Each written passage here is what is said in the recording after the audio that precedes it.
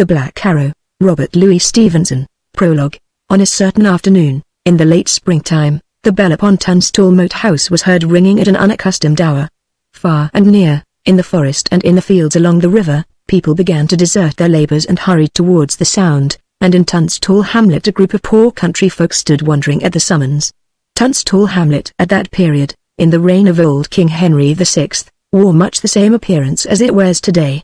A score or so of houses, heavily framed with oak, stood scattered in a long green valley ascending from the river. At the foot, the road crossed a bridge, and mounting on the other side, disappeared into the fringes of the forest on its way to the Moat House, and further forth to Holywood Abbey.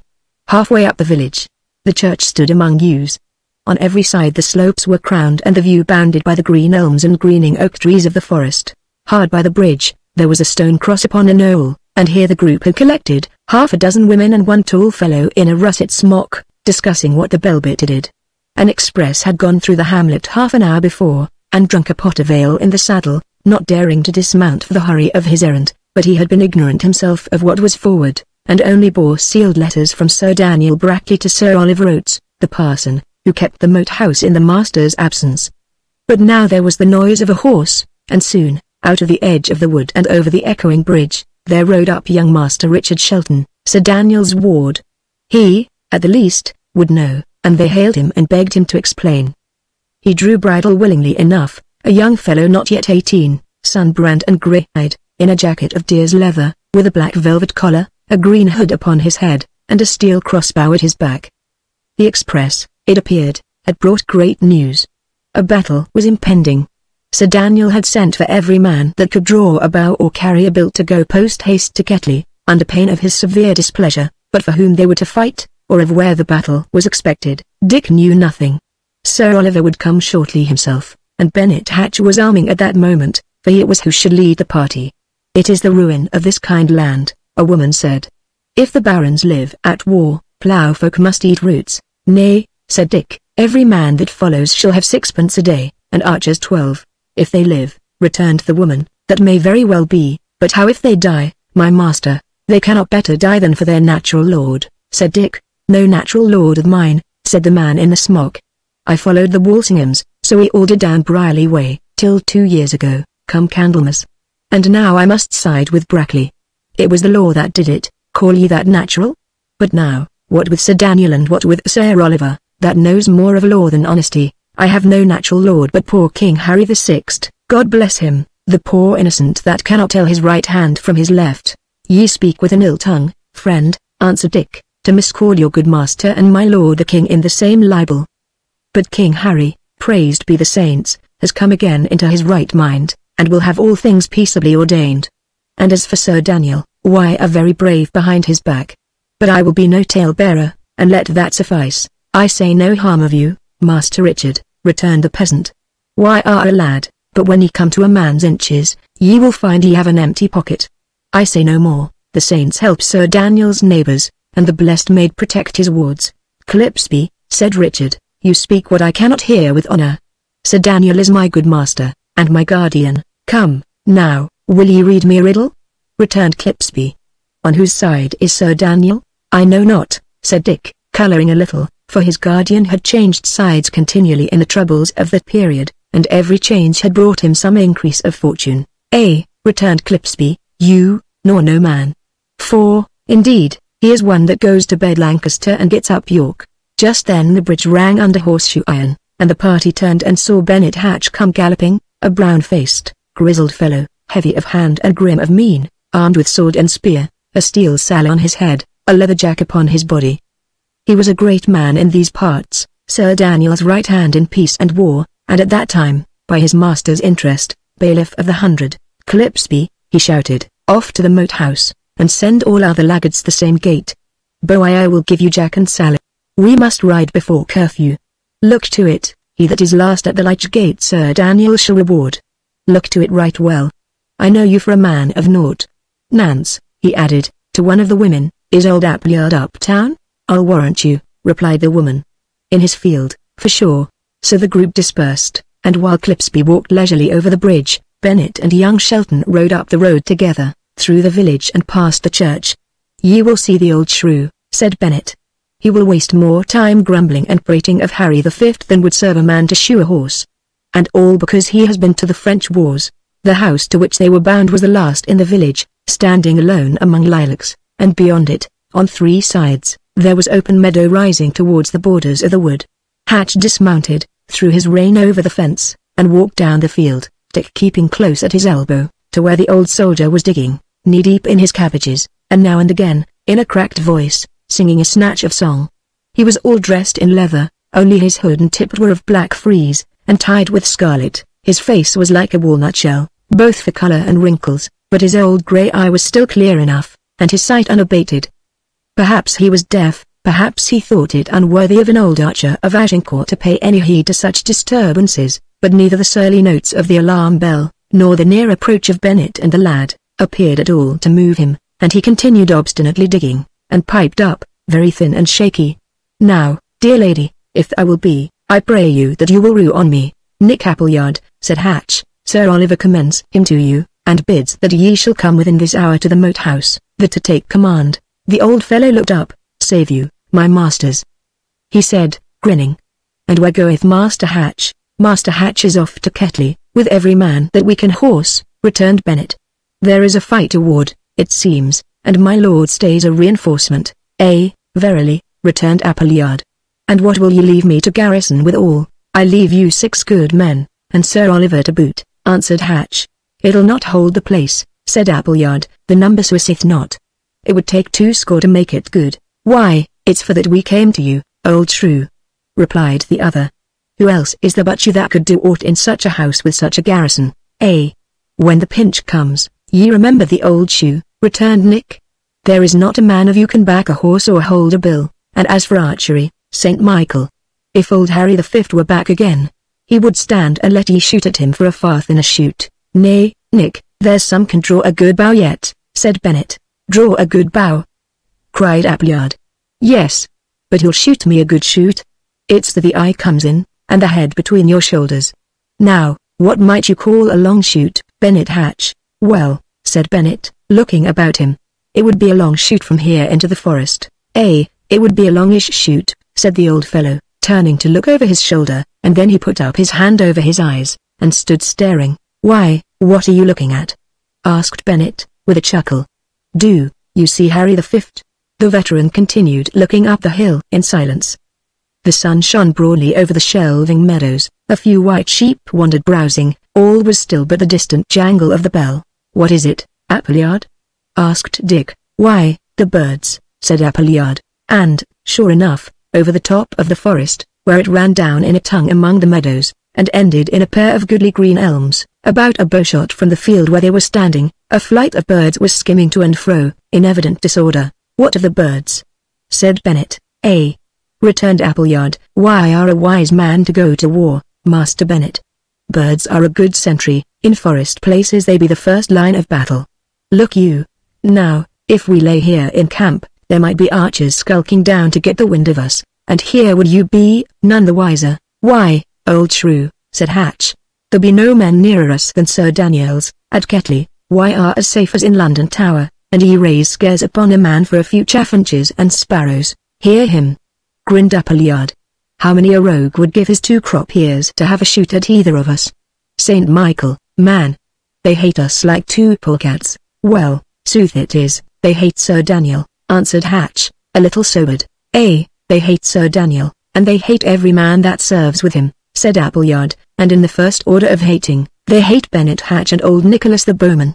See ye here, if there was a stout fellow yonder in the wood edge, and you and I stood fair for him, as, by St. George, we stand, which, think ye, would he choose?" "You, for a good wager," answered Hatch. "My surcoat to a leather belt, it would be you," cried the old archer. "Ye burned grimstone, Bennet, they'll ne'er forgive you that, my master. And as for me, I'll soon be in a good place, God grant, and out of bow-shoot, and cannon-shoot, of all their milices. I am an old man, and draw fast to homeward, where the bed is ready. But for you, Bennet, why art to remain behind here at your own peril, and if he come to my years unhanged, the old true blue English spirit will be dead." "Why are the shrewishest old dolt in Tunstall Forest?" returned Hatch, visibly ruffled by these threats. "Get ye to your arms before Sir Oliver come. and leave prating for one good while. And he had talked so much with Harry V, his ears would have been richer than his pocket. An arrow sang in the air, like a huge hornet. It struck old Appleyard between the shoulder blades, and pierced him clean through, and he fell forward on his face among the cabbages. Hatch, with a broken cry, leapt into the air, then, stooping double, he ran for the cover of the house. And in the meanwhile Dick Shelton had dropped behind a lilac, and had his crossbow bent and shouldered, covering the point of the forest. Not a leaf stirred. The sheep were patiently browsing, the birds had settled. But there lay the old man, with a cloth-yard arrow standing in his back, and there were Hatch holding to the gable, and Dick crouching and ready behind the lilac bush. "D'ye see aught?" cried Hatch. "Not a twig stirs," said Dick. "I think shame to leave him lying," said Bennet, coming forward once more with hesitating steps and a very pale countenance. "Keep a good eye on the wood, Master Shelton, keep a clear eye on the wood. The saints assoil us." Here was a good shoot. Bennet raised the old archer on his knee. He was not yet dead, his face worked, and his eyes shut and opened like machinery, and he had a most horrible, ugly look of one in pain. "Can ye hear, old Nick?" asked Hatch. "Have ye a last wish before ye wend, old brother? Pluck out the shaft, and let me pass, a Mary's name," gasped Appleyard. "I be done with old England." "Pluck it out, Master Dick," said Bennet. "Come hither, and pull me a good pull upon the arrow." He would fain pass, the poor sinner. Dick laid down his crossbow, and pulling hard upon the arrow, drew it forth. A gush of blood followed. The old archer scrambled half upon his feet, called once upon the name of God, and then fell dead. Hatch, upon his knees among the cabbages, prayed fervently for the welfare of the passing spirit. But even as he prayed, it was plain that his mind was still divided, and he kept ever an eye upon the corner of the wood from which the shot had come.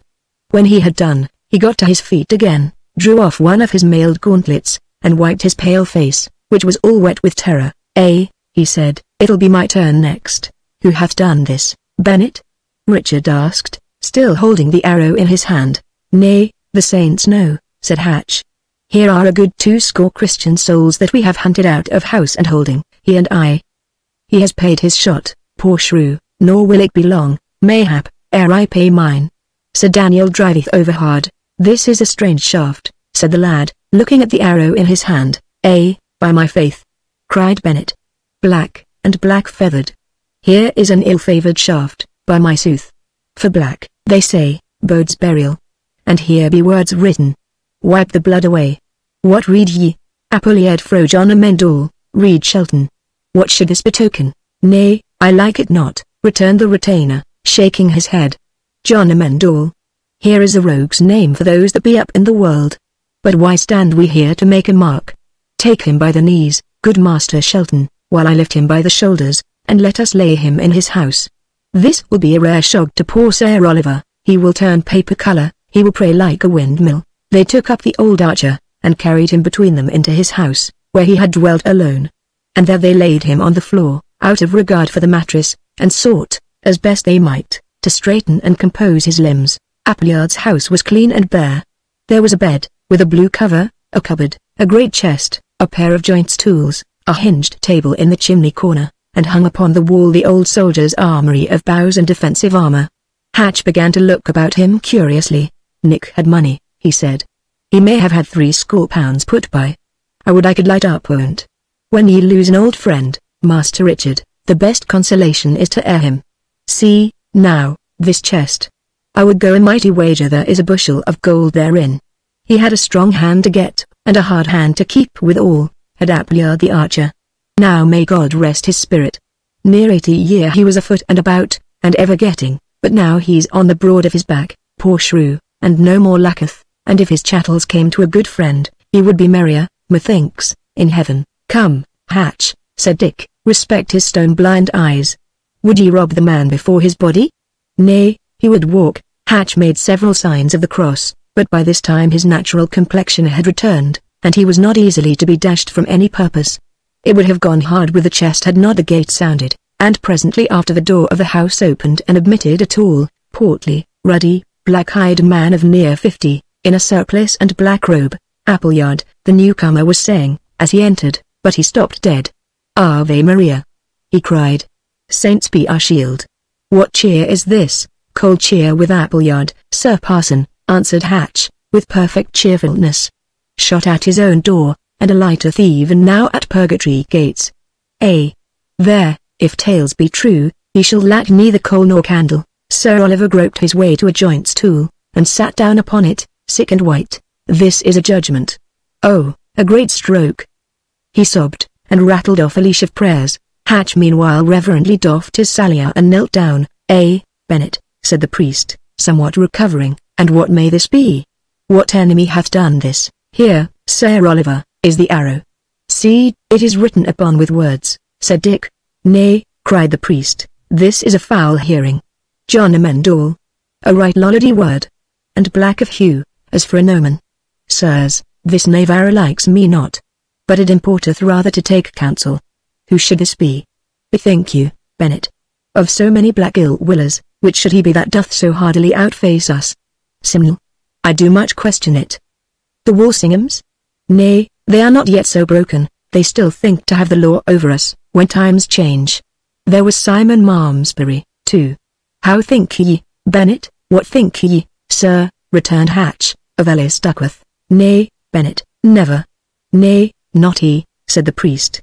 There cometh never any rising, Bennet, from below, so all judicious chroniclers concord in their opinion, but rebellion travelleth ever downward from above, and when Dick, Tom, and Harry take them to their bills, look ever narrowly to see what lord is profited thereby. Now, Sir Daniel, having once more joined him to the Queen's party, is in ill odour with the Yorkist lords. Thence, Bennet, comes the blow, by what procuring, I yet seek, but therein lies the nerve of this discomfiture. And please you, Sir Oliver, said Bennet, the axles are so hot in this country that I have long been smelling fire.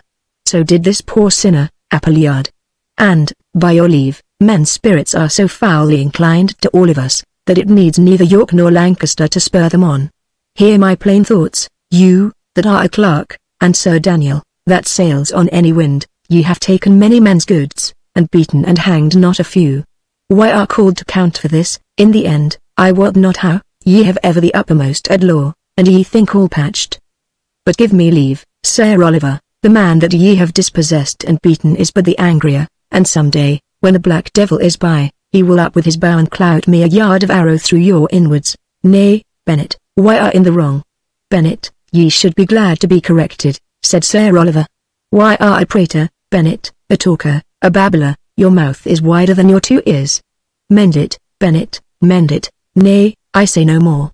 Have it as ye list, said the retainer. The priest now rose from the stool, and from the writing case that hung about his neck took forth wax and a taper, and a flint and steel.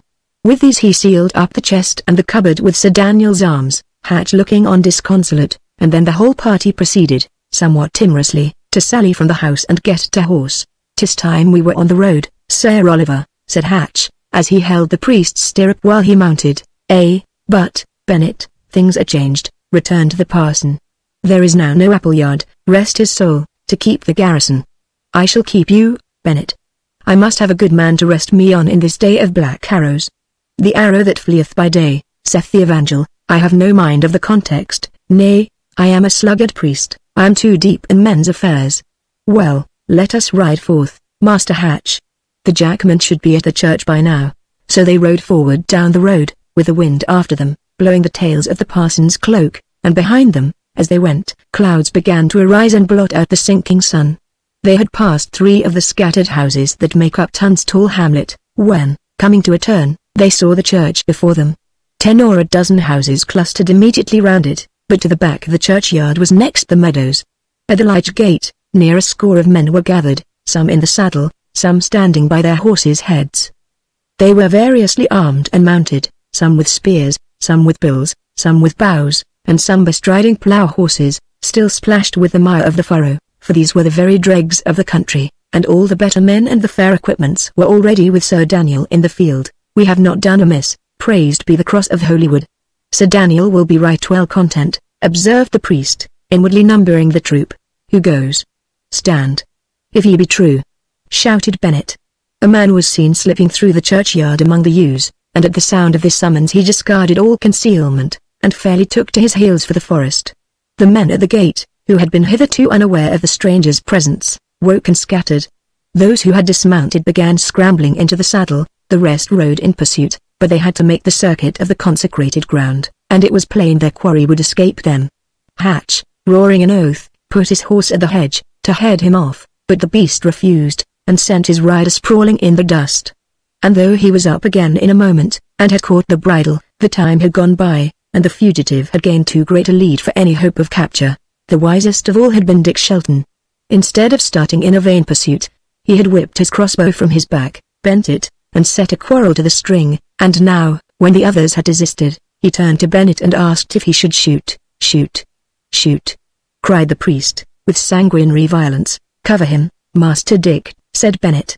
"Bring me him down like a ripe apple." The fugitive was now within but a few leaps of safety, but this last part of the meadow ran very steeply uphill, and the man ran slower in proportion. What with the greyness of the falling night, and the uneven movements of the runner, it was no easy aim, and as Dick levelled his bow, he felt a kind of pity, and a half desire that he might miss. The quarrel sped. The man stumbled and fell, and a great cheer arose from Hatch and the pursuers.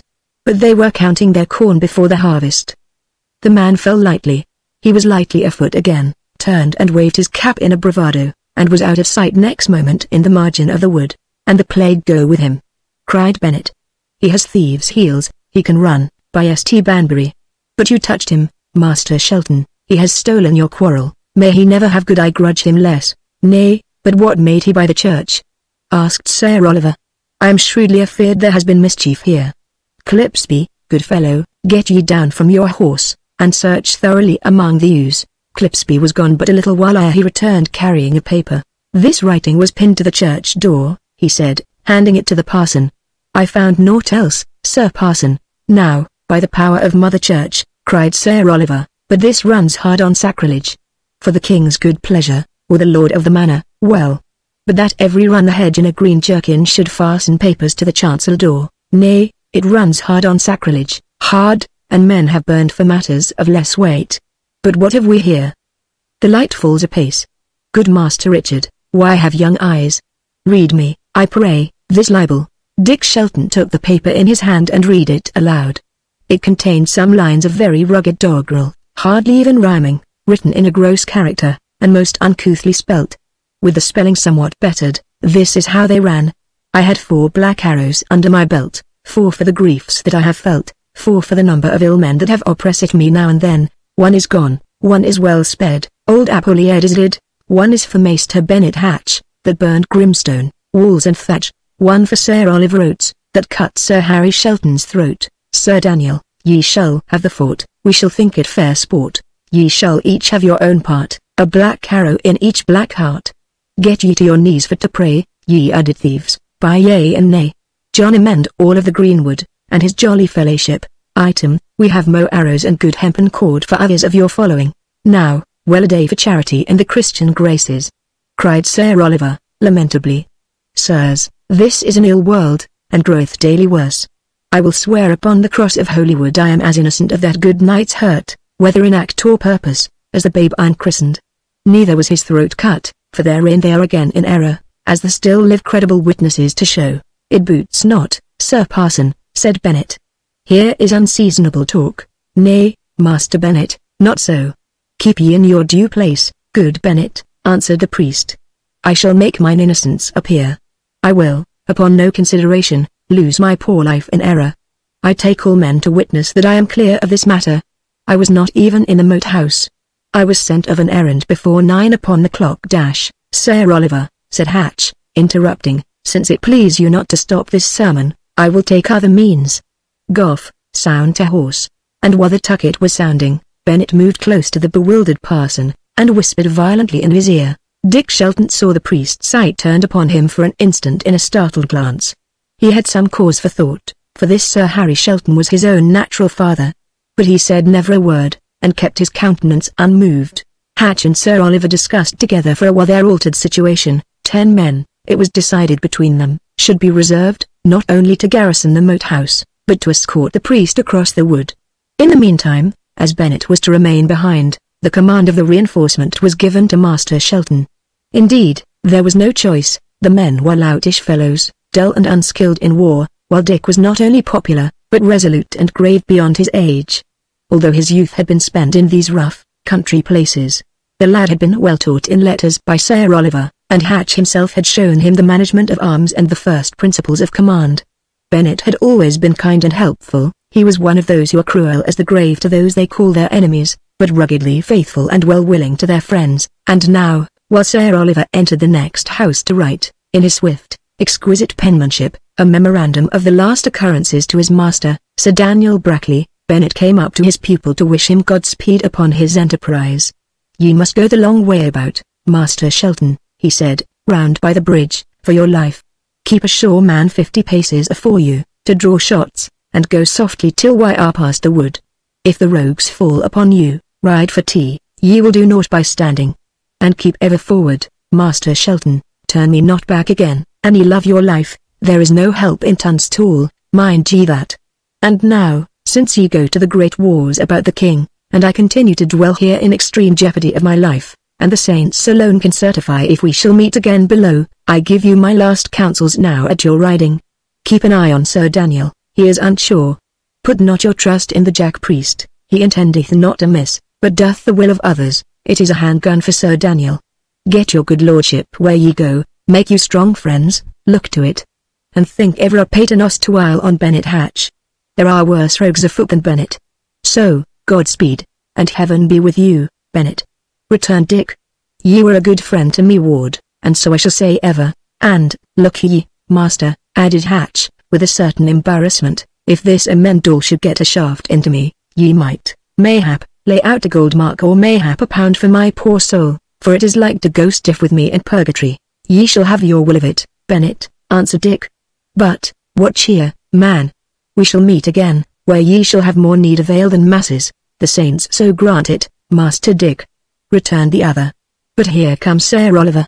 An he were as quick with the longbow as with the pen, he would be a brave man-at-arms." Sir Oliver gave Dick a sealed packet, with this superscription: "To my right worshipful master, Sir Daniel Brackley, nigged, be thys delivered in haste," and Dick, putting it in the bosom of his jacket, gave the word and set forth westward up the village. Part 1, Chapter 1. At the sign of the Sun in Ketley, Sir Daniel and his men lay in and about Ketley that night, warmly quartered and well patrolled.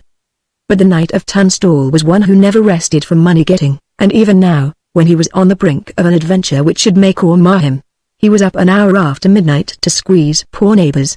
He was one who trafficked greatly in disputed inheritances. It was his way to buy out the most unlikely claimant, and then, by the favor he carried with great lords about the king, procure unjust decisions in his favor, or, if that was too roundabout, to seize the disputed manor by force of arms, and rely on his influence and Sir Oliver's cunning in the law to hold what he had snatched.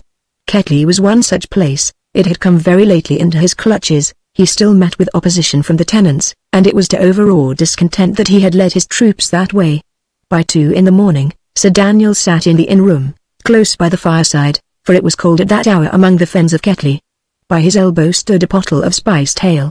He had taken off his visored headpiece, and sat with his bald head and thin, dark visage resting on one hand, wrapped warmly in a sanguine-coloured cloak. At the lower end of the room about a dozen of his men stood sentry over the door or lay asleep on benches, and somewhat nearer hand, a young lad, apparently of 12 or 13, was stretched in a mantle on the floor. The host of the Sun stood before the great man. "Now, mark me, mine host," Sir Daniel said, "follow but mine orders, and I shall be your good lord ever. I must have good men for head boroughs, and I will have Adam a more high constable. See to it narrowly. If other men be chosen, it shall avail you nothing, rather it shall be found to your sore cost. For those that have paid rent to Walsingham I shall take good measure, you among the rest, mine host." "Good night," said the host, "I will swear upon the cross of Holywood I did but pay to Walsingham upon compulsion. Nay, bully knight, I love not the rogue Walsinghams. They were as poor as thieves. Bully knight, give me a great lord like you. Nay, ask me among the neighbours, I am stout for Brackley." "It may be," said Sir Daniel, dryly. "Ye shall then pay twice." The innkeeper made a horrid grimace, but this was a piece of bad luck that might readily befall a tenant in these unruly times, and he was perhaps glad to make his peace so easily. "Bring up yon fellow, Selden," cried the knight, and one of his retainers led up a poor, cringing old man, as pale as a candle, and all shaking with the fen fever. "Sirrah," said Sir Daniel, "your name?" "An't please your worship," replied the man, "my name is Condell of Shoreby, at your good worship's pleasure." I have heard you ill reported on, returned the knight. Ye deal in treason, rogue, ye trudge the country leasing, why are heavily suspicioned of the death of severals. How, fellow, are ye so bold? But I will bring you down. Right honourable and my reverend lord, the man cried, here is some hodgepodge, saving your good presence. I am but a poor private man, and have hurt none. The under-sheriff did report of you most vilely, said the knight. Seize me, saith he, that Tyndall of Shoreby, Condall, my good lord. Condall is my poor name, said the unfortunate. Condall or Tyndall, it is all one, replied Sir Daniel, coolly. For, by my sooth, why are here and I do mightily suspect your honesty. If ye would save your neck, write me swiftly an obligation for £20. For £20, my good lord, cried Condall. Here is midsummer madness. My whole estate amounteth not to 70 shillings, Condall or Tyndall, returned Sir Daniel, grinning, I will run my peril of that loss. Write me down 20, and when I have recovered all I may, I will be good lord to you, and pardon you the rest. Alas, my good lord, it may not be, I have no skill to write, said Condall. Well a day, returned the knight. Here, then, is no remedy. Yet I would fain have spared you, Tyndall, had my conscience suffered. Selden, take me this old shrew softly to the nearest elm, and hang me him tenderly by the neck, where I may see him at my riding. Fare ye well, good Master Condall, dear Master Tyndall, why our post-haste for paradise, fare ye then well. Nay, my right pleasant lord, replied Condall, forcing an obsequious smile, an ye be so masterful, as doth right well become you, I will even, with all my poor skill, do your good bidding. Friend, quoth Sir Daniel, ye will now write 20. Go to. Why art too cunning for a livelihood of 70 shillings? Selden, see him write me this in good form, and have it duly witnessed. And Sir Daniel, who was a very merry knight, none merrier in England, took a drink of his mulled ale, and lay back, smiling. Meanwhile, the boy upon the floor began to stir, and presently sat up and looked about him with a scare. Hither, said Sir Daniel, and as the other rose at his command and came slowly towards him, he leaned back and laughed outright. By the rood, he cried, a sturdy boy. The lad flushed crimson with anger, and darted a look of hate out of his dark eyes. Now that he was on his legs, it was more difficult to make certain of his age. His face looked somewhat older in expression, but it was as smooth as a young child's, and in bone and body he was unusually slender, and somewhat awkward of gait. Ye have called me, Sir Daniel, he said. Was it to laugh at my poor plight? Nay, now, let laugh, said the knight. Good shrew, let laugh, I pray you. An ye could see yourself, I warrant ye would laugh the first. Well, cried the lad, flushing, ye shall answer this when ye answer for the other. Laugh while yet ye may. Nay, now, good cousin, replied Sir Daniel, with some earnestness, think not that I mock at you, except in mirth, as between kinsfolk and singular friends. I will make you a marriage of £1,000, go to, and cherish you exceedingly. I took you, indeed, roughly, as the time demanded, but from henceforth I shall ungrudgingly maintain and cheerfully serve you. Ye shall be Mrs. Shelton, Lady Shelton, by my troth. For the lad promiseth bravely. Tut! Ye will not shy for honest laughter, it purgeth melancholy. They are no rogues who laugh, good cousin. Good mine host, lay me a meal now for my cousin, Master John. Sit ye down, sweetheart, and eat. Nay, said Master John, I will break no bread. Since ye force me to this sin, I will fast for my soul's interest. But, good mine host, I pray you of courtesy give me a cup of fair water, I shall be much beholden to your courtesy indeed. Ye shall have a dispensation, go to, cried the knight. Shalt be well shriven, by my faith. Content you, then, and eat. But the lad was obstinate, drank a cup of water, and, once more wrapping himself closely in his mantle, sat in a far corner, brooding. In an hour or two, there rose a stir in the village of sentries challenging and the clatter of arms and horses, and then a troop drew up by the inn door, and Richard Shelton, splashed with mud, presented himself upon the threshold. Save you, Sir Daniel, he said. How? Dickie Shelton, cried the knight, and at the mention of Dick's name the other lad looked curiously across. What maketh Bennet Hatch, please you, Sir Knight, to take cognizance of this packet from Sir Oliver, wherein are all things fully stated, answered Richard, presenting the priest's letter. And please you father, ye were best make all speed to Risingham, for on the way hither we encountered one riding furiously with letters, and by his report, my lord of Risingham was sore bested, and lacked exceedingly your presence. How say you? Sore bested? Returned the knight. Nay, then, we will make speed sitting down, good Richard. As the world goes in this poor realm of England, he that rides softliest rides surest. Delay, they say, begetteth peril, but it is rather this itch of doing that undoes men. Mark it, Dick. But let me see, first, what cattle ye have brought. Selden, a link here at the door, and Sir Daniel strode forth into the village street, and, by the red glow of a torch, inspected his new troops. He was an unpopular neighbor and an unpopular master, but as a leader in war he was well beloved by those who rode behind his pennant. His dash, his proved courage, his forethought for the soldiers' comfort, even his rough jibes, were all to the taste of the bold blades in Jack and Sally. Nay, by the rood, he cried, what poor dogs are these? Here be some as crooked as a bow, and some as lean as a spear. Friends, ye shall ride in the front of the battle, I can spare you, friends. Mark me this old villain on the piebald. A 2-year mutton riding on a hog would look more soldierly. Ha! Clipsby, are ye there, old rat?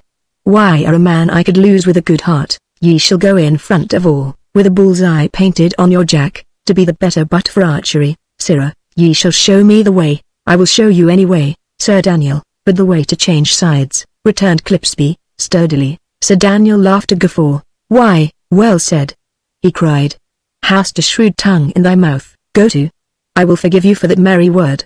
Selden, see them fed, both man and brute. The knight re-entered the inn. Now, friend Dick, he said, fall to. Here is good ale and bacon. Eat, while that I read. Sir Daniel opened the packet, and as he read his brow darkened. When he had done he sat a little, musing.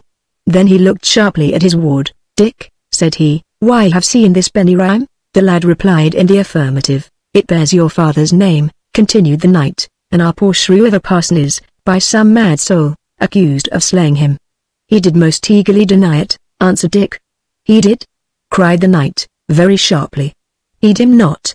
He has a loose tongue, he babbles like a Jack Sparrow.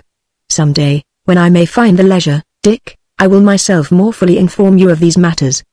There was one Duckworth shrewdly blamed for it, but the times were troubled, and there was no justice to be got. It befell at the Moat House. Dick ventured, with a beating at his heart. It befell between the Moat House and Holywood, replied Sir Daniel, calmly, but he shot a covert glance, black with suspicion, at Dick's face. And now, added the knight, speed you with your meal, ye shall return to Tunstall with a line from me. Dick's face fell sorely. Prithee, Sir Daniel, he cried, send one of the villains. I beseech you let me to the battle. I can strike a stroke, I promise you. I misdoubt it not, replied Sir Daniel, sitting down to write. But here, Dick, is no honour to be won. I lie in Ketley till I have sure tidings of the war, and then ride to join me with the conqueror. Cry not on cowardice, it is but wisdom, Dick, for this poor realm so tosseth with rebellion, and the king's name and custody so changeth hands, that no man may be certain of the morrow. Tosspot and Shuttlewit run in, but my lord good counsel sits o' one side, waiting. With that, Sir Daniel, turning his back to Dick, and quite at the farther end of the long table, began to write his letter, with his mouth on one side, for this business of the Black Arrow stuck sorely in his throat. Meanwhile, young Shelton was going on heartily enough with his breakfast, when he felt a touch upon his arm, and a very soft voice whispering in his ear. Make not a sign, I do beseech you, said the voice, but of your charity tell me the straight way to Holywood. Beseech you, now, good boy, comfort a poor soul in peril and extreme distress, and set me so far forth upon the way to my repose. Take the path by the windmill, answered Dick, in the same tone, it will bring you to Till Ferry, there inquire again. And without turning his head, he fell again to eating. But with the tail of his eye he caught a glimpse of the young lad called Master John stealthily creeping from the room. Why, thought Dick, he is a young as I. Good boy doth he call me? And I had known, I should have seen the varlet hanged ere I had told him. Well, if he goes through the fen, I may come up with him and pull his ears. Half an hour later, Sir Daniel gave Dick the letter, and bade him speed to the Moat House. And, again, some half an hour after Dick's departure, a messenger came, in hot haste, from my lord of Risingham. Sir Daniel, the messenger said, ye lose great honour, by my sooth. The fight began again this morning ere the dawn, and we have beaten their van and scattered their right wing. Only the main battle standeth fast. And we had your fresh men, we should tilt you them all into the river. What, Sir Knight? Will ye be the last? It stands not with your good credit. Nay, cried the knight. "I was but now upon the march." "Selden, sound me the tucket." "Sir, I am with you on the instant." "It is not 2 hours since the more part of my command came in, Sir Messenger." "What would ye have?" "Spurring is good meat, but yet it killed the charger." "Bustle, boys." By this time the tucket was sounding cheerily in the morning, and from all sides Sir Daniel's men poured into the main street and formed before the inn. They had slept upon their arms, with chargers saddled, and in 10 minutes 50 men at arms and archers, cleanly equipped and briskly disciplined, stood ranked and ready. The chief part were in Sir Daniel's livery, murrey and blue, which gave the greater show to their array. The best armed rode first, and away out of sight, at the tail of the column, came the sorry reinforcement of the night before. Sir Daniel looked with pride along the line. "Here be the lads to serve you in a pinch," he said. "They are pretty men, indeed," replied the messenger. "It but augments my sorrow that ye had not marched the earlier." "Well," said the knight, "what would ye?" "The beginning of a feast and the end of a fray, Sir Messenger," and he mounted into his saddle. "Why? How now?" he cried. "John." "Joanna." "Nay, by the sacred rood." "Where is she?" "Host, where is that girl?" "Girl, Sir Daniel?" cried the landlord. "Nay, sir, I saw no girl." "Boy, then, dotard," cried the knight. "Could ye not see it was a wench? She in the murrey-coloured mantle, she that broke her fast with water. Rogue, where is she?" "Nay, the saints bless us." "Master John, ye called him," said the host. "Well, I thought none evil. He is gone.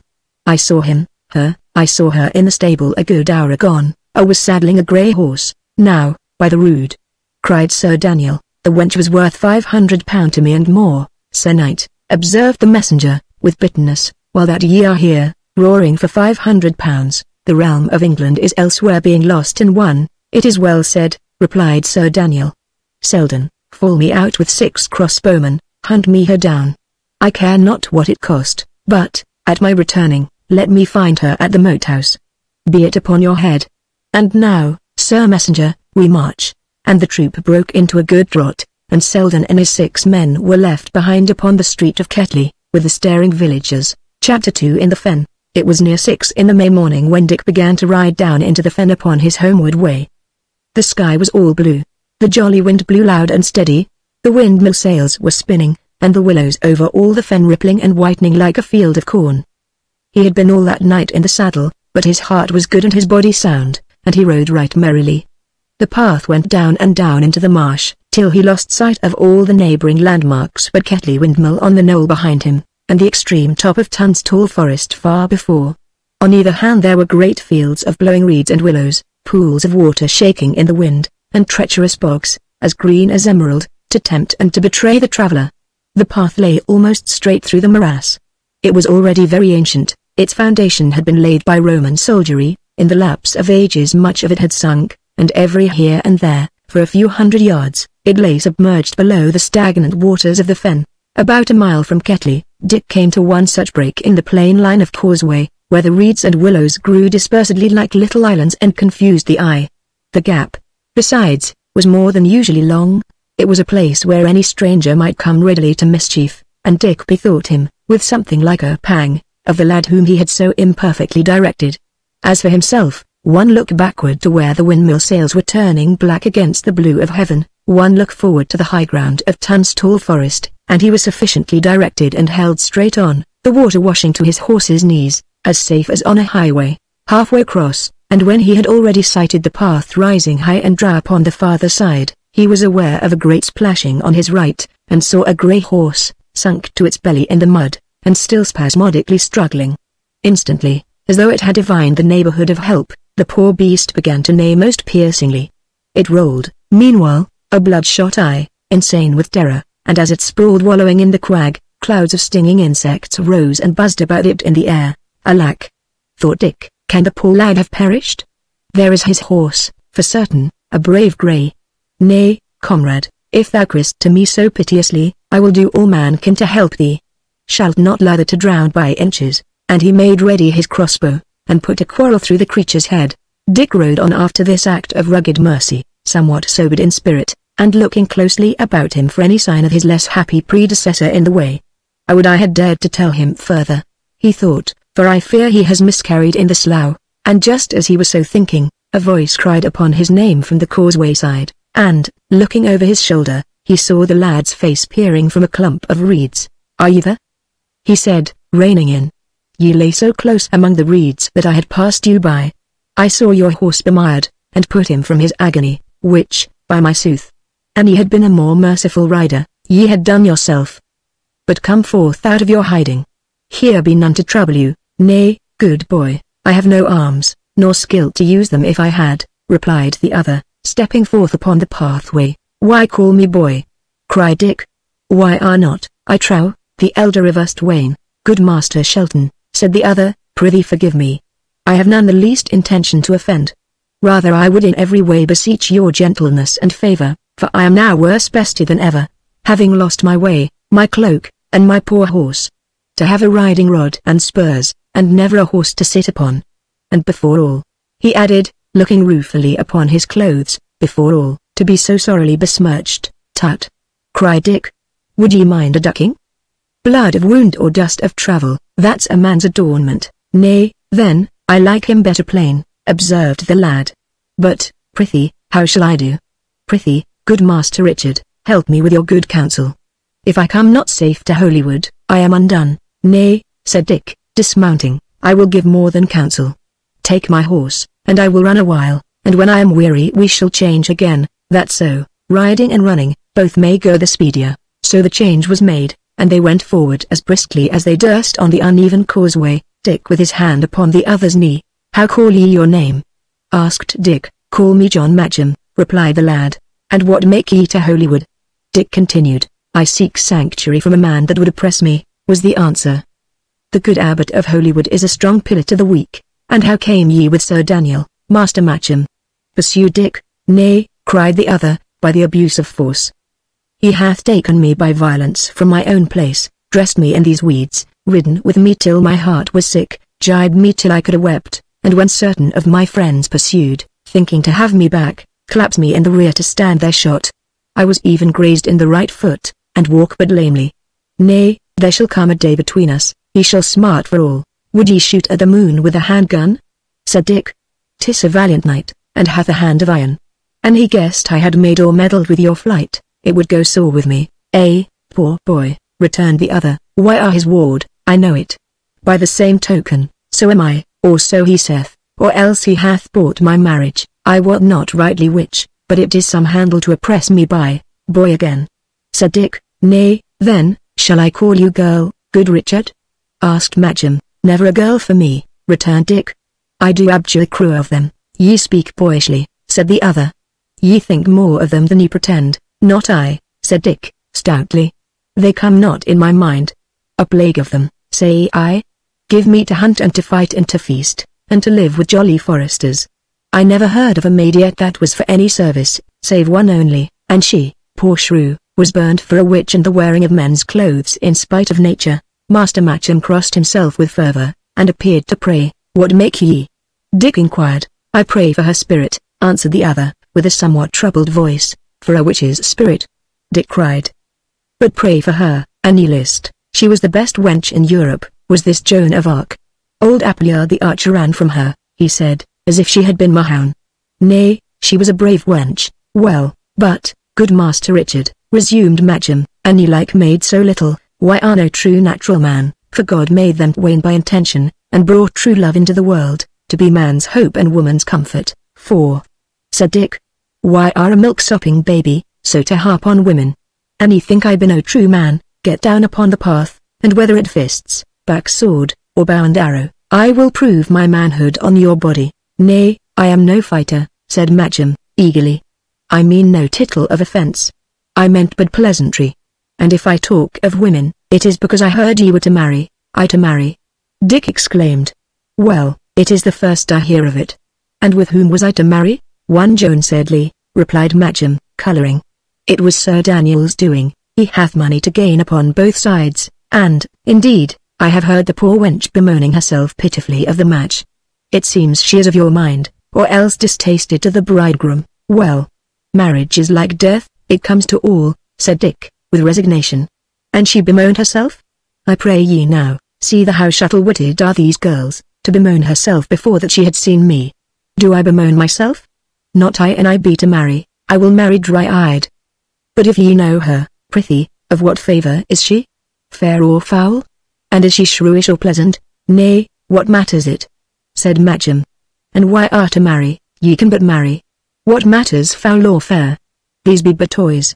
Why are no milksop, Master Richard? Ye will wed with dry eyes, anyhow. It is well said, replied Shelton. Little I reck, your lady wife is like to have a pleasant lord, said Matcham. She shall have the Lord heaven made her for, returned Dick. It rather be worse as well as better. Ah, the poor wench, cried the other. And why so poor? Asked Dick. To wed a man of wood, replied his companion. Oh me, for a wooden husband, I think I be a man of wood, indeed, said Dick, to trudge afoot the while you ride my horse, but it is good wood, I trow. Good Dick, forgive me, cried the other. Nay, why are the best heart in England, I but laughed. Forgive me now, sweet Dick. Nay, no fool words, returned Dick, a little embarrassed by his companion's warmth. No harm is done. I am not touchy, praise the saints. And at that moment the wind, which was blowing straight behind them as they went, brought them the rough flourish of Sir Daniel's trumpeter. Hark! Said Dick. The tucket soundeth. Eh, said Matcham, they have found my flight, and now I am unhorsed. And he became pale as death. Nay, what cheer? Returned Dick. Why have a long start, and we are near the ferry. And it is I, methinks, that am unhorsed. Alack, I shall be taken, cried the fugitive. Dick, kind Dick, beseech ye help me but a little. Why, now, what aileth thee? Said Dick. Methinks I help you very patently. But my heart is sorry for so spiritless a fellow. And see ye here, John Matcham, scythe John Matcham is your name. I, Richard Shelton, tide what betideth, come what may, will see you safe in Holywood. The saints so do to me again if I default you. Come, pick me up a good heart, Sir Whiteface. The way better's here, spur me the horse. Go faster. Faster. Nay, mind not for me, I can run like a deer. So, with the horse trotting hard, and Dick running easily alongside, they crossed the remainder of the fen, and came out upon the banks of the river by the ferryman's hut. Chapter 3 The Fen Ferry. The River Till was a wide, sluggish, clayey water, oozing out of fens, and in this part of its course it strained among some score of willow-covered, marshy islets. It was a dingy stream, but upon this bright, spirited morning everything was become beautiful.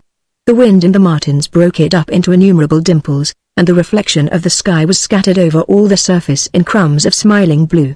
A creek ran up to meet the path, and close under the bank the ferryman's hut lay snugly. It was of wattle and clay, and the grass grew green upon the roof. Dick went to the door and opened it. Within, upon a foul old russet cloak, the ferryman lay stretched and shivering, a great hulk of man, but lean and shaken by the country fever. Hey, Master Shelton, he said, be ye for the ferry? Ill times, ill times. Look to yourself. There is a fellow ship abroad. Ye were better turn round on your two heels and try the bridge. Nay, time's in the saddle, answered Dick. Time will ride, Hugh ferryman. I am hot in haste, a wilful man, returned the ferryman, rising. And ye win safe to the moat house. Why have done lucky, but I say no more. And then catching sight of Matcham, who be this? He asked, as he paused, blinking, on the threshold of his cabin. It is my kinsman, Master Matcham, answered Dick. Give ye good day, good ferryman, said Matcham, who had dismounted, and now came forward, leading the horse. Launch me your boat, I prithee, we are sore in haste. The gaunt ferryman continued staring, by the mass. He cried at length, and laughed with open throat. Matcham coloured to his neck and winced, and Dick, with an angry countenance, put his hand on the lout's shoulder. How now, churl? He cried. Fall to thy business, and leave mocking thy betters. Hugh ferryman grumblingly undid his boat, and shoved it a little forth into the deep water. Then Dick led in the horse, and Matcham followed. Ye be mortal small maid, master, said Hugh, with a wide grin, something o' the wrong model, belike. Nay, Master Shelton, I am for you, he added, getting to his oars. A cat may look at a king. I did but take a shot of the eye at Master Matcham. Sirrah, no more words, said Dick. Bend me your back. They were by that time at the mouth of the creek, and the view opened up and down the river. Everywhere it was enclosed with islands. Clay banks were falling in, willows nodding, reeds waving, martins dipping and piping. There was no sign of man in the labyrinth of waters. My master, said the ferryman, keeping the boat steady with one oar. I have a shrewd guess that Jonathan is on the island. He bears me a black grudge to all Sir Daniel's. How if I turn me upstream and landed you an arrow flight above the path? You were best not meddle with Jonathan. How, then? Is he of this company? Asked Dick. Nay, mum is the word, said Hugh. But I would go up water, Dick. How if Master Matcham came by an arrow? And he laughed again. Be it so, Hugh, answered Dick. Look ye, then, pursued Hugh. Scythe it shall so be, unsling me your crossbow, so, now make it ready, good, place me a quarrel. Keep it so, and look upon me grimly. What meaneth this? Asked Dick. Why, my master, if I steal you across, it must be under force or fear, replied the ferryman, for else, if John Fenny got wind of it, he would like to prove my most distressful neighbor. Do these churls ride so roughly? Dick inquired. Do they command Sir Daniel's own ferry? Nay, whispered the ferryman, winking. Mark me. Sir Daniel shall down. His time is out. He shall down. Mum. And he bent over his oars. They pulled a long way up the river, turned the tail of an island, and came softly down a narrow channel next the opposite bank. Then Hugh held water in midstream. I must land you here among the willows, he said. Here is no path but willow swamps and quagmires, answered Dick. Master Shelton, replied Hugh, I dare not take ye nearer down, for your own sake now. He watcheth me the ferry, lying on his bow. All that go by and owe Sir Daniel goodwill, he shooteth down like rabbits. I heard him swear it by the rood. And I had not known you of old days, and from so high upward, I would let you go on, but for old days' remembrance, and because ye had this toy with you that's not fit for wounds or warfare, I did risk my 2 poor ears to have you overhaul. Content you, I can no more, on my salvation. Hugh was still speaking, lying on his oars, when there came a great shout from among the willows on the island, and sounds followed as of a strong man breasting roughly through the wood. A murrain! Cried Hugh. He was on the upper island all the while. He pulled straight for shore. Threat me with your bow, good Dick, threat me with it plain, he added. I have tried to save your skins, save you mine. The boat ran into a tough thicket of willows with a crash. Matcham, pale, but steady and alert, at a sign from Dick, ran along the thwarts and leapt ashore. Dick, taking the horse by the bridle, sought to follow, but what with the animal's bulk, and what with the closeness of the thicket, both stuck fast. The horse neighed and trampled, and the boat, which was swinging in an eddy, came on and off and pitched with violence. It may not be, Hugh, here is no landing, cried Dick, but he still struggled valiantly with the obstinate thicket and the startled animal. A tall man appeared upon the shore of the island, a longbow in his hand. Dick saw him for an instant, with the corner of his eye, bending the bow with a great effort, his face crimson with hurry. Who goes? He shouted. Hugh, who goes? 'Tis Master Shelton, John, replied the ferryman. Stand, Dick Shelton, bawled the man upon the island. Ye shall have no hurt, upon the rood. Stand. Back out, Hugh ferryman, Dick cried a taunting answer. Nay, then, ye shall go afoot, returned the man, and he let drive an arrow. The horse, struck by the shaft, lashed out in agony and terror. The boat capsized, and the next moment all were struggling in the eddies of the river. When Dick came up, he was within a yard of the bank, and before his eyes were clear, his hand had closed on something firm and strong that instantly began to drag him forward. It was the riding rod, that Matcham, crawling forth upon an overhanging willow, had opportunely thrust into his grasp. By the mass, cried Dick, as he was helped ashore, that makes a life I owe you. I swim like a cannon ball. And he turned instantly towards the island. Midway over, Hugh ferryman was swimming with his upturned boat, while Jonathan, furious at the ill fortune of his shot, bawled to him to hurry. Come, Jack, said Shelton, run for it. Ere Hugh can hail his barge across, or the pair of them can get it righted, we may be out of cry. And adding example to his words, he began to run, dodging among the willows, and in marshy places leaping from tussock to tussock. He had no time to look for his direction, all he could do was to turn his back upon the river, and put all his heart to running. Presently, however, the ground began to rise, which showed him he was still in the right way, and soon after they came forth upon a slope of solid turf, where elms began to mingle with the willows. But here Matcham, who had been dragging far into the rear, threw himself fairly down. Leave me, Dick, he cried, pantingly, I can no more. Dick turned, and came back to where his companion lay. Nay, Jack, leave thee, he cried. That were a knave's trick, to be sure, when he risked a shot and a ducking. and a drowning too, to save my life. Drowning, in sooth, for why I did not pull you in along with me, the saints alone can tell. Nay, said Matcham, I would have saved us both. Good Dick, for I can swim. Can ye so?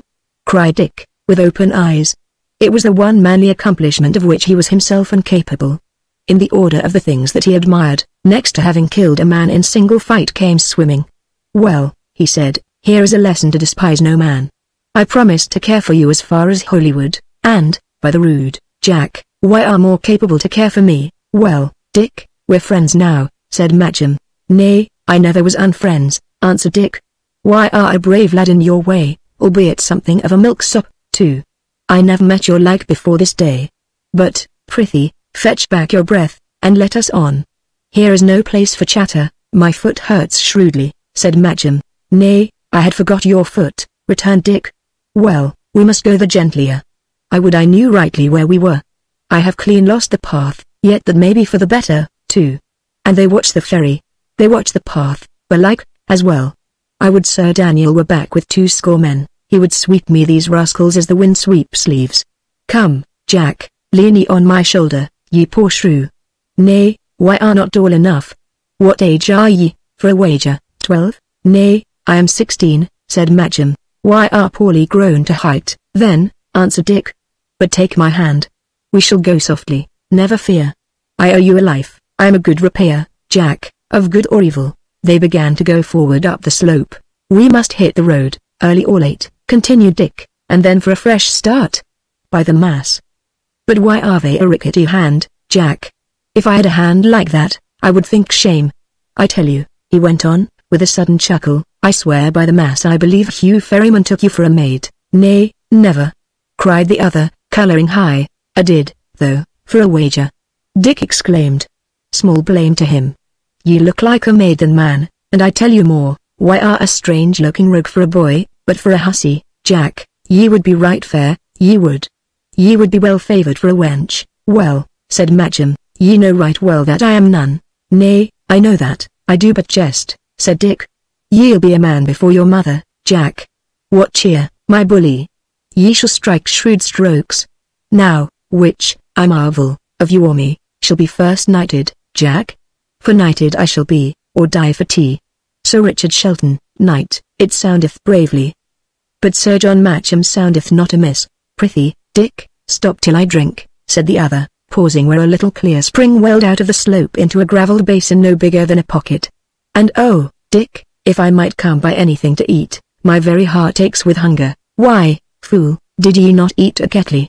Asked Dick. I had made a vow, it was a sin I had been led into, stammered Matcham, but now, if it were but dry bread, I would eat it greedily. Sit ye, then, and eat, said Dick, while that I scout a little forward for the road. And he took a wallet from his girdle, wherein were bread and pieces of dry bacon, and, while Matcham fell heartily to, struck farther forth among the trees. A little beyond there was a dip in the ground, where a streamlet soaked among dead leaves, and beyond that, again, the trees were better grown and stood wider, and oak and beech began to take the place of willow and elm. The continued tossing and pouring of the wind among the leaves sufficiently concealed the sounds of his footsteps on the mast. It was for the ear what a moonless night is to the eye, but for all that Dick went cautiously, slipping from one big trunk to another, and looking sharply about him as he went. Suddenly a doe passed like a shadow through the underwood in front of him, and he paused, disgusted at the chance.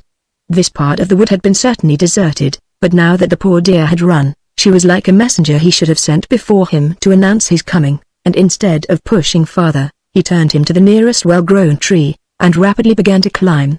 Luck had served him well. The oak on which he had mounted was one of the tallest in that quarter of the wood, and easily out-topped its neighbours by 1.5 fathoms, and when Dick had clambered into the topmost fork and clung there, swinging dizzily in the great wind, he saw behind him the whole fenny plain as far as Ketley, and the Till wandering among woody islets, and in front of him, the white line of highroad winding through the forest. The boat had been righted, it was even now midway on the ferry. Beyond that there was no sign of man, nor aught moving but the wind. He was about to descend, when, taking a last view, his eye lit upon a string of moving points about the middle of the fen. Plainly a small troop was threading the causeway, and that at a good pace, and this gave him some concern as he shinned vigorously down the trunk and returned across the wood for his companion. Chapter 4 A Greenwood Company. Matcham was well rested and revived, and the two lads, winged by what Dick had seen, hurried through the remainder of the outwood, crossed the road in safety, and began to mount into the high ground of Tunstall Forest. The trees grew more and more in groves, with heathy places in between, sandy, gorsy, and dotted with old yews. The ground became more and more uneven, full of pits and hillocks. And with every step of the ascent the wind still blew the shriller, and the trees bent before the gusts like fishing rods. They had just entered one of the clearings, when Dick suddenly clapped down upon his face among the brambles, and began to crawl slowly backward towards the shelter of the grove. Matcham, in great bewilderment, for he could see no reason for this flight, still imitated his companion's course, and it was not until they had gained the harbour of a thicket that he turned and begged him to explain. For all reply, Dick pointed with his finger. At the far end of the clearing, a fir grew high above the neighbouring wood, and planted its black shock of foliage clear against the sky. For about 50 feet above the ground the trunk grew straight and solid like a column. At that level, it split into two massive boughs, and in the fork, like a mast-headed seaman, there stood a man in a green tabard, spying far and wide. The sun glistened upon his hair, with one hand he shaded his eyes to look abroad, and he kept slowly rolling his head from side to side, with the regularity of a machine. The lads exchanged glances. "Let us try to the left," said Dick. "We had near fallen foully, Jack." 10 minutes afterwards they struck into a beaten path. "Here is a piece of forest that I know not," Dick remarked. "Where goeth me this track? Let us even try," said Matcham. A few yards further, the path came to the top of a ridge and began to go down abruptly into a cup-shaped hollow. At the foot, out of a thick wood of flowering hawthorn, 2 or 3 roofless gables, blackened as if by fire, and a single tall chimney marked the ruins of a house. "What may this be?" whispered Matcham. "Nay, by the mass, I know not," answered Dick. "I am all at sea. Let us go warily." With beating hearts, they descended through the hawthorns. Here and there, they passed signs of recent cultivation. Fruit trees and pot herbs ran wild among the thicket. A sundial had fallen in the grass. It seemed they were treading what once had been a garden. Yet a little farther and they came forth before the ruins of the house. It had been a pleasant mansion and a strong. A dry ditch was dug deep about it, but it was now choked with masonry, and bridged by a fallen rafter. The 2 farther walls still stood, the sun shining through their empty windows, but the remainder of the building had collapsed, and now lay in a great cairn of ruin, grimed with fire. Already in the interior a few plants were springing green among the chinks. "Now I bethink me," whispered Dick, "this must be Grimstone." "It was a hold of one Simon Malmesbury," said Daniel was his bane. "'Twas Bennet Hatch that burned it, now 5 years agone. In sooth, 'twas pity, for it was a fair house, down in the hollow, where no wind blew. It was both warm and still," and Matcham, laying one hand upon Dick's arm, held up a warning finger. "Hist!" he said. Then came a strange sound, breaking on the quiet. It was twice repeated ere they recognized its nature. It was the sound of a big man clearing his throat, and just then a hoarse, untuneful voice broke into singing. Then up and spake the master, the king of the outlaws. "What make ye here, my merry men, among the greenwood shores?" And Gamlin made answer, he looked never adown. "Oh, they must need to walk in wood that may not walk in town." The singer paused, a faint clink of iron followed, and then silence. The 2 lads stood looking at each other. Whoever he might be, their invisible neighbor was just beyond the ruin. And suddenly the color came into Matcham's face, and next moment he had crossed the fallen rafter, and was climbing cautiously on the huge pile of lumber that filled the interior of the roofless house. Dick would have withheld him, had he been in time. As it was, he was fain to follow. Right in the corner of the ruin, 2 rafters had fallen crosswise, and protected a clear space no larger than a pew in church. Into this the lads silently lowered themselves. That they were perfectly concealed, and through an arrow loophole commanded a view upon the farther side. Peering through this, they were struck stiff with terror at their predicament. To retreat was impossible, they scarce dared to breathe. Upon the very margin of the ditch, not 30 feet from where they crouched, an iron cauldron bubbled and steamed above a glowing fire, and close by, in an attitude of listening, as though he had caught some sound of their clambering among the ruins, a tall, red-faced, battered-looking man stood poised, an iron spoon in his right hand, a horn and a formidable dagger at his belt. Plainly this was the singer, plainly he had been stirring the cauldron, when some incautious step among the lumber had fallen upon his ear. A little further off, another man lay slumbering, rolled in a brown cloak, with a butterfly hovering above his face. All this was in a clearing white with daisies, and at the extreme verge, a bow, a sheaf of arrows, and part of a deer's carcass, hung upon a flowering hawthorn. Presently the fellow relaxed from his attitude of attention, raised the spoon to his mouth, tasted its contents, nodded, and then fell again to stirring and singing. "Oh, they must need to walk in wood that may not walk in town," he croaked, taking up his song where he had left it. "Oh, sir, we walk not here at all, an evil thing to do. But if we meet with the good king's deer to shoot a shaft into." Still as he sang, he took from time to time another spoonful of the broth, blew upon it, and tasted it, with all the airs of an experienced cook. At length, apparently, he judged the mess was ready, for taking the horn from his girdle, he blew 3 modulated calls. The other fellow awoke, rolled over, brushed away the butterfly, and looked about him. "How now, brother?" he said. "Dinner, eh, sot," replied the cook. "Dinner it is, and a dry dinner, too, with neither ale nor bread. But there is little pleasure in the greenwood now. Time was when a good fellow could live here like a mitred abbot, set aside the rain and the white frosts, he had his heart's desire both of ale and wine. But now are men's spirits dead, and this John Amendall, save us and guard us. But a stuffed booby to scare crows withal." "Nay," returned the other, "why art you set on meat and drinking, lawless? Bide ye a bit, the good time cometh." "Look ye," returned the cook, "I have even waited for this good time sith that I was so high. I have been a grey friar, I have been a king's archer, I have been a shipman, and sailed the salt seas, and I have been in greenwood before this, forsooth. And shot the king's deer. What cometh of it? Naught. I were better to have bided in the cloister. John Abbot availeth more than John Amendall. By Our Lady. Here they come." One after another, tall, likely fellows began to stroll into the lawn. Each as he came produced a knife and a horn cup, helped himself from the cauldron, and sat down upon the grass to eat.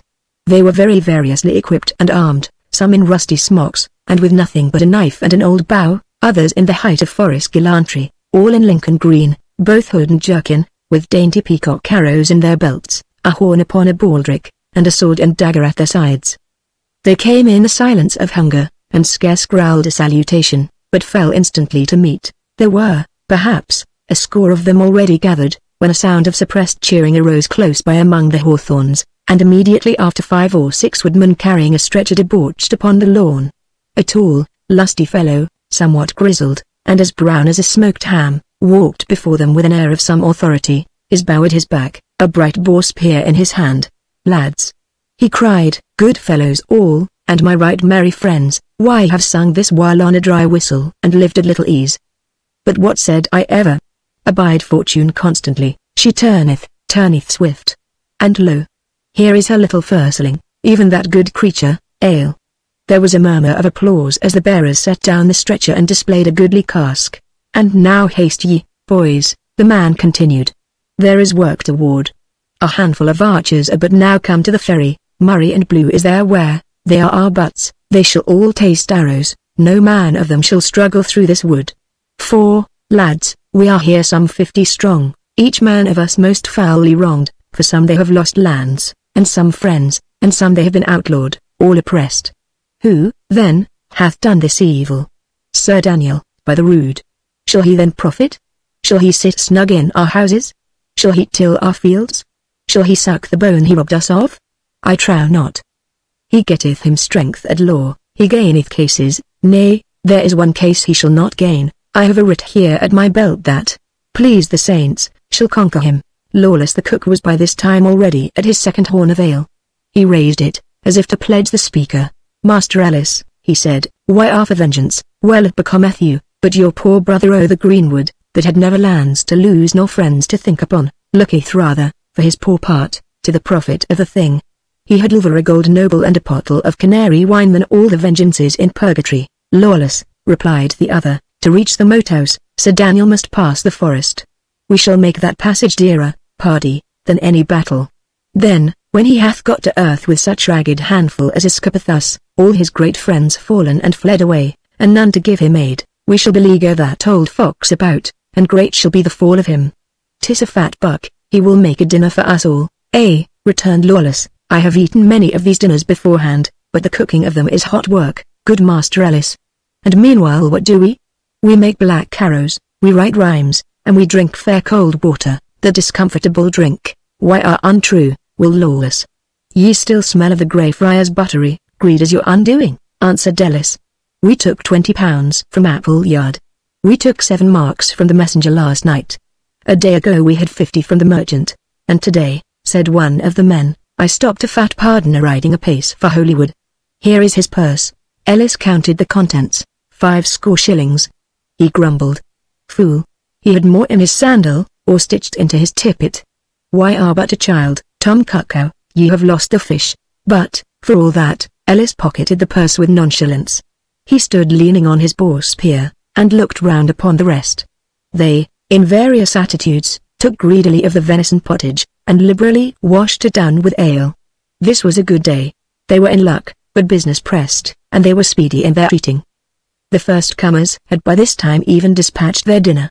Some lay down upon the grass and fell instantly asleep, like boa constrictors, others talked together, or overhauled their weapons, and one, whose humour was particularly gay, holding forth an ale horn, began to sing. Here is no law in good Greenshaw, here is no lack of meat, 'tis merry and quiet, with deer for our diet, in summer, when all is sweet. Come winter again, with wind and rain, come winter, with snow and sleet, get home to your places, with hoods on your faces, and sit by the fire and eat. All this while the 2 lads had listened and lain close, only Richard had unslung his crossbow, and held ready in one hand the windac, or grappling iron that he used to bend it. Otherwise they had not dared to stir, and this scene of forest life had gone on before their eyes like a scene upon a theatre.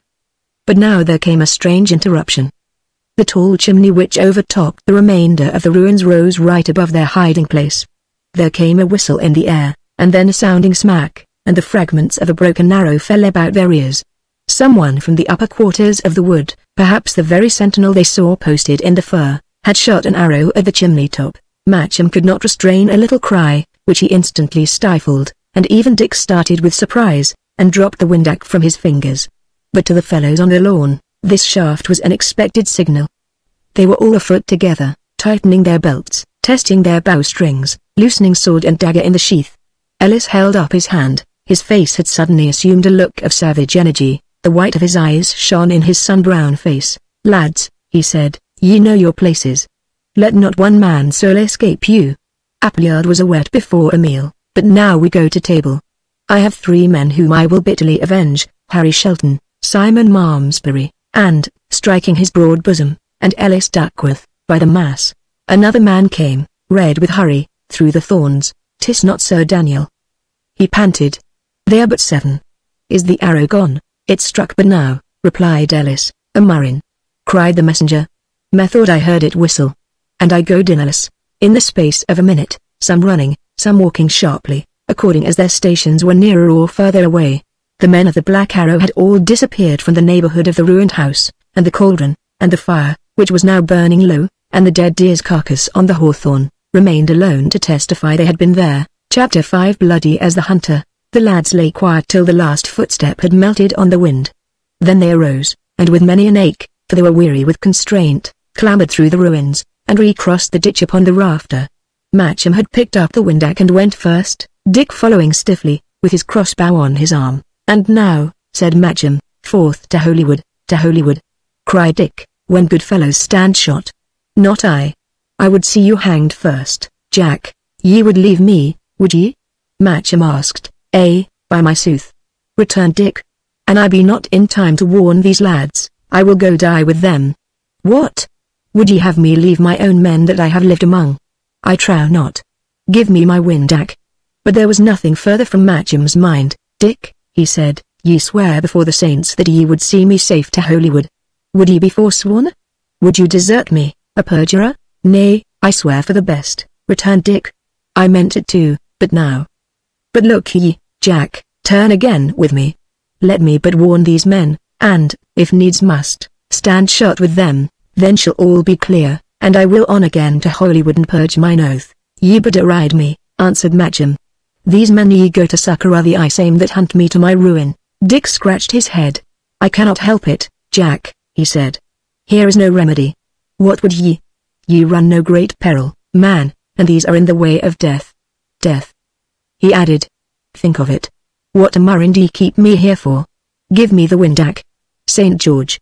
Shall they all die? Richard Shelton, said Matcham, looking him squarely in the face. "Would ye, then, join party with Sir Daniel? Have ye not ears? Heard ye not this Ellis, what he said? Or have ye no heart for your own kindly blood and the father that men slew? Harry Shelton, he said, and Sir Harry Shelton was your father, as the sun shines in heaven. What would ye?" Dick cried again. "Would ye have me credit thieves? Nay, I have heard it before now," returned Matcham. "The fame goeth currently, it was Sir Daniel slew him. He slew him under oath, in his own house he shed the innocent blood. Heaven wearies for the avenging own't, and you, the man's son, ye go about to comfort and defend the murderer." "Jack," cried the lad, "I know not. It may be, what know I? But, see here, this man hath bred me up and fostered me, and his men I have hunted with and played among, and to leave them in the hour of peril. Oh, man, if I did that, I was stark dead to honor. Nay, Jack, ye would not ask it, ye would not wish me to be base. But your father, Dick," said Matcham, somewhat wavering. "Your father? And your oath to me? Ye took the saints to witness." "My father?" cried Shelton. "Nay, he would have me go. If Sir Daniel slew him, when the hour comes this hand shall slay Sir Daniel, but neither him nor his will I desert in peril. And for mine oath, good Jack, ye shall absolve me of it here. For the lives' sake of many men that hurt you not, and for mine honor, ye shall set me free." "I, Dick? Never," returned Matcham. "An ye leave me, why are forsworn, and so I shall declare it." "My blood heats," said Dick. "Give me the windac." "Give it me." "I'll not," said Matcham. "I'll save you in your teeth." "Not?" cried Dick. "I'll make you try it," said the other. They stood, looking in each other's eyes, each ready for a spring. Then Dick leapt, and though Matcham turned instantly and fled, in 2 bounds he was overtaken. The windac was twisted from his grasp, he was thrown roughly to the ground, and Dick stood across him, flushed and menacing, with doubled fist. Matcham lay where he had fallen, with his face in the grass, not thinking of resistance. Dick bent his bow. "I'll teach you," he cried, fiercely. "Oath or no oath, ye may go hang for me," and he turned and began to run. Matcham was on his feet at once, and began running after him. "What do you want?" cried Dick, stopping. "What make ye after me?" "Stand off." "Will follow an I please," said Matcham. "This wood is free to me." "Stand back, by Our Lady," returned Dick, raising his bow. Why are a brave boy?" retorted Matcham. "Shoot." Dick lowered his weapon in some confusion. "See here," he said. "Why have done meal enough. Go, then. Go your way in fair wise, or, whether I will or not, I must even drive you to it." "Well," said Matcham, doggedly, "why are the stronger? Do your worst. I shall not leave to follow thee, Dick, unless thou makest me," he added. Dick was almost beside himself. It went against his heart to beat a creature so defenseless, and, for the life of him, he knew no other way to rid himself of this unwelcome and, as he began to think, perhaps untrue companion. "Why are mad, I think," he cried. "Fool fellow, I am hasting to your foes, as fast as foot can carry me. Go I thither." "I care not, Dick," replied the lad. "If we are bound to die, Dick, I'll die too. I would rather go with you to prison than to go free without you." "Well," returned the other, "I may stand no longer prating. Follow me, if ye must. But if ye play me false, it shall but little advance you, mark ye that. Shalt have a quarrel in thine inwards, boy." So saying, Dick took once more to his heels, keeping in the margin of the thicket and looking briskly about him as he went. At a good pace he rattled out of the dell, and came again into the more open quarters of the wood. To the left a little eminence appeared, spotted with golden gorse, and crowned with a black tuft of firs. "I shall see from there," he thought, and struck for it across a heathy clearing. He had gone but a few yards, when Matcham touched him on the arm, and pointed. To the eastward of the summit there was a dip, and, as it were, a valley passing to the other side. The heath was not yet out, all the ground was rusty, like an unscoured buckler, and dotted sparingly with use, and there, one following another, Dick saw half a score green jerkins mounting the ascent, and marching at their head, conspicuous by his boar spear, Ellis Duckworth in person. One after another gained the top, showed for a moment against the sky, and then dipped upon the further side, until the last was gone. Dick looked at Matcham with a kindlier eye. "So why are to be true to me, Jack?" he asked. "I thought you were of the other party." Matcham began to sob. "What cheer?" cried Dick. "Now the saints behold us. Would ye snivel for a word?" "Ye hurt me," sobbed Matcham. "Ye hurt me when ye threw me down. Why are a coward to abuse your strength? Nay, that is fool's talk, said Dick, roughly. Why had no title to my windac, Master John? I would have done right to have well basted you. If ye go with me, ye must obey me, and so, come. Matcham had half a thought to stay behind, but, seeing that Dick continued to scour full tilt towards the eminence and not so much as looked across his shoulder, he soon thought better of that, and began to run in turn. But the ground was very difficult and steep. Dick had already a long start, and had, at any rate, the lighter heels, and he had long since come to the summit, crawled forward through the furze, and ensconced himself in a thick tuft of gorse, before Matcham, panting like a deer, rejoined him, and lay down in silence by his side. Below, in the bottom of a considerable valley, the short cut from Tunstall hamlet wound downwards to the ferry. It was well beaten, and the eye followed it easily from point to point. Here it was bordered by open glades, there the forest closed upon it, every 100 yards it ran beside an ambush. Far down the path, the sun shone on 7 steel sallis, and from time to time, as the trees opened, Selden and his men could be seen riding briskly, still bent upon Sir Daniel's mission. The wind had somewhat fallen, but still tussled merrily with the trees, and, perhaps, had Appleyard been there, he would have drawn a warning from the troubled conduct of the birds. Now, mark, Dick whispered. They be already well advanced into the wood, their safety lieth rather in continuing forward. But see where this wide glade runneth down before us, and in the midst of it, these 20 trees make like an island? There were their safety. And they but come sound as far as that, I will make shift to warn them. But my heart misgiveth me, they are but 7 against so many, and they but carry crossbows. The longbow, Jack, will have the uppermost ever. Meanwhile, Selden and his men still wound up the path, ignorant of their danger, and momently drew nearer hand. Once, indeed, they paused, drew into a group, and seemed to point and listen. But it was something from far away across the plain that had arrested their attention, a hollow growl of cannon that came, from time to time, upon the wind, and told of the great battle. It was worth a thought, to be sure, for if the voice of the big guns were thus become audible in Tunstall Forest, the fight must have rolled ever eastward, and the day, by consequence, gone sore against Sir Daniel and the Lords of the Dark Rose. But presently the little troop began again to move forward, and came next to a very open, heathy portion of the way, where but a single tongue of forest ran down to join the road. They were but just abreast of this, when an arrow shone flying. One of the men threw up his arms, his horse reared, and both fell and struggled together in a mass. Even from where the boys lay they could hear the rumor of the men's voices crying out, they could see the startled horses prancing, and, presently, as the troop began to recover from their first surprise, one fellow beginning to dismount. A second arrow from somewhat farther off glanced in a wide arch, a second rider bit the dust. The man who was dismounting lost hold upon the rein, and his horse fled galloping, and dragged him by the foot along the road, bumping from stone to stone, and battered by the fleeing hoofs. The 4 who still kept the saddle instantly broke and scattered, one wheeled and rode, shrieking, towards the ferry, the other 3, with loose rein and flying raiment, came galloping up the road from Tunstall. From every clump they passed an arrow sped. Soon a horse fell, but the rider found his feet and continued to pursue his comrades till a second shot dispatched him.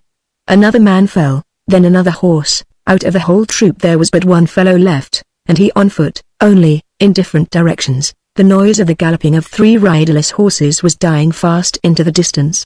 All this time not one of the assailants had for a moment shown himself. Here and there along the path, horse or man rolled, undispatched, in his agony, but no merciful enemy broke cover to put them from their pain. The solitary survivor stood bewildered in the road beside his fallen charger. He had come the length of that broad glade, with the island of timber, pointed out by Dick. He was not, perhaps, 500 yards from where the boys lay hidden, and they could see him plainly, looking to and fro in deadly expectation. But nothing came, and the man began to pluck up his courage, and suddenly unslung and bent his bow. At the same time, by something in his action, Dick recognized Selden. At this offer of resistance, from all about him in the cover of the woods there went up the sound of laughter. A score of men, at least, for this was the very thickest of the ambush, joined in this cruel and untimely mirth. Then an arrow glanced over Selden's shoulder, and he leapt and ran a little back. Another dart struck quivering at his heel. He made for the cover. A third shaft leapt out right in his face, and fell short in front of him.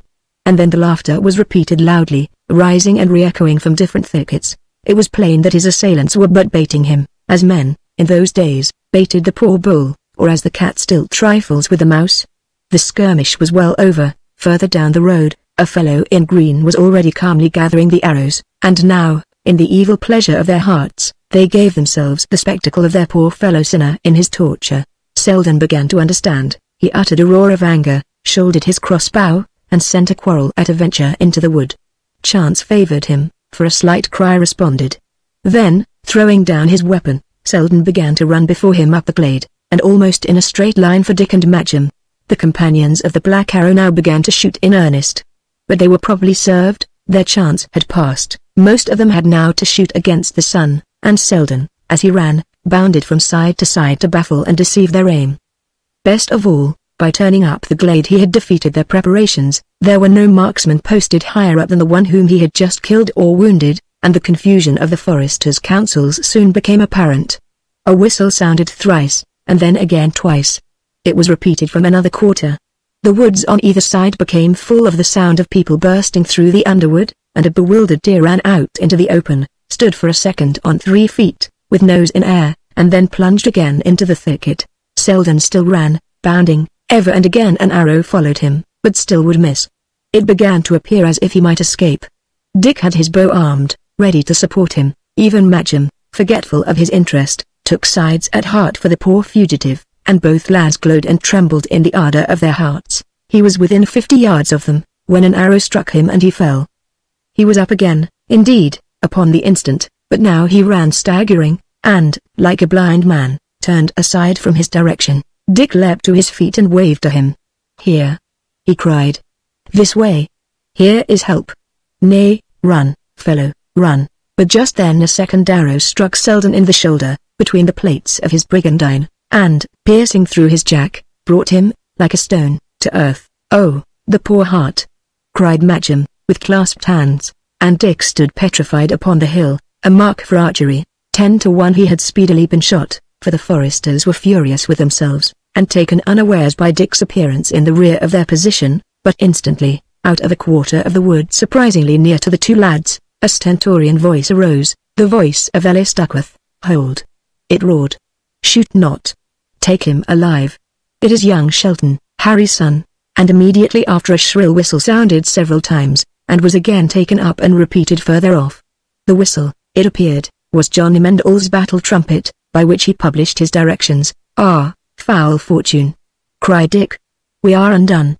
Swiftly, Jack, come swiftly." And the pair turned and ran back through the open pine clump that covered the summit of the hill. Chapter 6. To the day's end. It was, indeed, high time for them to run. On every side the company of the Black Arrow was making for the hill. Some, being better runners, or having open ground to run upon, had far outstripped the others, and were already close upon the goal. Some, following valleys, had spread out to right and left, and outflanked the lads on either side. Dick plunged into the nearest cover. It was a tall grove of oaks, firm underfoot and clear of underbrush, and as it lay downhill, they made good speed. There followed next a piece of open, which Dick avoided, holding to his left. 2 minutes after, and the same obstacle arising, the lads followed the same course. Thus it followed that, while the lads, bending continually to the left, drew nearer and nearer to the high road and the river which they had crossed an hour or two before, the great bulk of their pursuers were leaning to the other hand, and running towards Tunstall. The lads paused to breathe. There was no sound of pursuit. Dick put his ear to the ground, and still there was nothing, but the wind, to be sure, still made a turmoil in the trees, and it was hard to make certain. "On again," said Dick, and, tired as they were, and Matcham limping with his injured foot, they pulled themselves together, and once more pelted down the hill. 3 minutes later, they were breasting through a low thicket of evergreen. High overhead, the tall trees made a continuous roof of foliage. It was a pillared grove, as high as a cathedral, and except for the hollies among which the lads were struggling, open and smoothly sworded. On the other side, pushing through the last fringe of evergreen, they blundered forth again into the open twilight of the grove. "Stand!" cried a voice, and there, between the huge stems, not 50 feet before them, they beheld a stout fellow in green, sore blown with running, who instantly drew an arrow to the head and covered them. Matcham stopped with a cry, but Dick, without a pause, ran straight upon the forester, drawing his dagger as he went. The other, whether he was startled by the daring of the onslaught, or whether he was hampered by his orders, did not shoot.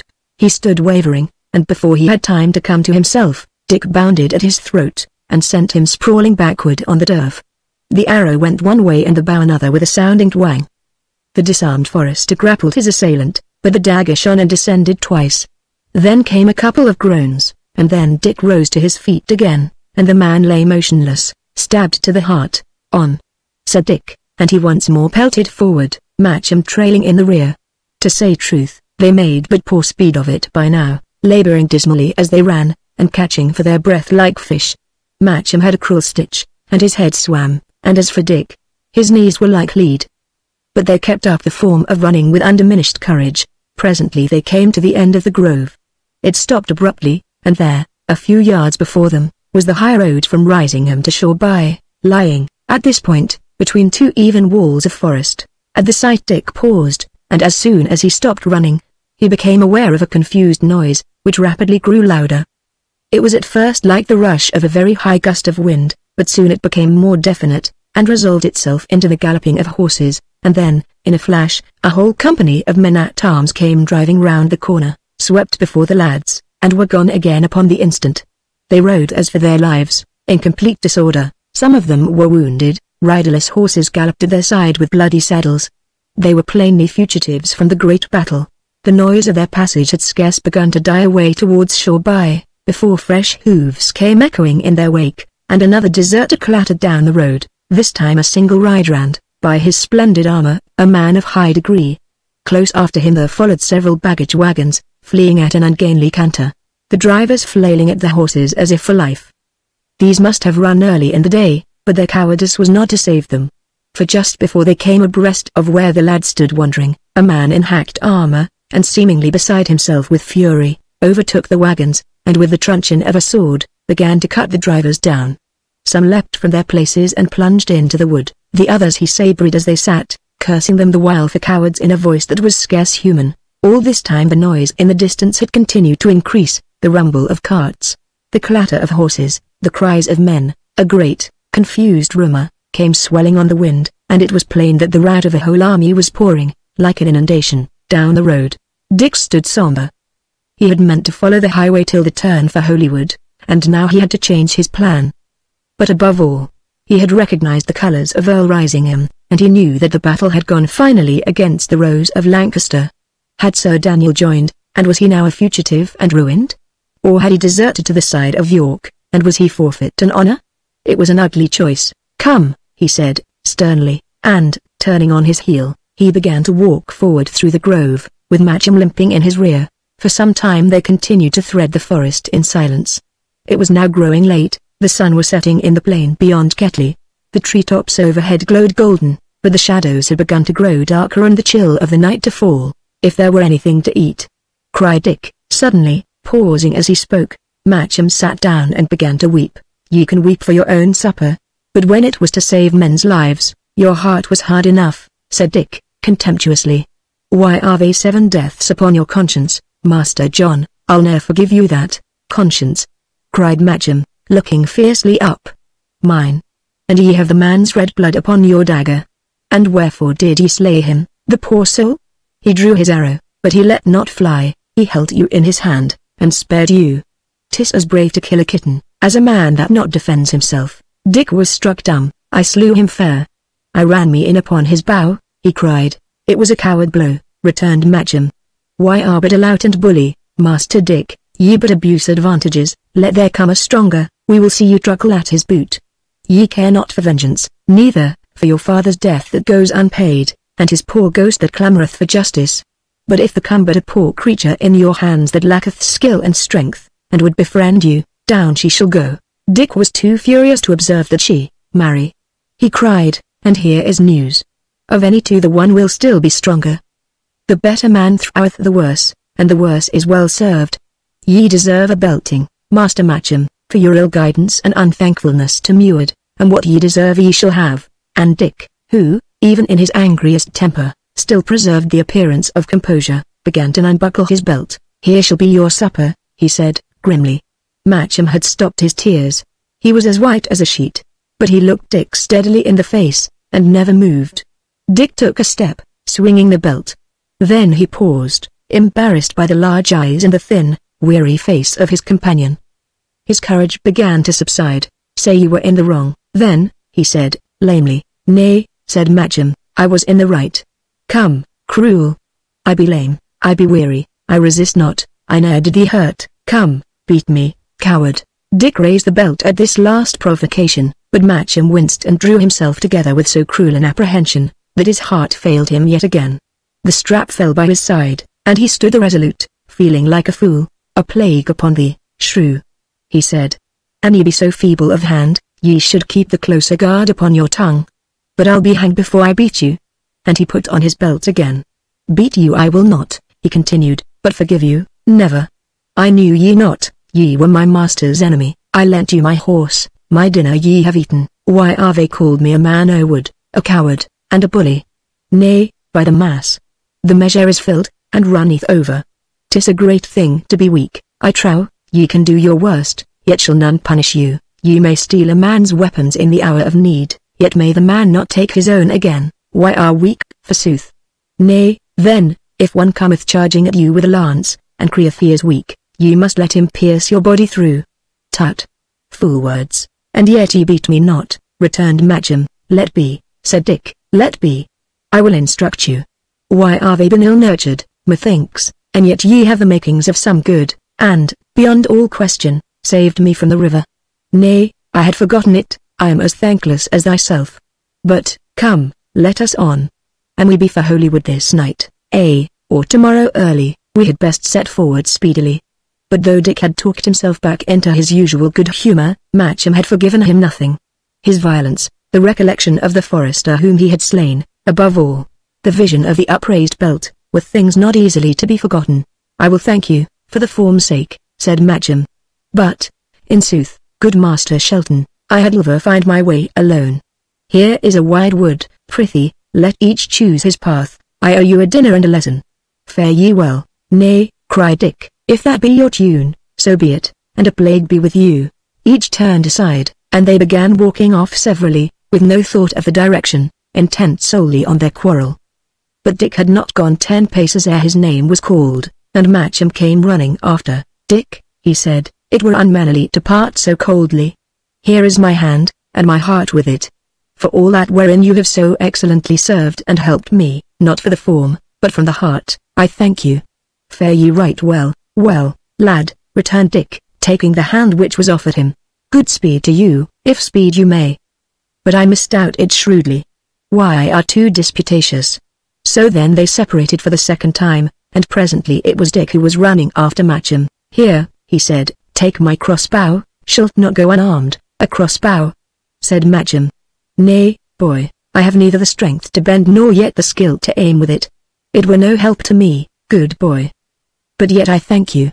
The night had now fallen, and under the trees they could no longer read each other's face. "I will go some little way with you," said Dick. "The night is dark. I would fain leave you on a path, at least. My mind misgiveth me, why are likely to be lost." Without any more words, he began to walk forward, and the other once more followed him. The blackness grew thicker and thicker. Only here and there, in open places, they saw the sky, dotted with small stars. In the distance, the noise of the rout of the Lancastrian army still continued to be faintly audible, but with every step they left it farther in the rear. At the end of half an hour of silent progress they came forth upon a broad patch of heathy open. It glimmered in the light of the stars, shaggy with fern and islanded with clumps of yew. And here they paused and looked upon each other. "Why are weary?" Dick said. "Nay, I am so weary," answered Matcham, "that methinks I could lie down and die." "I hear the chiding of the river," returned Dick.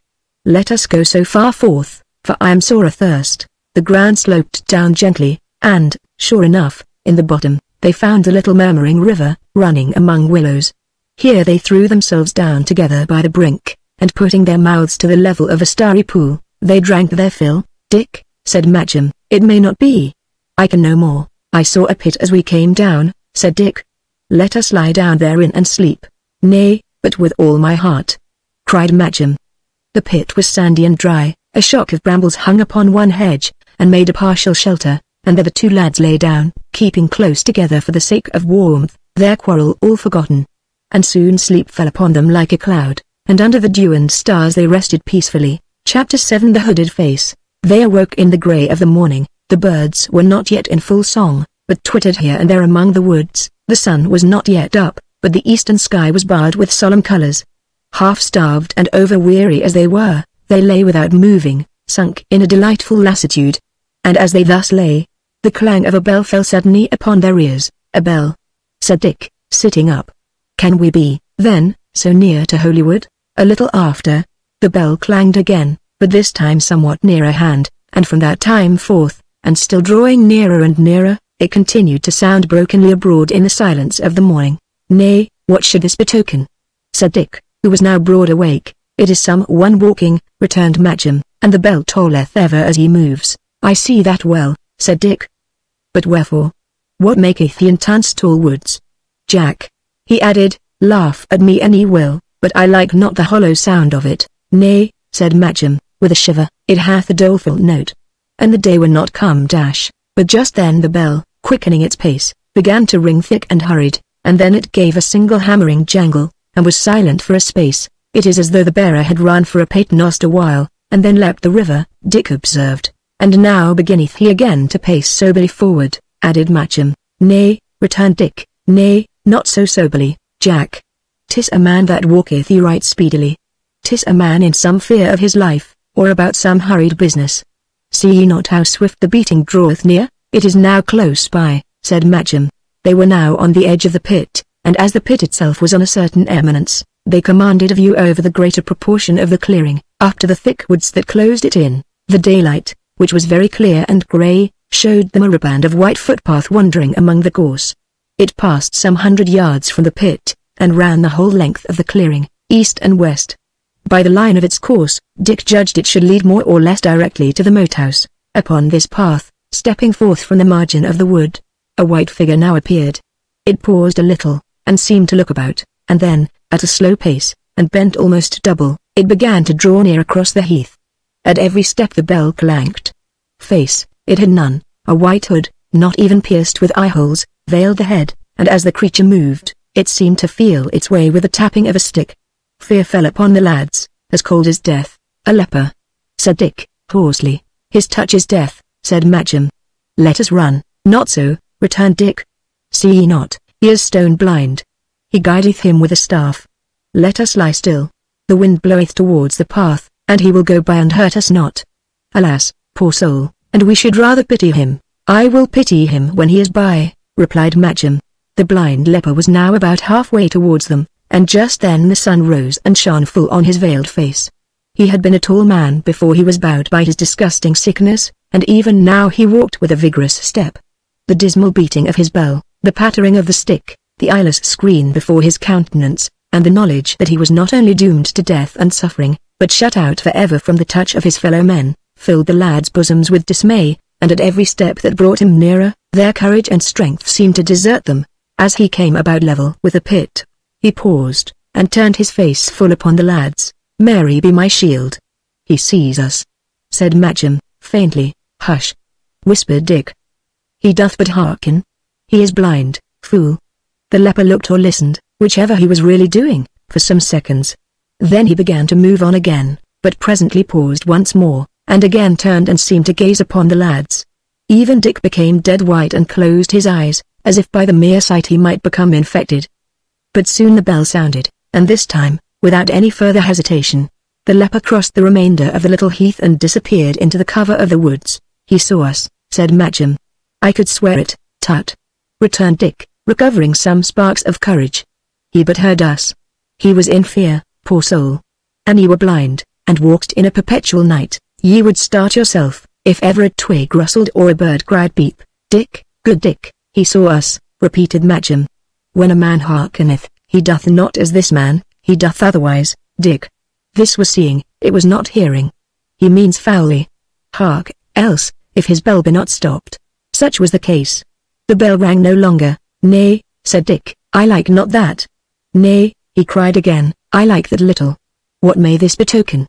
Let us go, by the mass." "He hath gone east," added Matcham. "Good Dick, let us go westward straight. I shall not breathe till I have my back turned upon that leper." "Jack, why art you cowardly?" replied Dick. "We shall go fair for Holywood, or as fair, at least, as I can guide you, and that will be due north.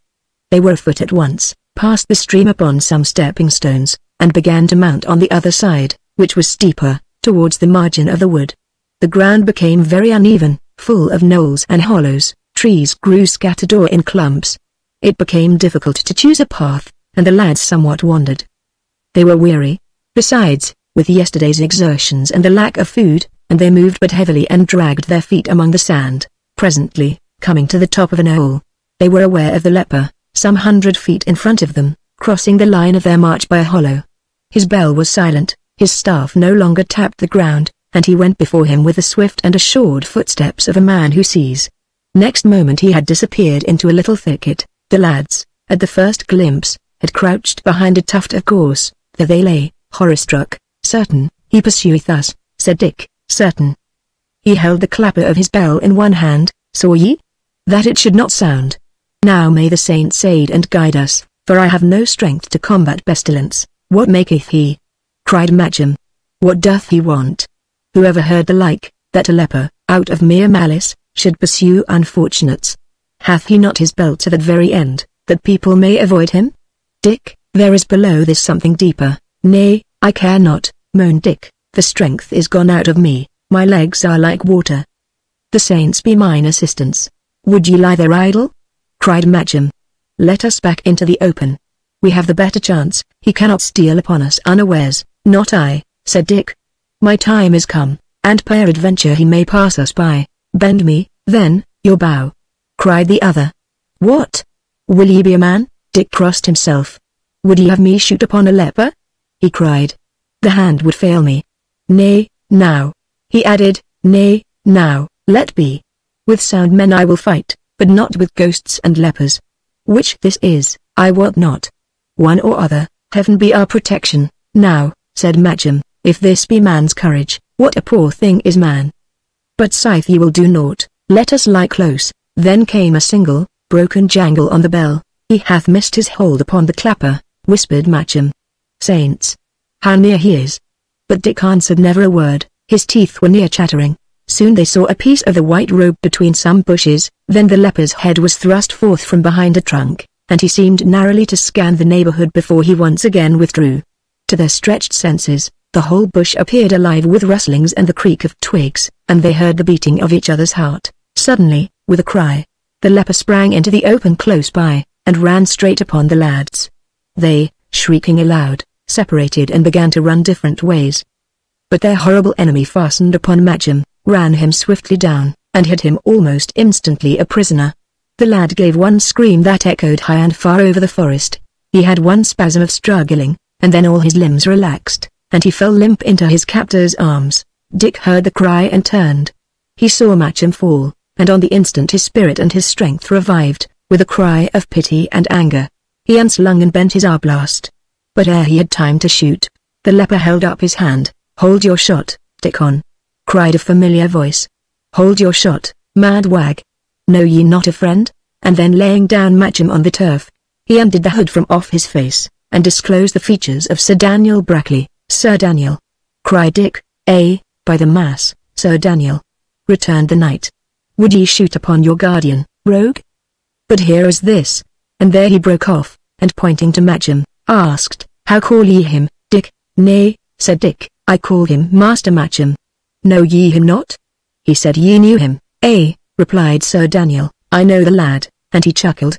"But he was fainted, and, by my sooth, he might have had less to faint for. Hey, Dick? Did I put the fear of death upon you?" "Indeed, Sir Daniel, ye did that," said Dick, and sighed again at the mere recollection. "Nay, sir, saving your respect, I had as lief met the devil in person, and to speak truth, I'm yet all ache-wake." "But what made ye, sir, in such a guise?" Sir Daniel's brow grew suddenly black with anger. "What made I?" he said. "Ye do well to mind me of it." "What?" "I skulked for my poor life in my own wood of Tunstall, Dick. We were ill sped at the battle, we but got there to be swept among the rout. Where be all my good men at arms?" "Dick, by the mass, I know not. We were swept down, the shot fell thick among us. I have not seen one man in my own colours since I saw 3 fall. For myself, I came sound to shore by, and being mindful of the Black Arrow, got me this gown and bell, and came softly by the path for the moat house. There is no disguise to be compared with it. The jingle of this bell would scare me the stoutest outlaw in the forest, they would all turn pale to hear it. At length I came by you and Magem. I could see but evilly through this same hood, and was not sure of you, being chiefly, and for many a good cause, astonished at the finding you together. Moreover, in the open, where I had to go slowly and tap with my staff, I feared to disclose myself. But see, he added, this poor shrew begins a little to revive. A little good canary will comfort me the heart of it. The knight, from under his long dress, produced a stout bottle, and began to rub the temples and wet the lips of the patient, who returned gradually to consciousness, and began to roll dim eyes from one to another. What cheer, Jack? Said Dick. It was no leper, after all, it was Sir Daniel. See, swallow me a good draught of this, said the knight. This will give you manhood. Thereafter, I will give you both a meal, and we shall all three on to Tunstall.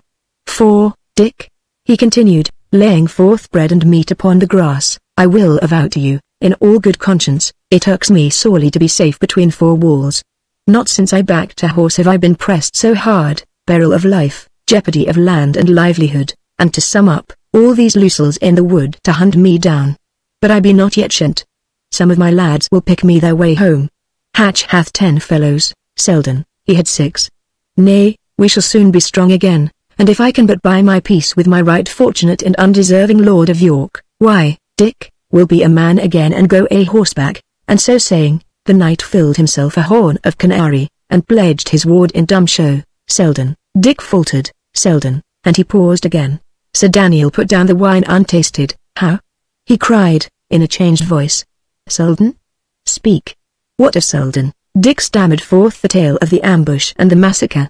The knight heard in silence, but as he listened, his countenance became convulsed with rage and grief. Now here, he cried, on my right hand, I swear to avenge it.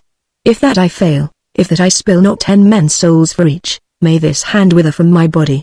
I broke this Duckworth like a rush, I begged him to his door, I burned the thatch above his head, I drove him from this country, and now, cometh he back to beard me? Nay, but, Duckworth, this time it shall go bitter hard. He was silent for some time, his face working. Eat. He cried, suddenly. And you hear? He added to Matcham, swear me an oath to follow straight to the moat house. I will pledge mine honor, replied Matcham. What make I with your honor? Cried the knight. Swear me upon your mother's welfare. Matcham gave the required oath, and Sir Daniel readjusted the hood over his face, and prepared his bell and staff. To see him once more in that appalling travesty somewhat revived the horror of his two companions. But the knight was soon upon his feet. Eat with dispatch, he said, and follow me yearly to mine house. And with that he set forth again into the woods, and presently after the bell began to sound, numbering his steps, and the two lads sat by their untasted meal, and heard it die slowly away uphill into the distance. And so ye go to Tunstall? Dick inquired. Yea, verily, said Matcham, when needs must. I am braver behind Sir Daniel's back than to his face. They ate hastily, and set forth along the path through the airy upper levels of the forest, where great beeches stood apart among green lawns, and the birds and squirrels made merry on the boughs.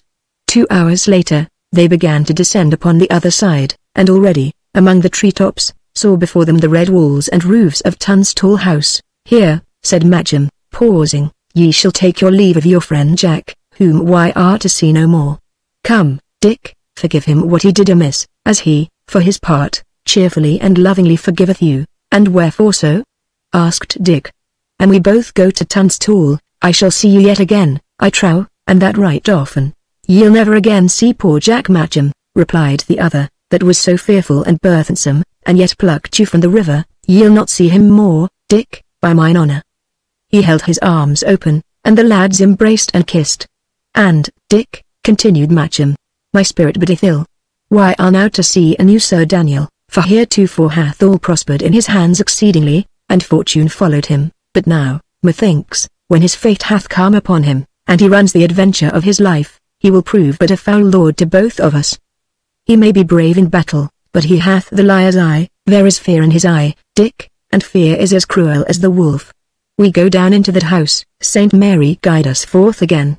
And so they continued their descent in silence, and came out at last before Sir Daniel's forest stronghold, where it stood, low and shady, flanked with round towers and stained with moss and lichen. in the lilac waters of the moat. Even as they appeared, the doors were opened, the bridge lowered, and Sir Daniel himself, with Hatch and the parson at his side, stood ready to receive them. Part 2, Chapter 1. Dick asks questions. The moat house stood not far from the rough forest road. Externally, it was a compact rectangle of red stone, flanked at each corner by a round tower, pierced for archery and battlemented at the top. Within, it enclosed a narrow court. The moat was perhaps 12 feet wide, crossed by a single drawbridge. It was supplied with water by a trench, leading to a forest pool, and commanded, through its whole length, from the battlements of the two southern towers. Except that one or two tall and thick trees had been suffered to remain within half a bowshot of the walls, the house was in a good posture for defense. In the court, Dick found a part of the garrison, busy with preparations for defense, and gloomily discussing the chances of a siege. Some were making arrows, some sharpening swords that had long been disused, but even as they worked, they shook their heads. 12 of Sir Daniel's party had escaped the battle, run the gauntlet through the wood, and come alive to the moat house. But out of this dozen, 3 had been gravely wounded, 2 at Risingham in the disorder of the rout, 1 by John Amendall's marksman as he crossed the forest. This raised the force of the garrison, counting Hatch, Sir Daniel, and young Shelton, to 22 effective men. And more might be continually expected to arrive. The danger lay not therefore in the lack of men. It was the terror of the Black Arrow that oppressed the spirits of the garrison. For their open foes of the party of York, in these most changing times, they felt but a far-away concern. The world, as people said in those days, might change again before harm came. But for their neighbors in the wood, they trembled. It was not Sir Daniel alone who was a mark for hatred. His men, conscious of impunity, had carried themselves cruelly through all the country. Harsh commands had been harshly executed, and of the little band that now sat talking in the court, there was not one but had been guilty of some act of oppression or barbarity. And now, by the fortune of war, Sir Daniel had become powerless to protect his instruments. Now, by the issue of some hours of battle, at which many of them had not been present, they had all become punishable traitors to the state, outside the buckler of the law, a shrunken company in a poor fortress that was hardly tenable, and exposed upon all sides to the just resentment of their victims. Nor had there been lacking grisly advertisements of what they might expect. At different periods of the evening and the night, no fewer than 7 riderless horses had come neighing in terror to the gate. 2 were from Selden's troop, 5 belonged to men who had ridden with Sir Daniel to the field.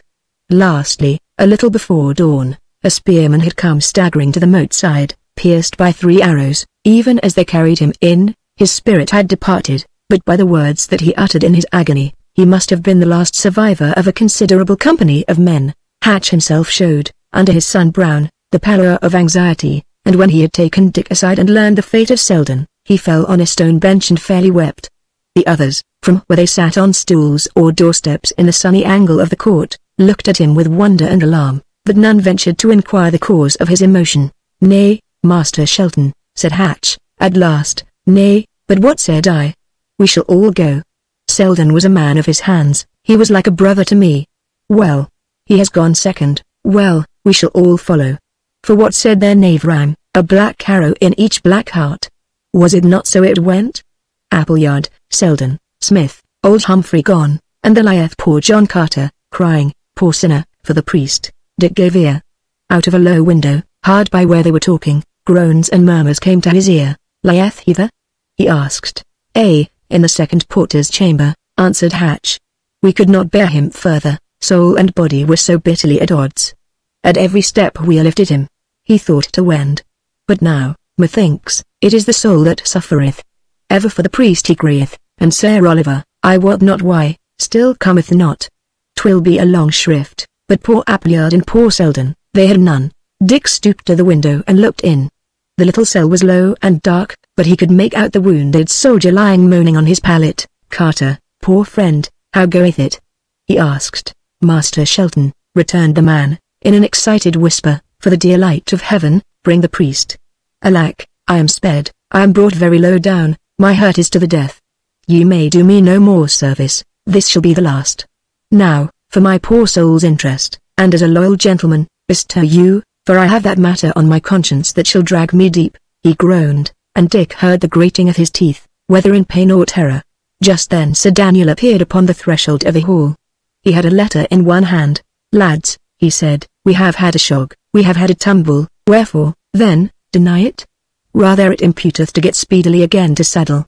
This old Harry the Sixth has had the undermost. Wash we, then, our hands of him. I have a good friend that trideth next the Duke, the Lord of Wensleydale.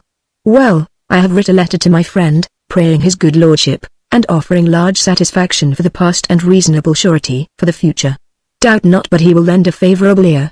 A prayer without gifts is like a song without music. I surfeit him with promises, boys, I spare not to promise. What, then, is lacking? Nay, a great thing, wherefore should I deceive you, a great thing and a difficult, a messenger to bear it.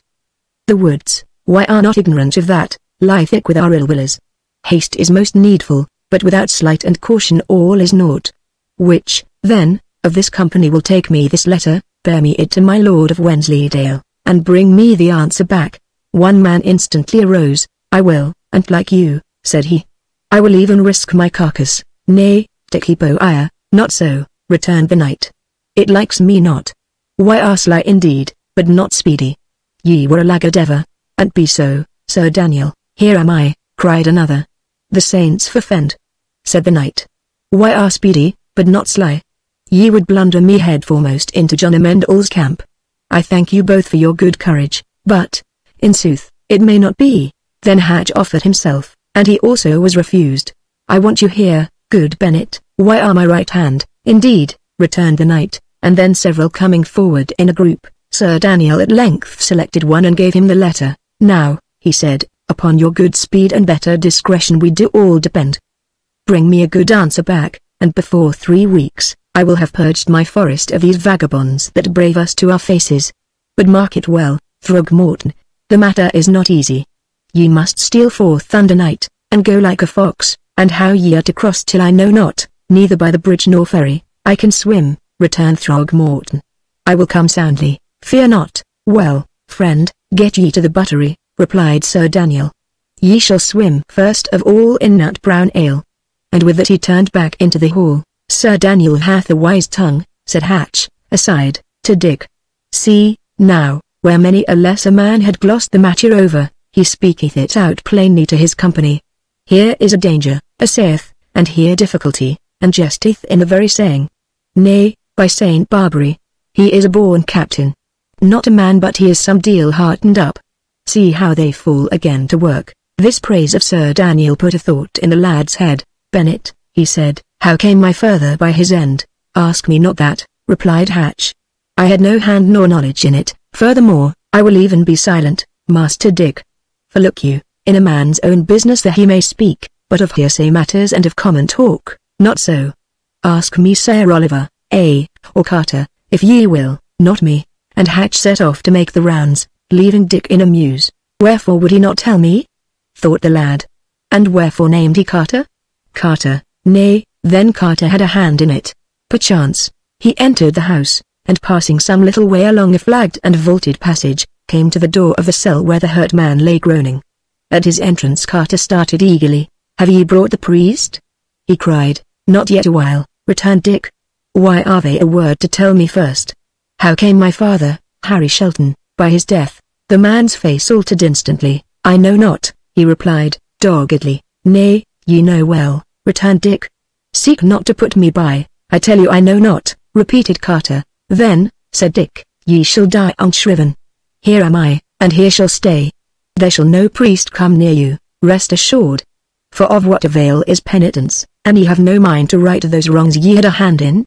And without penitence, confession is but mockery. Ye say what ye mean not, Master Dick, said Carter, composedly. It is ill threatening the dying, and becometh you, to speak truth, little. And for as little as it commends you, it shall serve you less. Stay, an ye please.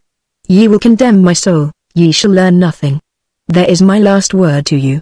And the wounded man turned upon the other side. Now, Dick, to say truth, had spoken hastily, and was ashamed of his threat. But he made one more effort. Carter, he said, mistake me not. I know ye were but an instrument in the hands of others. A churl must obey his lord. I would not bear heavily on such an one. But I begin to learn upon many sides that this great duty lieth on my youth and ignorance, to avenge my father. Prithee, then, good Carter, set aside the memory of my threatenings, and in pure goodwill and honest penitence give me a word of help." The wounded man lay silent, nor, say what Dick pleased, could he extract another word from him. "Well," said Dick, "I will go call the priest to you as ye desired, for howsoever ye be in fault to me or mine, I would not be willingly in fault to any, least of all to one upon the last change." Again the old soldier heard him without speech or motion, even his groans he had suppressed, and as Dick turned and left the room, he was filled with admiration for that rugged fortitude, and yet, he thought, of what use is courage without wit? Had his hands been clean, he would have spoken. His silence did confess the secret louder than words. "Nay, upon all sides, proof floweth on me. Sir Daniel, he or his men, hath done this thing." Dick paused in the stone passage with a heavy heart. At that hour, in the ebb of Sir Daniel's fortune, when he was beleaguered by the archers of the Black Arrow and proscribed by the victorious Yorkists, was Dick, also, to turn upon the man who had nourished and taught him, who had severely punished, indeed, but yet unwearyingly protected his youth. The necessity, if it should prove to be one, was cruel. "Pray heaven he be innocent," he said. And then steps sounded on the flagging, and Sir Oliver came gravely towards the lad. "One seeketh you earnestly," said Dick. "I am upon the way, good Richard," said the priest. "It is this poor Carter."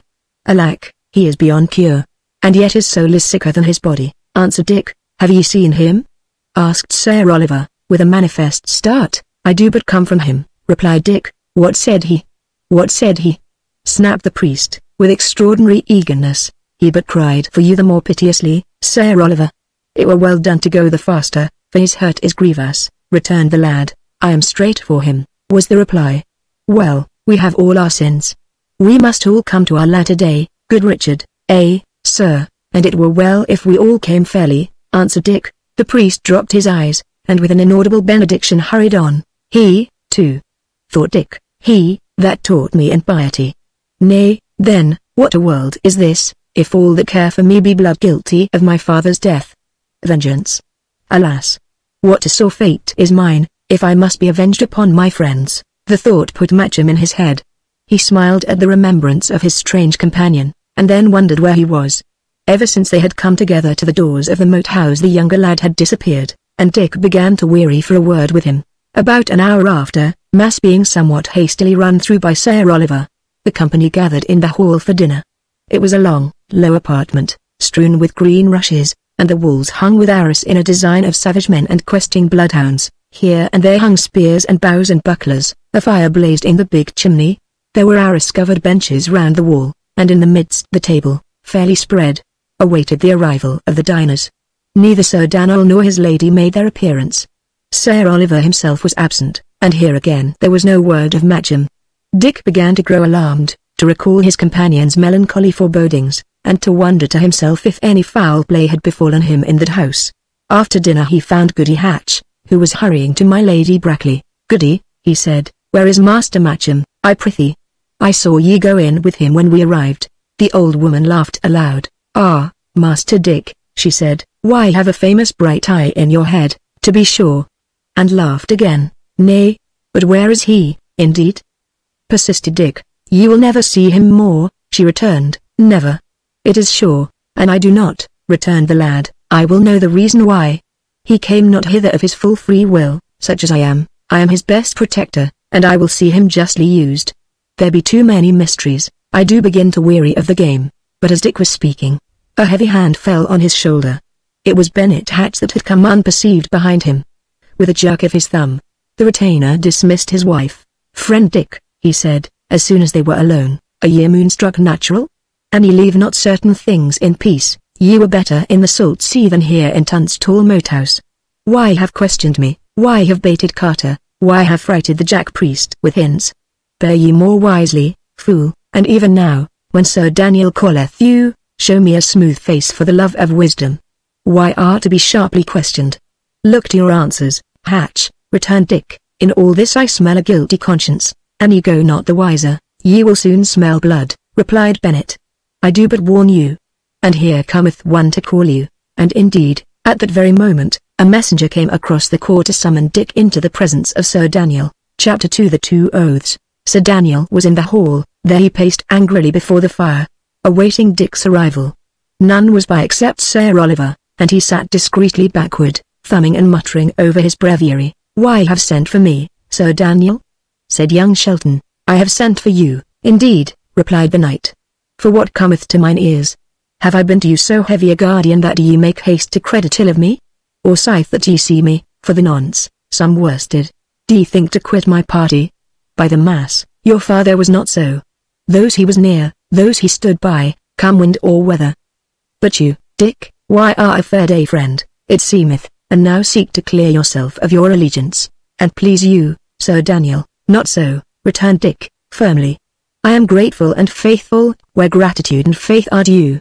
And before more is said, I thank you, and I thank Sir Oliver. Why have great claims upon me both, none can have more. I were a hound if I forgot them." "It is well," said Sir Daniel, and then, rising into anger, "Gratitude and faith are words, Dick Shelton," he continued, "but I look to deeds. In this hour of my peril, when my name is attainted, when my lands are forfeit, when this wood is full of men that hunger and thirst for my destruction, what doth gratitude? What doth faith? I have but a little company remaining. Is it grateful or faithful to poison me their hearts with your insidious whisperings? Save me from such gratitude. But, come, now, what is it ye wish? Speak, we are here to answer. If ye have aught against me, stand forth and say it." "Sir," replied Dick, "my father fell when I was yet a child. It hath come to mine ears that he was foully done by. It hath come to mine ears, for I will not dissemble, that ye had a hand in his undoing. And in all verity, I shall not be at peace in mine own mind, nor very clear to help you, till I have certain resolution of these doubts." Sir Daniel sat down in a deep settle. He took his chin in his hand and looked at Dick fixedly. "And ye think I would be guardian to the man's son that I had murdered?" he asked. "Nay," said Dick, "pardon me if I answer churlishly, but indeed ye know right well a wardship is most profitable. All these years have ye not enjoyed my revenues, and led my men? Have ye not still my marriage? I wot not what it may be worth, it is worth something. Pardon me again, but if ye were base enough to slay a man under trust, here were, perhaps, reasons enough to move you to the lesser baseness. When I was lad of your years," returned Sir Daniel, sternly, "my mind had not so turned upon suspicions. And Sir Oliver here," he added, "why should he, a priest, be guilty of this act?" "Nay, Sir Daniel," said Dick, "but where the master biddeth there will the dog go. It is well known this priest is but your instrument. I speak very freely, the time is not for courtesies.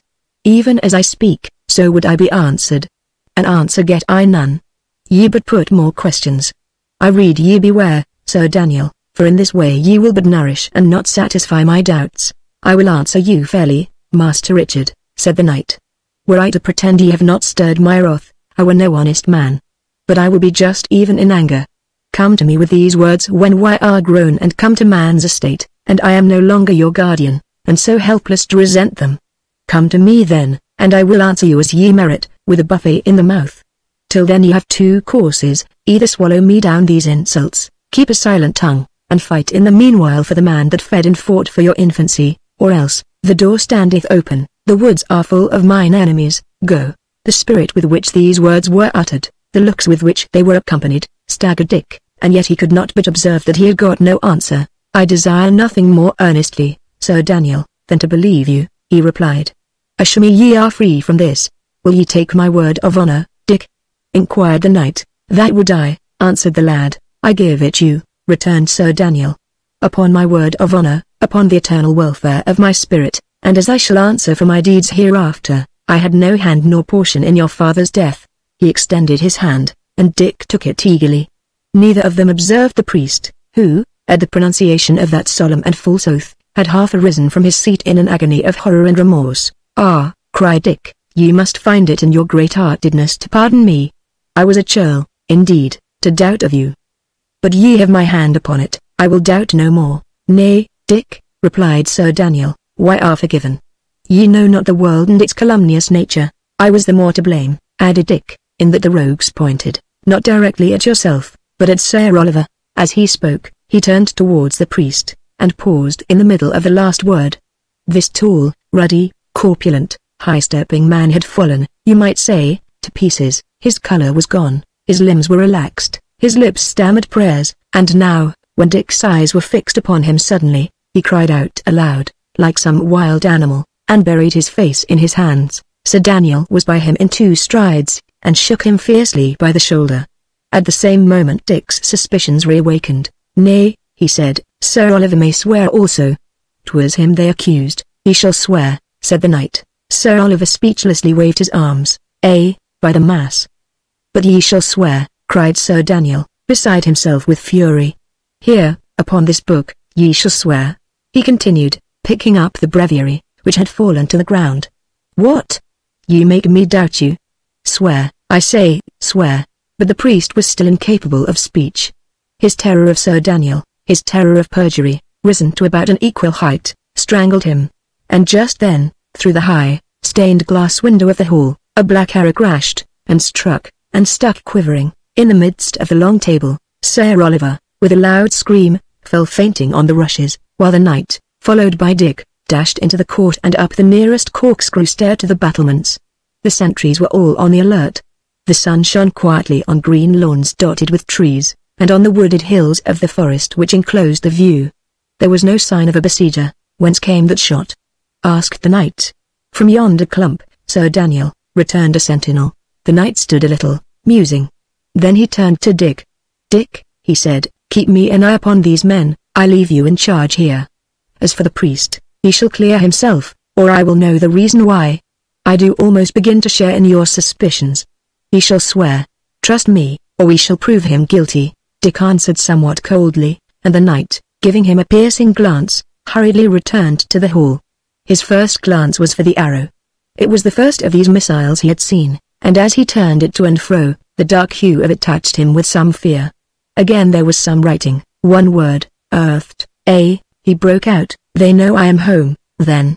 Earthed. But there is not a dog among them fit to dig me out." Sir Oliver had come to himself, and now scrambled to his feet. "Alack, Sir Daniel," he moaned, "why are they sworn a dread oath? Why are doomed to the end of time?" Returned the knight, "I have sworn an oath, indeed, thou chucklehead, but thyself shalt swear a greater. It shall be on the blessed cross of Holywood.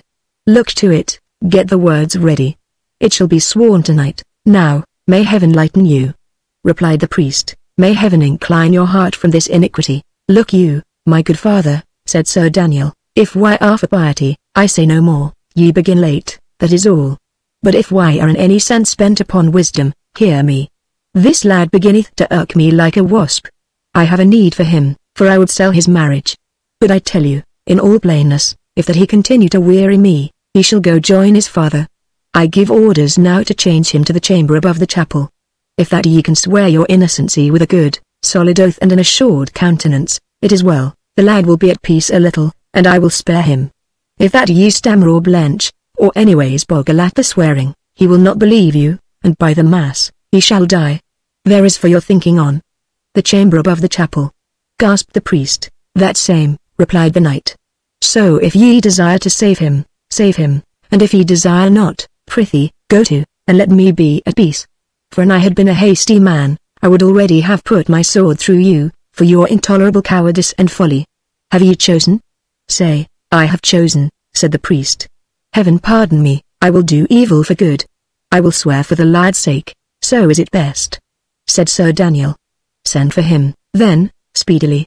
Ye shall see him alone. Yet I shall have an eye on you. I shall be here in the panel room." The knight raised the arras and let it fall again behind him. There was the sound of a spring opening, then followed the creaking of trod stairs. Sir Oliver, left alone, cast a timorous glance upward at the arras-covered wall, and crossed himself with every appearance of terror and contrition. "Nay, if he is in the chapel room," the priest murmured, "were it at my soul's cost, I must save him." 3 minutes later, Dick, who had been summoned by another messenger, found Sir Oliver standing by the hall table, resolute and pale. "Richard Shelton," he said, "ye have required an oath from me. I might complain, I might deny you, but my heart is moved toward you for the past, and I will even content you as ye choose. By the true cross of Holywood, I did not slay your father, Sir Oliver," returned Dick. "When first we read John Amendall's paper, I was convinced of so much. But suffer me to put 2 questions. Ye did not slay him, granted. But had ye no hand in it?" "None," said Sir Oliver. And at the same time he began to contort his face, and signal with his mouth and eyebrows, like one who desired to convey a warning, yet dared not utter a sound. Dick regarded him in wonder, then he turned and looked all about him at the empty hall. "What make ye?" he inquired. "Why, naught," returned the priest, hastily smoothing his countenance. "I make naught, I do but suffer, I am sick." I, prithee, Dick, I must begone. On the true cross of Holywood, I am clean innocent alike of violence or treachery. Content ye, good lad. Farewell," and he made his escape from the apartment with unusual alacrity. Dick remained rooted to the spot, his eyes wandering about the room, his face a changing picture of various emotions, wonder, doubt, suspicion, and amusement. Gradually, as his mind grew clearer, suspicion took the upper hand, and was succeeded by certainty of the worst. He raised his head, and, as he did so, violently started. High up on the wall there was the figure of a savage hunter woven in the tapestry. With one hand he held a horn to his mouth, in the other he brandished a stout spear. His face was dark, for he was meant to represent an African. Now, here was what had startled Richard Shelton. The sun had moved away from the hall windows, and at the same time the fire had blazed up high on the wide hearth, and shed a changeful glow upon the roof and hangings. In this light the figure of the black hunter had winked at him with a white eyelid. He continued staring at the eye. The light shone upon it like a gem, it was liquid, it was alive. Again the white eyelid closed upon it for a fraction of a second, and the next moment it was gone. There could be no mistake. The live eye that had been watching him through a hole in the tapestry was gone. The firelight no longer shone on a reflecting surface. And instantly Dick awoke to the terrors of his position. Hatch's warning, the mute signals of the priest, this eye that had observed him from the wall, ran together in his mind. He saw he had been put upon his trial, that he had once more betrayed his suspicions, and that, short of some miracle, he was lost. "If I cannot get me forth out of this house," he thought, "I am a dead man. And this poor Magem, too, to what a cockatrice's nest have I not led him?" He was still so thinking, when there came one in haste, to bid him help in changing his arms, his clothing, and his 2 or 3 books, to a new chamber. "A new chamber?" he repeated. "Wherefore so?" "What chamber? 'Tis one above the chapel," answered the messenger. "It hath stood long empty," said Dick, musing. "What manner of room is it?" "Nay, a brave room," returned the man. "But yet," lowering his voice, "they call it haunted." "Haunted?" repeated Dick, with a chill. "I have not heard of it." "Nay, then, and by whom?" The messenger looked about him, and then, in a low whisper, "By the sacrist of St. John's," he said. "They had him there to sleep one night, and in the morning, he was gone. The devil had taken him, they said, the more betoken, he had drunk late the night before." Dick followed the man with black forebodings. Chapter 3 The room over the chapel. From the battlements nothing further was observed. The sun journeyed westward, and at last went down, but, to the eyes of all these eager sentinels, no living thing appeared in the neighborhood of Tunstall House. When the night was at length fairly come, Throgmorton was led to a room overlooking an angle of the moat. Thence he was lowered with every precaution. The ripple of his swimming was audible for a brief period, then a black figure was observed to land by the branches of a willow and crawl away among the grass. For some half hour Sir Daniel and Hatch stood eagerly giving ear, but all remained quiet. The messenger had got away in safety. Sir Daniel's brow grew clearer. He turned to Hatch. "Bennet," he said, "this John Amend All is no more than a man, ye see. He sleepeth. We will make a good end of him." Go to. All the afternoon and evening, Dick had been ordered hither and thither, one command following another, till he was bewildered with the number and the hurry of commissions. All that time he had seen no more of Sir Oliver, and nothing of Magem, and yet both the priest and the young lad ran continually in his mind. It was now his chief purpose to escape from Tunstall Moat House as speedily as might be, and yet, before he went, he desired a word with both of these. At length, with a lamp in one hand, he mounted to his new apartment. It was large, low, and somewhat dark. The window looked upon the moat, and although it was so high up, it was heavily barred. The bed was luxurious, with one pillow of down and one of lavender, and a red coverlet worked in a pattern of roses. All about the walls were cupboards, locked and padlocked, and concealed from view by hangings of dark-colored arras. Dick made the round, lifting the arras, sounding the panels, seeking vainly to open the cupboards. He assured himself that the door was strong and the bolt solid, then he set down his lamp upon a bracket, and once more looked all around. For what reason had he been given this chamber? It was larger and finer than his own. Could it conceal a snare? Was there a secret entrance? Was it, indeed, haunted? His blood ran a little chilly in his veins. Immediately over him the heavy foot of a sentry trod the leads. Below him, he knew, was the arch-roof of the chapel, and next to the chapel was the hall. Certainly there was a secret passage in the hall. The eye that had watched him from the arras gave him proof of that. Was it not more than probable that the passage extended to the chapel, and, if so, that it had an opening in his room? To sleep in such a place, he felt, would be foolhardy. He made his weapons ready, and took his position in a corner of the room behind the door. If ill was intended, he would sell his life dear. The sound of many feet, the challenge, and the password, sounded overhead along the battlements. The watch was being changed, and just then there came a scratching at the door of the chamber. It grew a little louder, then a whisper. "Dick, Dick, it is I." Dick ran to the door, drew the bolt, and admitted Matcham. He was very pale, and carried a lamp in one hand and a drawn dagger in the other. "Shut me the door," he whispered. "Swift, Dick. This house is full of spies. I hear their feet follow me in the corridors. I hear them breathe behind the arras." "Well, content you," returned Dick. "It is closed. We are safe for this while, if there be safety anywhere within these walls. But my heart is glad to see you. By the mass, lad, I thought ye were sped. Where hid ye?" "It matters not," returned Matcham. "Since we be met, it matters not. But, Dick, are your eyes open?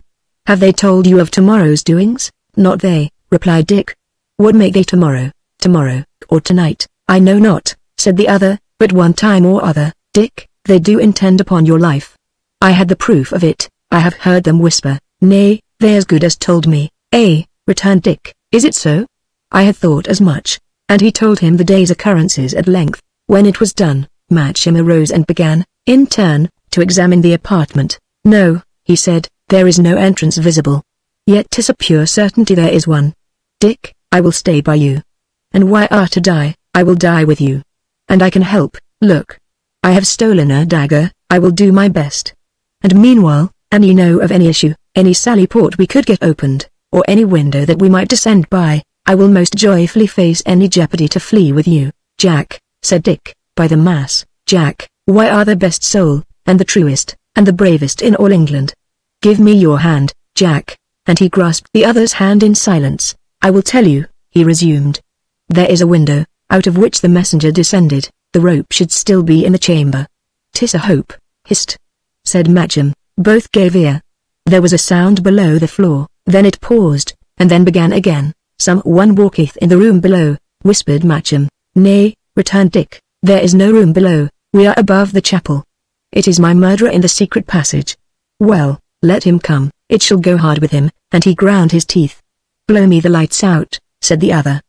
"Perchance he will betray himself." They blew out both the lamps and lay still as death. The footfalls underneath were very soft, but they were clearly audible. Several times they came and went, and then there was a loud jar of a key turning in a lock, followed by a considerable silence. Presently the steps began again, and then, all of a sudden, a chink of light appeared in the planking of the room in a far corner. It widened, a trapdoor was being opened, letting in a gush of light. They could see the strong hand pushing it up, and Dick raised his crossbow, waiting for the head to follow. But now there came an interruption. From a distant corner of the moat house shouts began to be heard, and first one voice, and then several, crying aloud upon a name. This noise had plainly disconcerted the murderer, for the trapdoor was silently lowered to its place, and the steps hurriedly returned, passed once more close below the lads, and died away in the distance. Here was a moment's respite. Dick breathed deep, and then, and not till then, he gave ear to the disturbance which had interrupted the attack, and which was now rather increasing than diminishing. All about the moat house feet were running, doors were opening and slamming, and still the voice of Sir Daniel towered above all this bustle, shouting for Joanna, Joanna. Repeated Dick. "Why, who the murrain should this be? Here is no Joanna, nor ever hath been. What meaneth it?" Matcham was silent. He seemed to have drawn further away. But only a little faint starlight entered by the window, and at the far end of the apartment, where the pair were, the darkness was complete. "Jack," said Dick, "I wot not where ye were all day. Saw ye this Joanna?" "Nay," returned Matcham, "I saw her not, nor heard tell of her." He pursued. The steps drew nearer. Sir Daniel was still roaring the name of Joanna from the courtyard. "Did ye hear of her?" repeated Dick. "I heard of her," said Matcham. "How your voice twitters. What aileth you?" said Dick. "'Tis a most excellent good fortune, this Joanna, it will take their minds from us." "Dick," cried Matcham, "I am lost, we are both lost. let us flee if there be a time.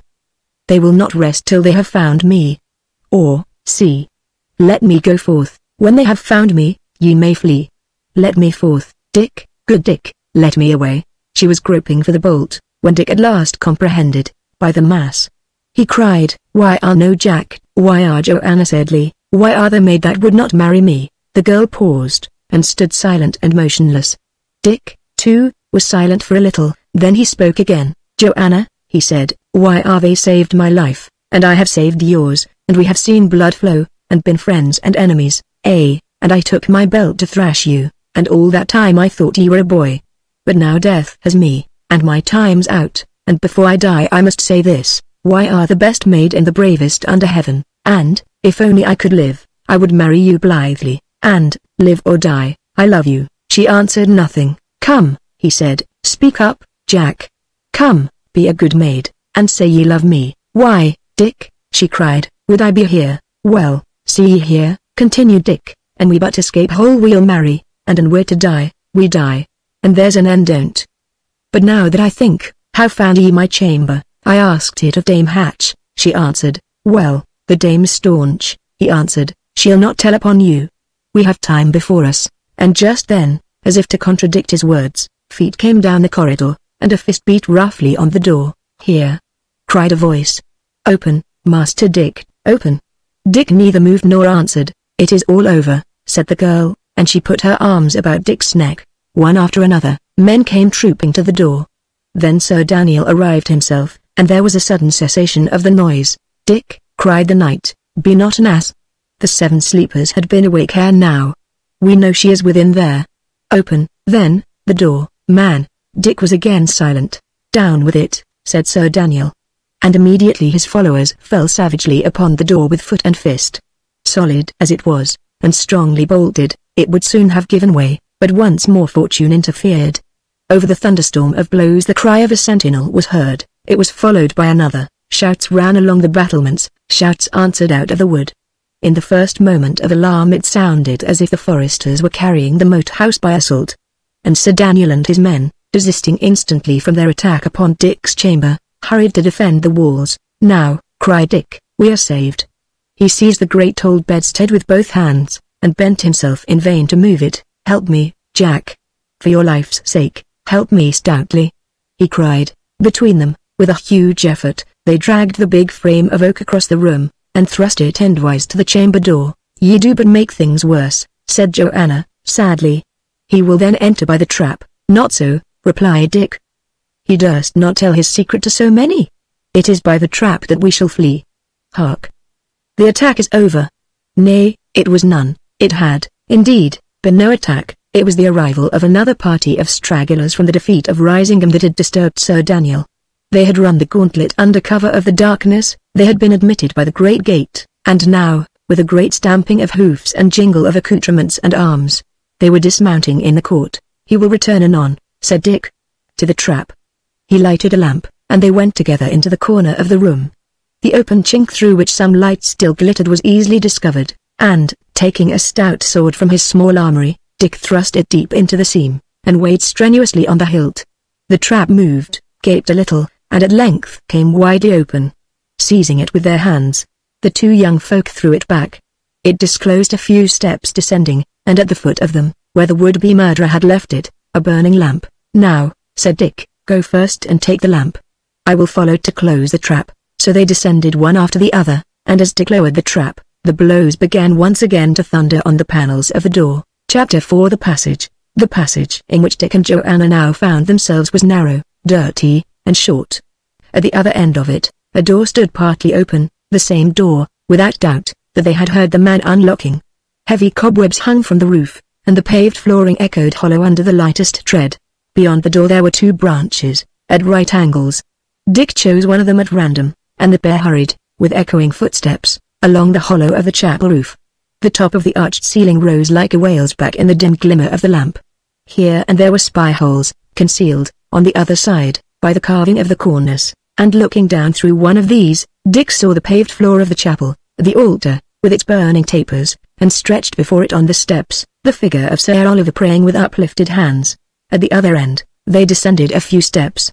The passage grew narrower, the wall upon one hand was now of wood, the noise of people talking, and a faint flickering of lights, came through the interstices, and presently they came to a round hole about the size of a man's eye, and Dick, looking down through it, beheld the interior of the hall, and some 6 men sitting, in their jacks, about the table, drinking deep and demolishing a venison pie.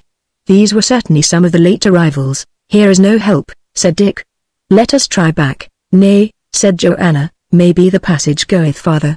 And she pushed on. But a few yards farther the passage ended at the top of a short flight of steps, and it became plain that, as long as the soldiers occupied the hall, escape was impossible upon that side. They retraced their steps with all imaginable speed, and set forward to explore the other branch. It was exceedingly narrow, scarce wide enough for a large man, and it led them continually up and down by little breakneck stairs, until even Dick had lost all that notion of his whereabouts. At length it grew both narrower and lower, the stairs continued to descend. The walls on either hand became damp and slimy to the touch, and far in front of them they heard the squeaking and scuttling of the rats. "We must be in the dungeons," Dick remarked. "And still there is no outlet," added Joanna. "Nay, but an outlet there must be," Dick answered. Presently, sure enough, they came to a sharp angle, and then the passage ended in a flight of steps. On the top of that there was a solid flag of stone by way of trap, and to this they both set their backs. It was immovable. "Someone holdeth it," suggested Joanna. "Not so," said Dick, "for were a man strong as 10, he must still yield a little. But this resisteth like dead rock. There is a weight upon the trap. Here is no issue, and, by my sooth, good Jack, we are here as fairly prisoners as though the gyves were on our ankle bones. Sit ye then down, and let us talk. After a while we shall return, when perchance they shall be less carefully upon their guard, and, who knoweth, we may break out and stand a chance. But, in my poor opinion, we are as good as shent, Dick." She cried, "Alas the day that ever ye should have seen me! For like a most unhappy and unthankful maid, it is I have led you hither." "What cheer?" returned Dick. "It was all written, and that which is written, willy-nilly, cometh still to pass. But tell me a little what manner of a maid ye are, and how ye came into Sir Daniel's hands. That will do better than to bemoan yourself, whether for your sake or mine. I am an orphan, like yourself, of father and mother," said Joanna, "and for my great misfortune, Dick, and hitherto for yours, I am a rich marriage.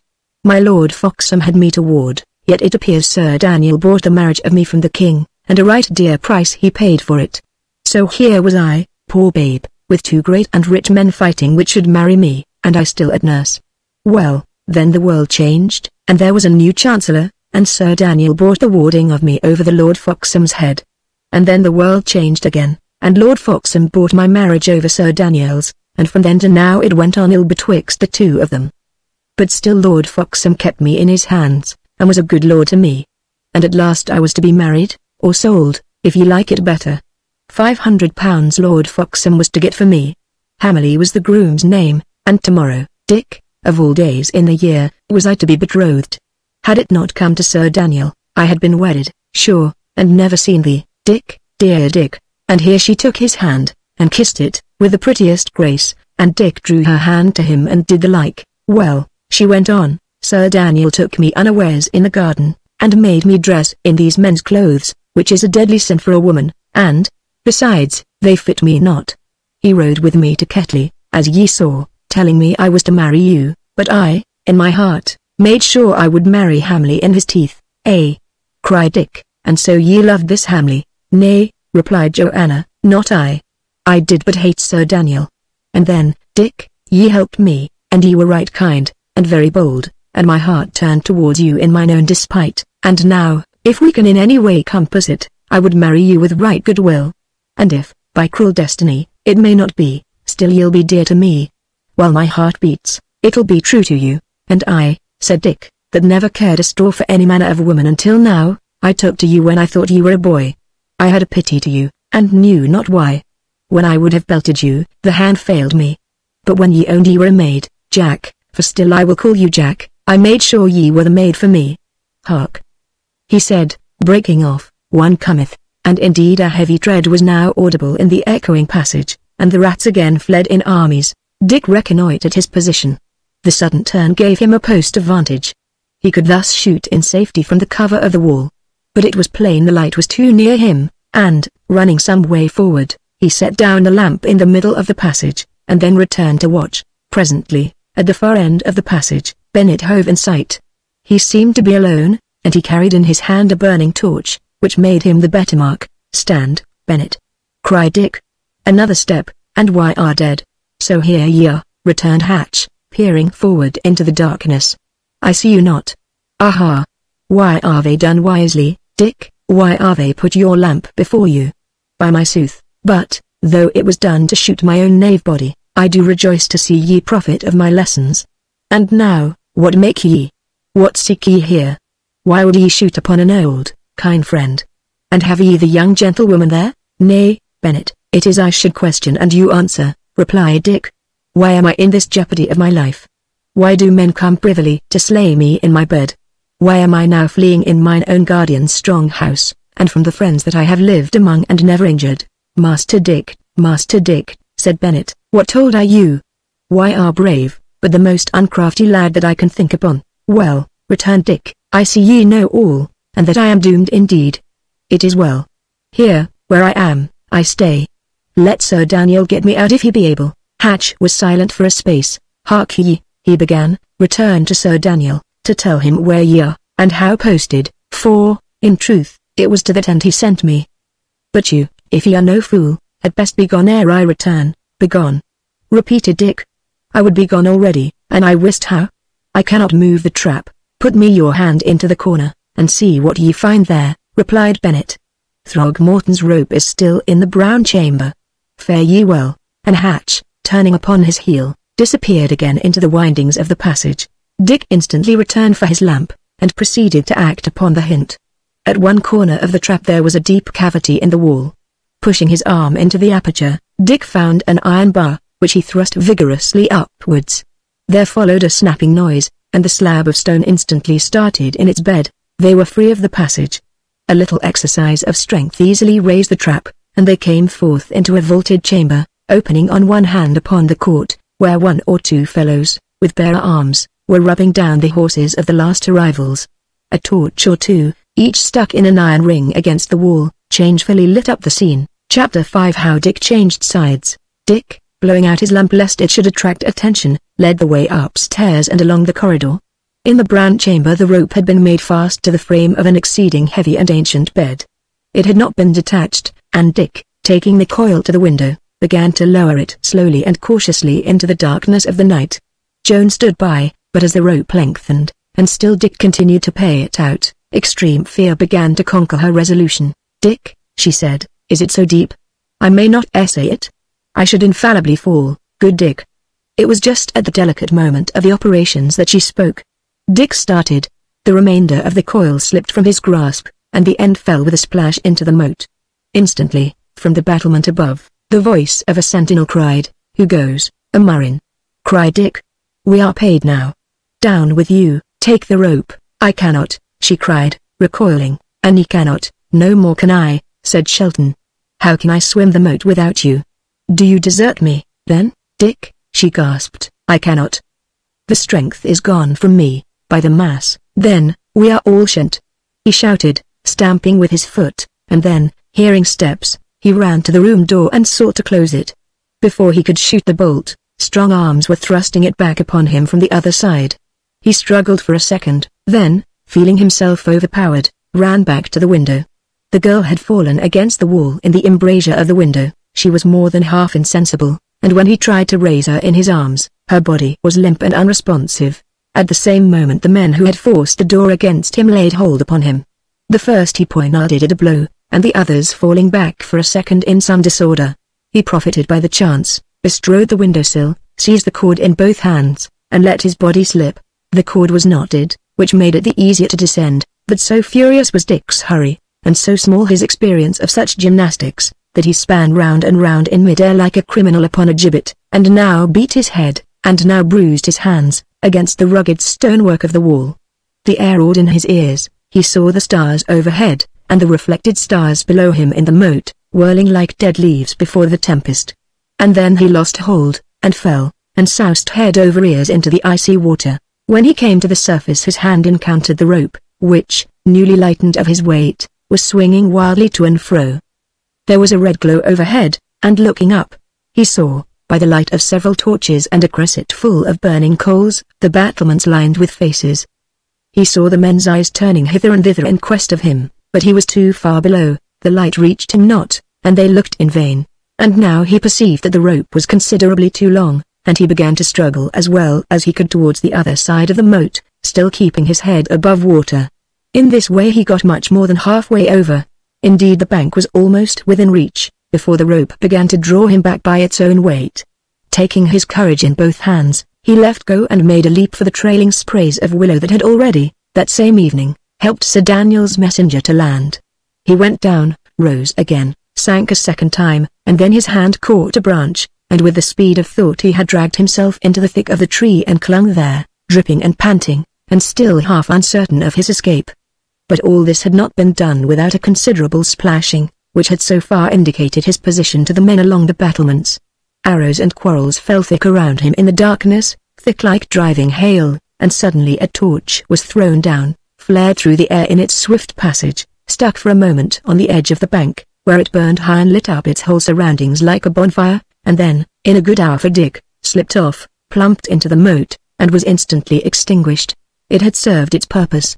The marksman had had time to see the willow, and Dick ensconced among its boughs, and though the lad instantly sprang higher up the bank, and ran for his life, he was yet not quick enough to escape a shot. An arrow struck him in the shoulder, another grazed his head. The pain of his wounds lent him wings, and he had no sooner got upon the level than he took to his heels and ran straight before him in the dark, without a thought for the direction of his flight. For a few steps missiles followed him, but these soon ceased, and when at length he came to a halt and looked behind, he was already a good way from the moat house, though he could still see the torches moving to and fro along its battlements. He leaned against a tree, streaming with blood and water, bruised, wounded, alone, and unarmed.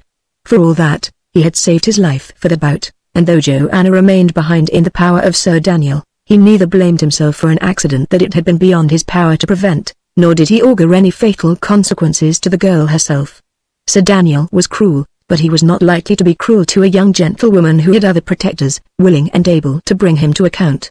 It was more probable he would make haste to marry her to some friend of his own. Well, thought Dick, between then and now I will find me the means to bring that traitor under, for I think, by the mass, that I be now absolved from any gratitude or obligation. And when war is open, there is a fair chance for all. In the meanwhile, here he was in a sore plight. For some little way farther he struggled forward through the forest. But what with the pain of his wounds, the darkness of the night, and the extreme uneasiness and confusion of his mind, he soon became equally unable to guide himself or to continue to push through the close undergrowth, and he was fain at length to sit down and lean his back against a tree, when he awoke from something betwixt sleep and swooning. The grey of the morning had begun to take the place of night. A little chilly breeze was bustling among the trees, and as he still sat staring before him, only half awake, he became aware of something dark that swung to and fro among the branches, some 100 yards in front of him. The progressive brightening of the day and the return of his own senses at last enabled him to recognize the object. It was a man hanging from the bough of a tall oak. His head had fallen forward on his breast, but at every stronger puff of wind his body span round and round, and his legs and arms tossed, like some ridiculous plaything. Dick clambered to his feet, and, staggering and leaning on the tree trunks as he went, drew near to this grim object. The bough was perhaps 20 feet above the ground, and the poor fellow had been drawn up so high by his executioners that his boots swung clear above Dick's reach, and as his hood had been drawn over his face, it was impossible to recognize the man. Dick looked about him right and left, and at last he perceived that the other end of the cord had been made fast to the trunk of a little hawthorn which grew, thick with blossom, under the lofty arcade of the oak. With his dagger, which alone remained to him of all his arms, young Shelton severed the rope, and instantly, with a dead thump, the corpse fell in a heap upon the ground. Dick raised the hood. It was Throgmorton, Sir Daniel's messenger. He had not gone far upon his errand. A paper, which had apparently escaped the notice of the men of the Black Arrow, stuck from the bosom of his doublet, and Dick, pulling it forth, found it was Sir Daniel's letter to Lord Wensleydale. Come, thought he, if the world changes yet again, I may have here the wherewithal to shame Sir Daniel, nay, and perchance to bring him to the block. And he put the paper in his own bosom, said a prayer over the dead man, and set forth again through the woods. His fatigue and weakness increased, his ears sang, his steps faltered, his mind at intervals failed him, so low had he been brought by loss of blood. Doubtless he made many deviations from his true path. But at last he came out upon the high road, not very far from Tunstall hamlet. A rough voice bid him stand. "Stand?" repeated Dick. "By the mass, but I am nearer falling," and he suited the action to the word, and fell all his length upon the road. Two men came forth out of the thicket, each in green forest jerkin, each with long bow and quiver and short sword. "Why, Lawless," said the younger of the two, "it is young Shelton." "This will be as good as bread to John Amendall," returned the other. "Though, faith, he hath been to the wars. Here is a tear in his scalp that must have cost him many a good ounce of blood, and here," added Greensheve, "is a hole in his shoulder that must have pricked him well. Who hath done this, think ye? If it be one of ours, he may alter prayer. Ellis will give him a short shrift and a long rope." "Up with the cub," said Lawless. "Clap him on my back."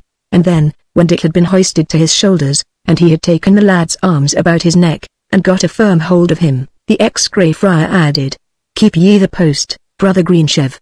I will on with him by myself." So Greensheve returned to his ambush on the wayside, and Lawless trudged down the hill, whistling as he went, with Dick, still in a dead faint, comfortably settled on his shoulders. The sun rose as he came out of the skirts of the wood and saw Tunstall hamlet straggling up the opposite hill. All seemed quiet, but a strong post of some half a score of archers lay close by the bridge on either side of the road, and, as soon as they perceived Lawless with his burthen, began to bestir themselves and set arrow to string like vigilant sentries. "Who goes?" cried the man in command. "Will Lawless, by the rood, ye know me as well as your own hand," returned the outlaw, contemptuously. "Give the word, Lawless," returned the other. "Now, heaven lighten thee, thou great fool," replied Lawless. "Did I not tell it thee myself? But ye are all mad for this playing at soldiers. When I am in the greenwood, give me greenwood ways, and my word for this tide is, a fig for all mock soldiery. Lawless, ye but show an ill example. Give us the word." "Fool jester," said the commander of the post. "And if I had forgotten it?" asked the other. "And ye had forgotten it, as I know, why are they not? By the mass, I would clap an arrow into your big body," returned the first. "Nay, and why are so ill a jester?" said Lawless. "Ye shall have your word for me. Duckworth and Shelton is the word, and here, to the illustration, is Shelton on my shoulders, and to Duckworth do I carry him." "Pass, Lawless," said the sentry. "And where is John?" asked the Grey Friar. "He holdeth the court, by the mass, and taketh rents as to the manor born," cried another of the company. So it proved. When Lawless got as far up the village as the little inn, he found Ellis Duckworth surrounded by Sir Daniel's tenants, and, by the right of his good company of archers, coolly taking rents, and giving written receipts in return for them. By the faces of the tenants, it was plain how little this proceeding pleased them, for they argued very rightly that they would simply have to pay them twice. As soon as he knew what had brought Lawless, Ellis dismissed the remainder of the tenants, and, with every mark of interest and apprehension, conducted Dick into an inner chamber of the inn. There the lad's hurts were looked to, and he was recalled, by simple remedies, to consciousness. "Dear lad," said Ellis, pressing his hand, "why are in a friend's hands that loved your father, and loved you for his sake? Rest ye a little quietly, for ye are somewhat out of case. Then shall ye tell me your story, and betwixt the two of us we shall find a remedy for all." A little later in the day, and after Dick had awakened from a comfortable slumber to find himself still very weak, but clearer in mind and easier in body, Ellis returned, and sitting down by the bedside, begged him, in the name of his father, to relate the circumstance of his escape from Tunstall Moat House.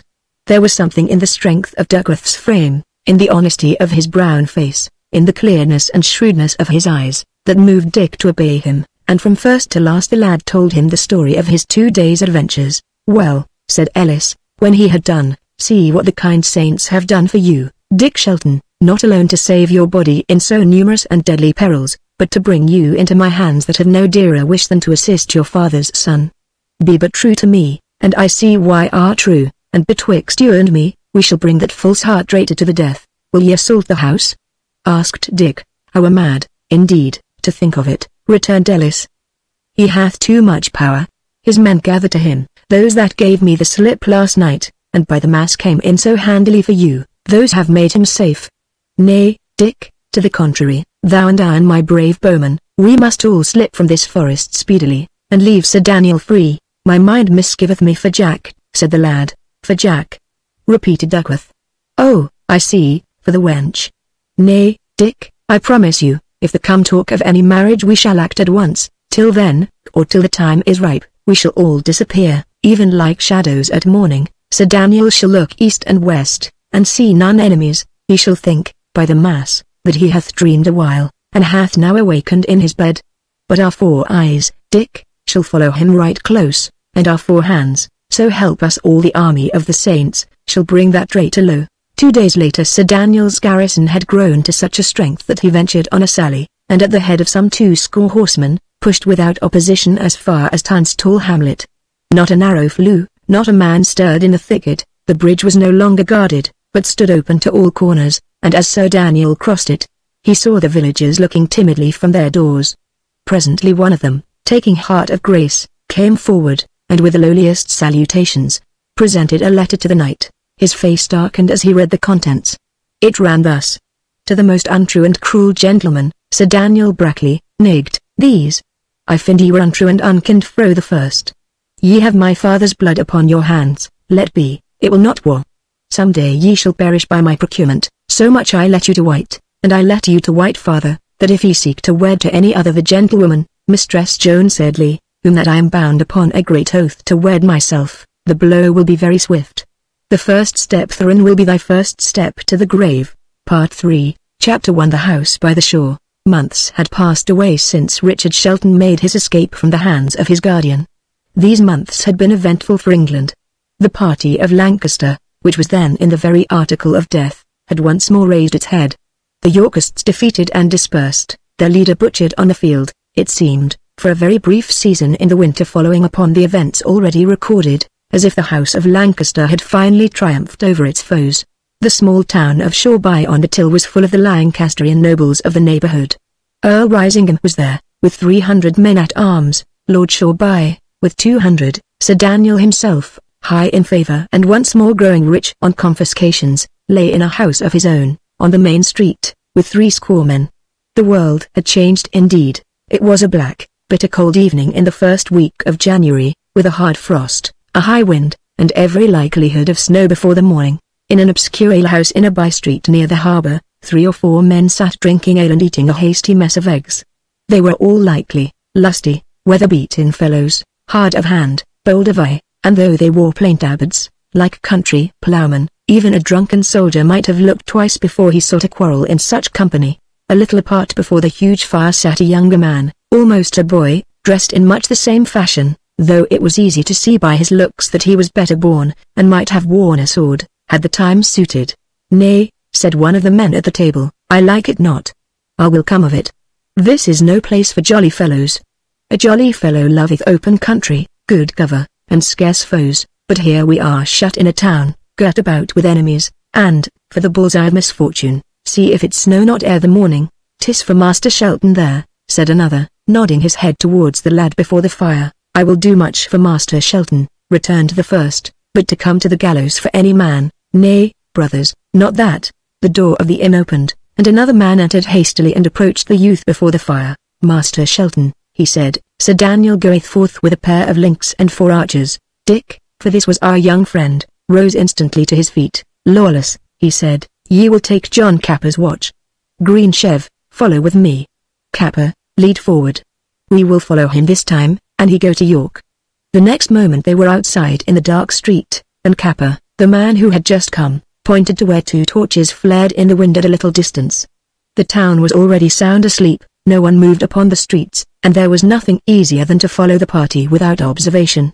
The 2 link-bearers went first, next followed a single man, whose long cloak blew about him in the wind, and the rear was brought up by the 4 archers, each with his bow upon his arm.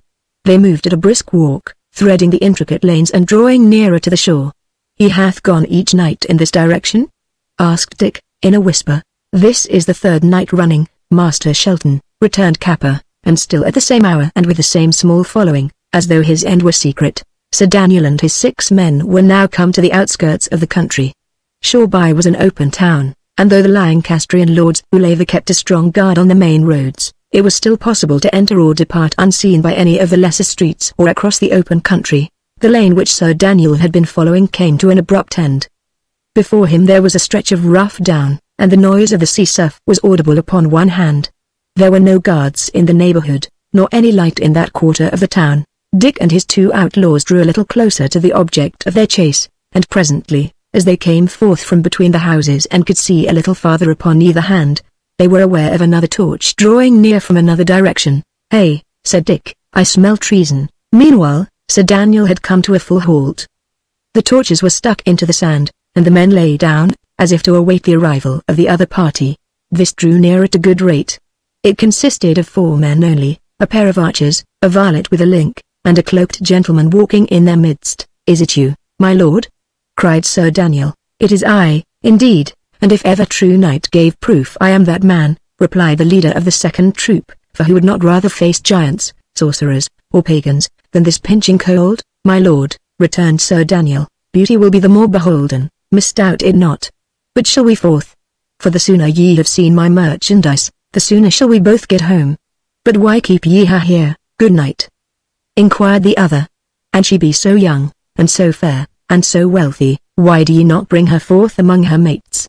Ye would soon make her a good marriage, and no need to freeze your fingers and risk arrow shots by going abroad at such untimely seasons in the dark." "I have told you, my lord," replied Sir Daniel, "the reason thereof concerneth me only.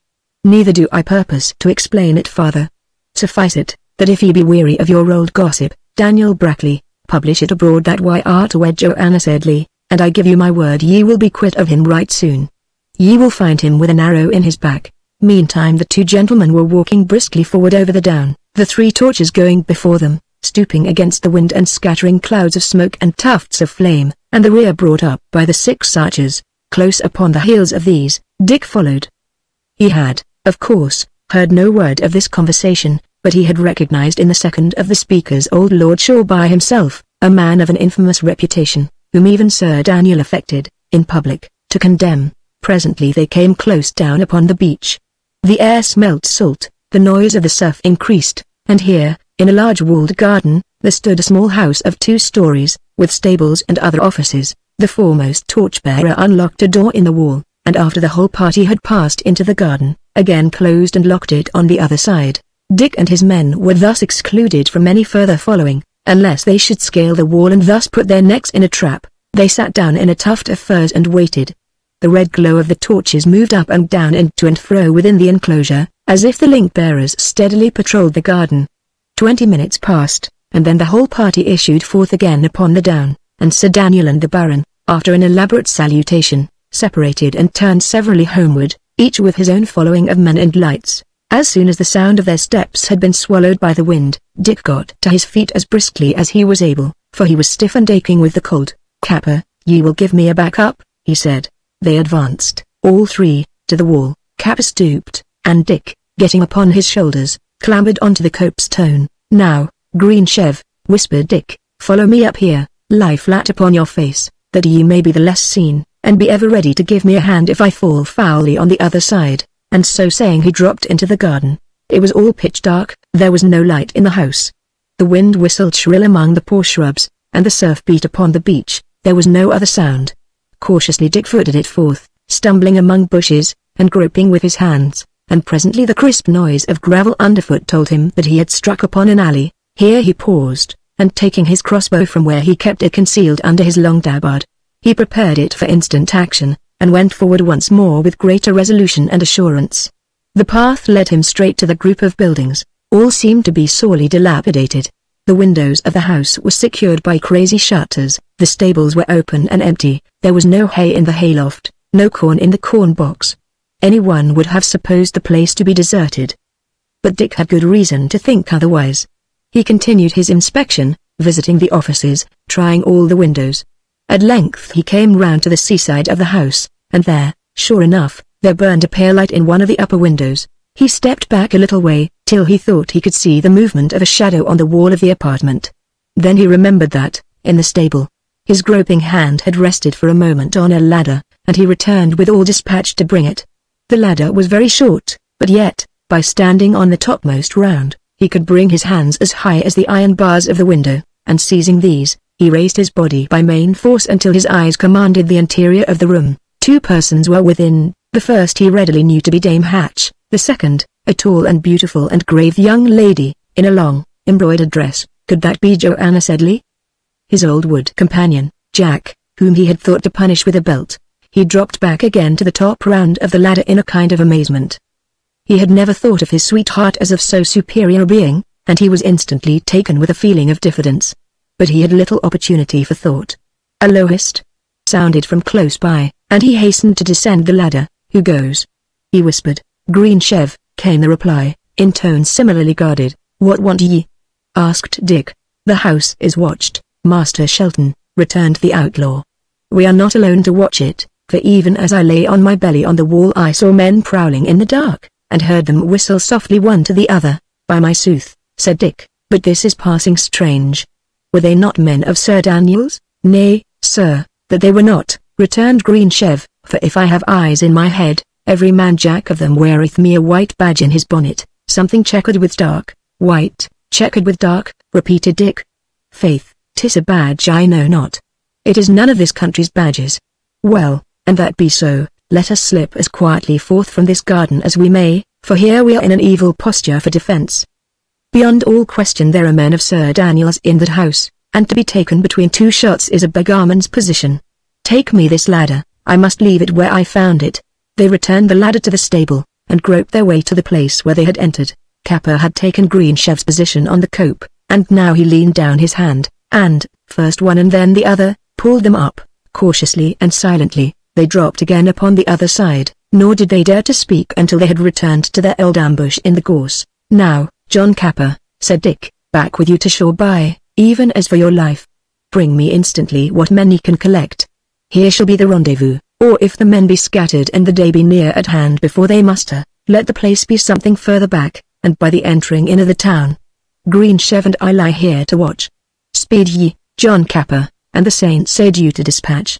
And now, Green Chev," he continued, as soon as Capper had departed, "let thou and I go round about the garden in a wide circuit. I would fain see whether thine eyes betrayed thee, keeping well outwards from the wall, and profiting by every height and hollow." They passed about two sides, beholding nothing. On the third side the garden wall was built close upon the beach, and to preserve the distance necessary to their purpose, they had to go some way down upon the sands. Although the tide was still pretty far out, the surf was so high, and the sand so flat, that at each breaker a great sheet of froth and water came careering over the expanse, and Dick and Green Chev made this part of their inspection wading, now to the ankles, and now as deep as to the knees, in the salt and icy waters of the German Ocean. Suddenly, against the comparative whiteness of the garden wall, the figure of a man was seen, like a faint Chinese shadow, violently signaling with both arms. As he dropped again to the earth, another arose a little farther on and repeated the same performance. And so, like a silent watchword, these gesticulations made the round of the beleaguered garden. "They keep good watch," Dick whispered. "Let us back to land, good master," answered Green Chev. "We stand here too open, for, look ye, when the seas break heavy and white out the behind us, they shall see us plainly against the foam." "Ye speak sooth," returned Dick. "Ashore with us, right speedily." Chapter 2. A skirmish in the dark. Thoroughly drenched and chilled, the two adventurers returned to their position in the gorse. "I pray heaven that Capper make good speed," said Dick. "I vow a candle to Saint Mary of Shoreby if he come before the hour." "Why are in a hurry, Master Dick?" asked Green Chev. "Good fellow," answered Dick, "for in that house lieth my lady, whom I love, and who should these be that lie about her secretly by night?" "Unfriends, for sure." "Well," returned Green Chev, "and John come speedily, we shall give a good account of them. They are not 2 at the outside, I judge so by the spacing of their sentries, and, taken where they are, lying so widely, 1 would scatter them like sparrows. And yet, Master Dick, and she be in Sir Daniel's power already, it will little hurt that she should change into another's." "Who should these be?" "I do suspect the Lord of Shoreby," Dick replied. "When came they?"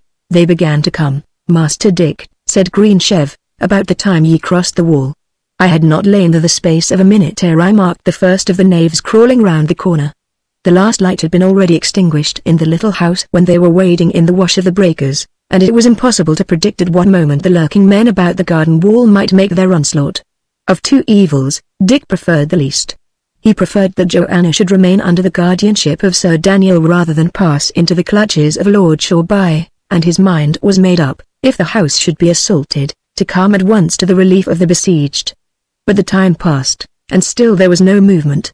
From quarter of an hour to quarter of an hour the same signal passed about the garden wall, as if the leader desired to assure himself of the vigilance of his scattered followers, but in every other particular the neighborhood of the little house lay undisturbed. Presently Dick's reinforcements began to arrive. The night was not yet old before nearly a score of men crouched beside him in the gorse. Separating these into two bodies, he took the command of the smaller himself, and entrusted the larger to the leadership of Greensheve. "Now, Kit," said he to this last, "take me your men to the near angle of the garden wall upon the beach. Post them strongly, and wait till that ye hear me falling on upon the other side. It is those upon the sea front that I would fain make certain of, for there will be the leader. The rest will run, even let them. And now, lads, let no man draw an arrow, ye will but hurt friends. Take to the steel, and keep to the steel, and if we have the uppermost, I promise every man of you a gold noble when I come to mine estate. Out of the odd collection of broken men, thieves, murderers, and ruined peasantry, whom Duckworth had gathered together to serve the purposes of his revenge, some of the boldest and the most experienced in war had volunteered to follow Richard Shelton. The service of watching Sir Daniel's movements in the town of Shoreby had from the first been irksome to their temper, and they had of late begun to grumble loudly and threaten to disperse. The prospect of a sharp encounter and possible spoils restored them to good humor, and they joyfully prepared for battle. Their long tabards thrown aside, they appeared, some in plain green jerkins, and some in stout leathern jacks, under their hoods many wore bonnets strengthened by iron plates, and, for offensive armor, swords, daggers, a few stout boar spears, and a dozen of bright bills, put them in a posture to engage even regular feudal troops. The bows, quivers, and tabards were concealed among the gorse, and the two bands set resolutely forward. Dick, when he had reached the other side of the house, posted his 6 men in a line, about 20 yards from the garden wall, and took position himself a few paces in front. Then they all shouted with one voice, and closed upon the enemy. These, lying widely scattered, stiff with cold, and taken at unawares, sprang stupidly to their feet, and stood undecided. Before they had time to get their courage about them, or even to form an idea of the number and mettle of their assailants, a similar shout of onslaught sounded in their ears from the far side of the enclosure. Thereupon they gave themselves up for lost and ran. In this way the two small troops of the men of the Black Arrow closed upon the sea front of the garden wall, and took a part of the strangers, as it were, between two fires, while the whole of the remainder ran for their lives in different directions, and were soon scattered in the darkness. For all that, the fight was but beginning. Dick's outlaws, although they had the advantage of the surprise, were still considerably outnumbered by the men they had surrounded. The tide had flowed. In the meanwhile, the beach was narrowed to a strip, and on this wet field, between the surf and the garden wall, there began, in the darkness, a doubtful, furious, and deadly contest. The strangers were well armed, they fell in silence upon their assailants, and the affray became a series of single combats. Dick, who had come first into the melee, was engaged by 3, the first he cut down at the first blow, but the other 2 coming upon him, hotly. He was fain to give ground before their onset.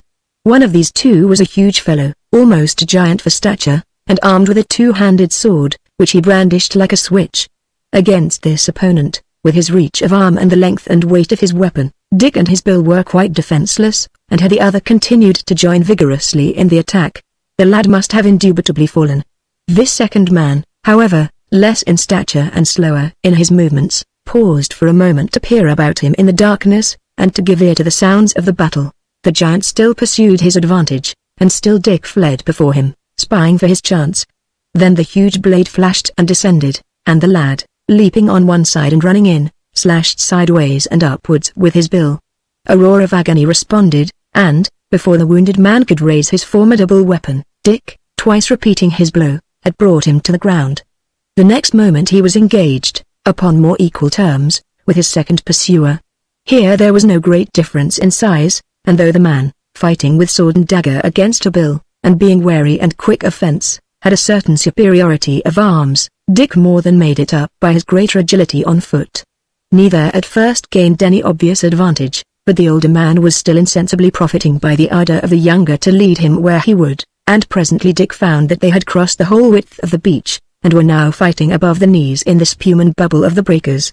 Here his own superior activity was rendered useless. He found himself more or less at the discretion of his foe, yet a little, and he had his back turned upon his own men, and saw that this adroit and skillful adversary was bent upon drawing him farther and farther away. Dick ground his teeth. He determined to decide the combat instantly, and when the wash of the next wave had ebbed and left them dry, he rushed in, caught a blow upon his bill, and leapt right at the throat of his opponent. The man went down backwards, with Dick still upon the top of him, and the next wave, speedily succeeding to the last, buried him below a rush of water. While he was still submerged, Dick forced his dagger from his grasp, and rose to his feet, victorious. "Yield ye," he said. "I give you life." "I yield me," said the other, getting to his knees. "Ye fight, like a young man, ignorantly and foolhardily, but, by the array of the saints, ye fight bravely." Dick turned to the beach. The combat was still raging doubtfully in the night. Over the hoarse roar of the breakers steel clanged upon steel, and cries of pain and the shout of battle resounded. "Lead me to your captain, youth," said the conquered knight. "It is fit this butchery should cease, sir," replied Dick. "So far as these brave fellows have captain, the poor gentleman who here addresses you is he. Call off your dogs, then, and I will bid my villains hold," returned the other. There was something noble both in the voice and manner of his late opponent, and Dick instantly dismissed all fears of treachery. "Lay down your arms, men," cried the stranger knight.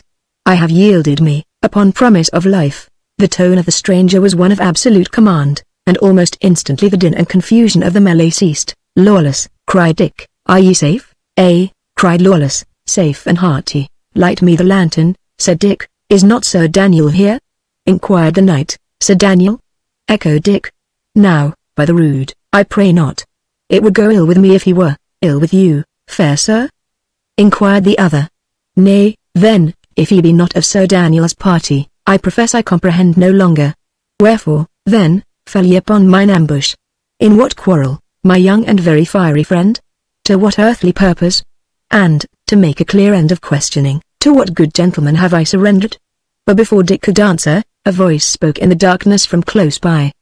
Dick could see the speaker's black and white badge, and the respectful salute which he addressed to his superior. "My lord," said he, "if these gentlemen be unfriends to Sir Daniel, it is pity, indeed, we should have been at blows with them, but it were tenfold greater that either they or we should linger here. The watchers in the house, unless they be all dead or deaf, have heard our hammering this quarter hour agone. Instantly they will have signalled to the town, and unless we be the livelier in our departure, we are like to be taken, both of us, by a fresh foe." "Hawksley is in the right," added the lord. "How please ye, sir? Whither shall we march?" "Nay, my lord," said Dick, "go where ye will for me. I do begin to suspect we have some ground of friendship, and if, indeed, I began our acquaintance somewhat ruggedly, I would not churlishly continue. Let us, then, separate, my lord, you laying your right hand in mine, and at the hour and place that ye shall name, let us encounter and agree." "Why art too trustful, boy?" said the other, "but this time your trust is not misplaced. I will meet you at the point of day at Street Bride's Cross. Come, lads, follow." The strangers disappeared from the scene with a rapidity that seemed suspicious, and, while the outlaws fell to the congenial task of rifling the dead bodies, Dick made once more the circuit of the garden wall to examine the front of the house. In a little upper loophole of the roof he beheld a light set, and as it would certainly be visible in town from the back windows of Sir Daniel's mansion, he doubted not that this was the signal feared by Hawksley, and that ere long the lances of the Knight of Tunstall would arrive upon the scene. He put his ear to the ground, and it seemed to him as if he heard a jarring and hollow noise from townward. Back to the beach he went hurrying. But the work was already done. The last body was disarmed and stripped to the skin, and 4 fellows were already wading seaward to commit it to the mercies of the deep. A few minutes later, when the debauched out of the nearest lanes of shore by some 20 horsemen, hastily arrayed and moving at the gallop of their steeds, the neighborhood of the house beside the sea was entirely silent and deserted. Meanwhile, Dick and his men had returned to the alehouse of the Goat and Bagpipes to snatch some hours of sleep before the morning tryst. Chapter 3 Street Bride's Cross. Street Bride's Cross stood a little way back from shore by, on the skirts of Tunstall Forest. 2 roads met, one, from Holywood across the forest, one, that rode from Risingham down which we saw the wrecks of a Lancastrian army fleeing in disorder. Here the 2 joined issue, and went on together down a hill to shore by, and a little back from the point of junction, the summit of a little knoll was crowned by the ancient and weather-beaten cross. Here, then, about 7 in the morning, Dick arrived.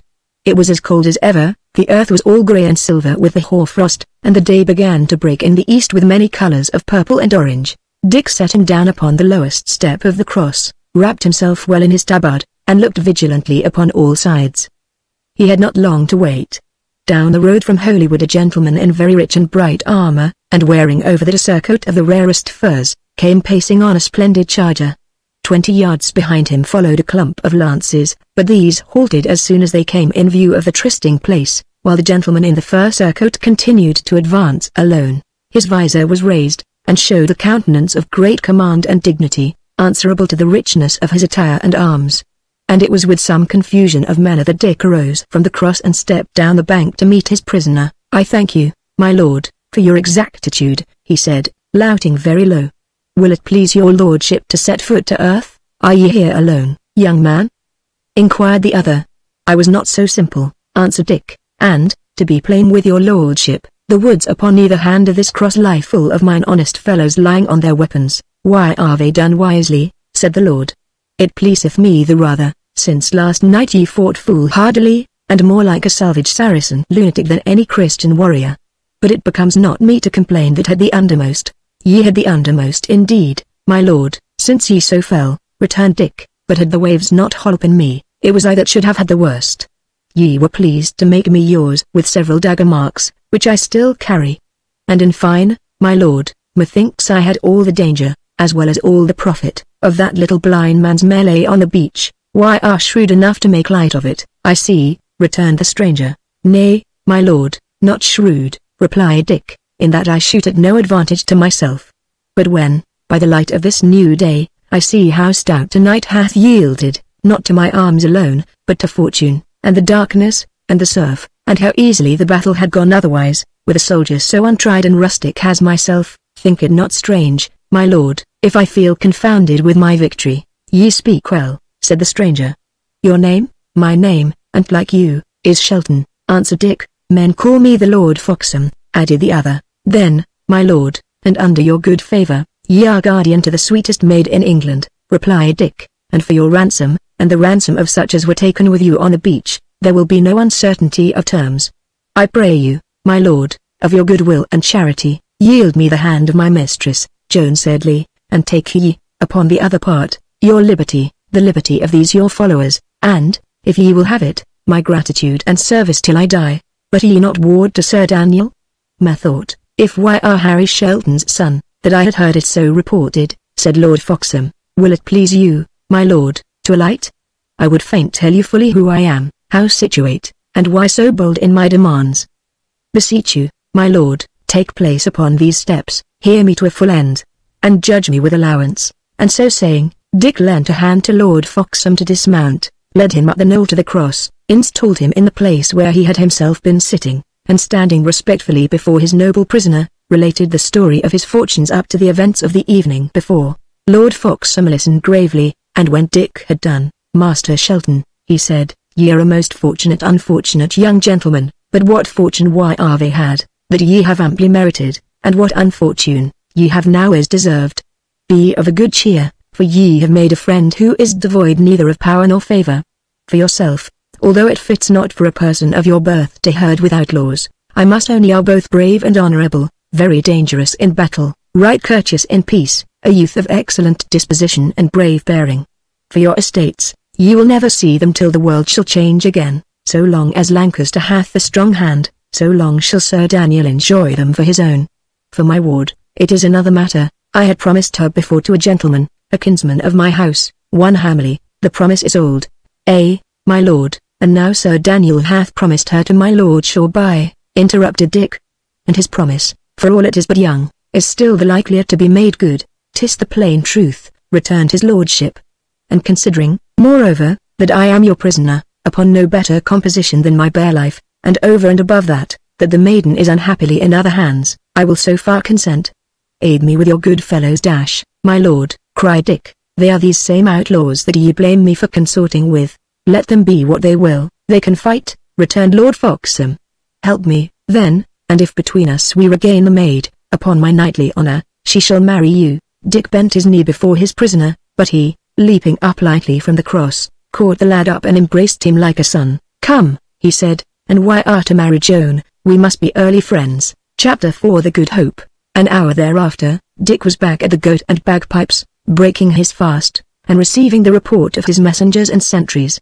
Duckworth was still absent from Shoreby, and this was frequently the case, for he played many parts in the world, shared many different interests, and conducted many various affairs.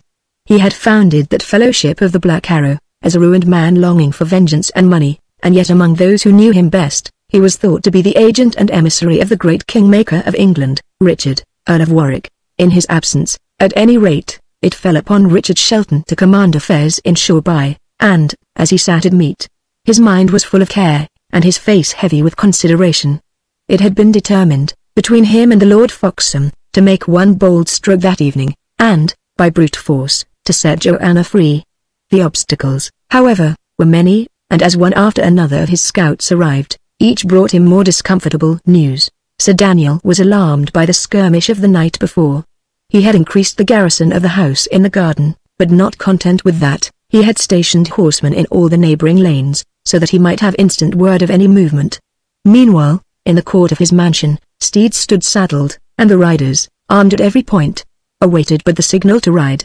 The adventure of the night appeared more and more difficult of execution, till suddenly Dick's countenance lightened. "Lawless," he cried, "you that were a shipman, can ye steal me a ship?" "Master Dick," replied Lawless, "if ye would back me, I would agree to steal York Minster." Presently after, these two set forth and descended to the harbour.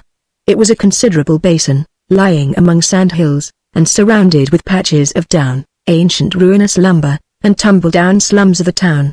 Many decked ships and many open boats either lay there at anchor, or had been drawn up on the beach.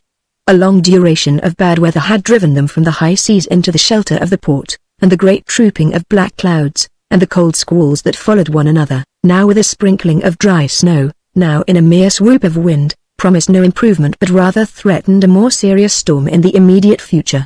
The seamen, in view of the cold and the wind, had for the most part slunk ashore, and were now roaring and singing in the shoreside taverns. Many of the ships already rode unguarded at their anchors, and as the day wore on, and the weather offered no appearance of improvement, the number was continually being augmented. It was to these deserted ships, and, above all, to those of them that lay far out, that Lawless directed his attention, while Dick, seated upon an anchor that was half embedded in the sand, and giving ear, now to the rude, potent, and boding voices of the gale, and now to the hoarse singing of the shipmen in a neighbouring tavern, soon forgot his immediate surroundings and concerns in the agreeable recollection of Lord Foxham's promise. He was disturbed by a touch upon his shoulder. It was Lawless, pointing to a small ship that lay somewhat by itself, and within but a little of the harbour mouth, where it heaved regularly and smoothly on the entering swell. A pale gleam of winter sunshine fell, at that moment, on the vessel's deck, relieving her against a bank of scowling cloud, and in this momentary glitter Dick could see a couple of men hauling the skiff alongside. "There, sir," said Lawless, "mark ye it well. There is the ship for tonight." Presently the skiff put out from the vessel's side, and the two men, keeping her head well to the wind, pulled lustily for shore. Lawless turned to a loiterer. "How call ye her?" he asked, pointing to the little vessel. "They call her the Good Hope, of Dartmouth," replied the loiterer. "Her captain, Arblaster by name. He pulleth the bow oar in yon skiff." This was all that Lawless wanted. Hurriedly thanking the man, he moved round the shore to a certain sandy creek, for which the skiff was heading. There he took up his position, and as soon as they were within earshot, opened fire on the sailors of the Good Hope. "What? Gossip Arblaster!" he cried. "Why, ye be well met, nay, gossip, ye be right well met, upon the rood. And is that the Good Hope?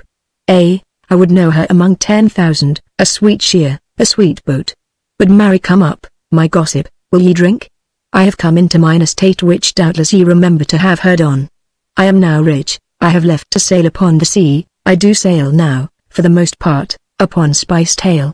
Come, fellow, thy hand upon tea.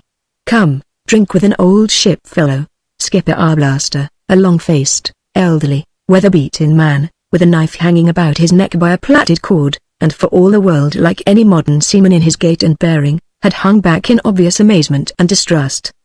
But the name of an estate, and a certain air of tipsified simplicity and good fellowship which Lawless very well affected, combined to conquer his suspicious jealousy. His countenance relaxed, and he at once extended his open hand and squeezed that of the outlaw in a formidable grasp. "Nay," he said, "I cannot mind you. But what o' that? I would drink with any man, gossip, and so would my man Tom. Man Tom," he added, addressing his follower, "here is my gossip, whose name I cannot mind, but no doubt a very good seaman. Let's go drink with him and his shore friend."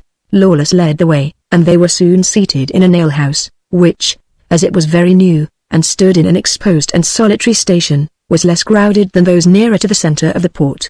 It was but a shed of timber, much like a blockhouse in the backwoods of today, and was coarsely furnished with a press or two, a number of naked benches, and boards set upon barrels to play the part of tables. In the middle, and besieged by 100 violent draughts, a fire of wreckwood blazed and vomited thick smoke. "Now," said Lawless, "here is a shipman's joy, a good fire and a good stiff cup ashore, with foul weather without and an off-sea gale snoring in the roof. Here's to the Good Hope. May she ride easy." Said Skipper Arblaster, "'tis good weather to be ashore in, that is sooth. Man Tom, how say ye to that?" "Gossip, ye speak well, though I can never think upon your name, but ye speak very well. May the Good Hope ride easy." "Amen, friend Dickon," resumed Lawless, addressing his commander, "ye have certain matters on hand, unless I err? Well, prithee be about them incontinently.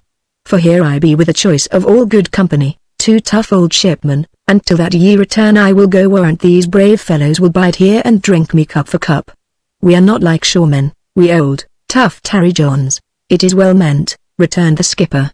"Ye can go, boy, for I will keep your good friend and my good gossip company till curfew, and by Saint Mary, till the sun get up again. For, look ye, when a man hath been long enough at sea, the salt getteth me into the clay upon his bones, and let him drink a draw well, he will never be quenched." Thus encouraged upon all hands, Dick rose, saluted his company, and going forth again into the gusty afternoon, got him as speedily as he might to the Goat and Bagpipes. Thence he sent word to my Lord Foxham that, so soon as ever the evening closed, they would have a stout boat to keep the sea in.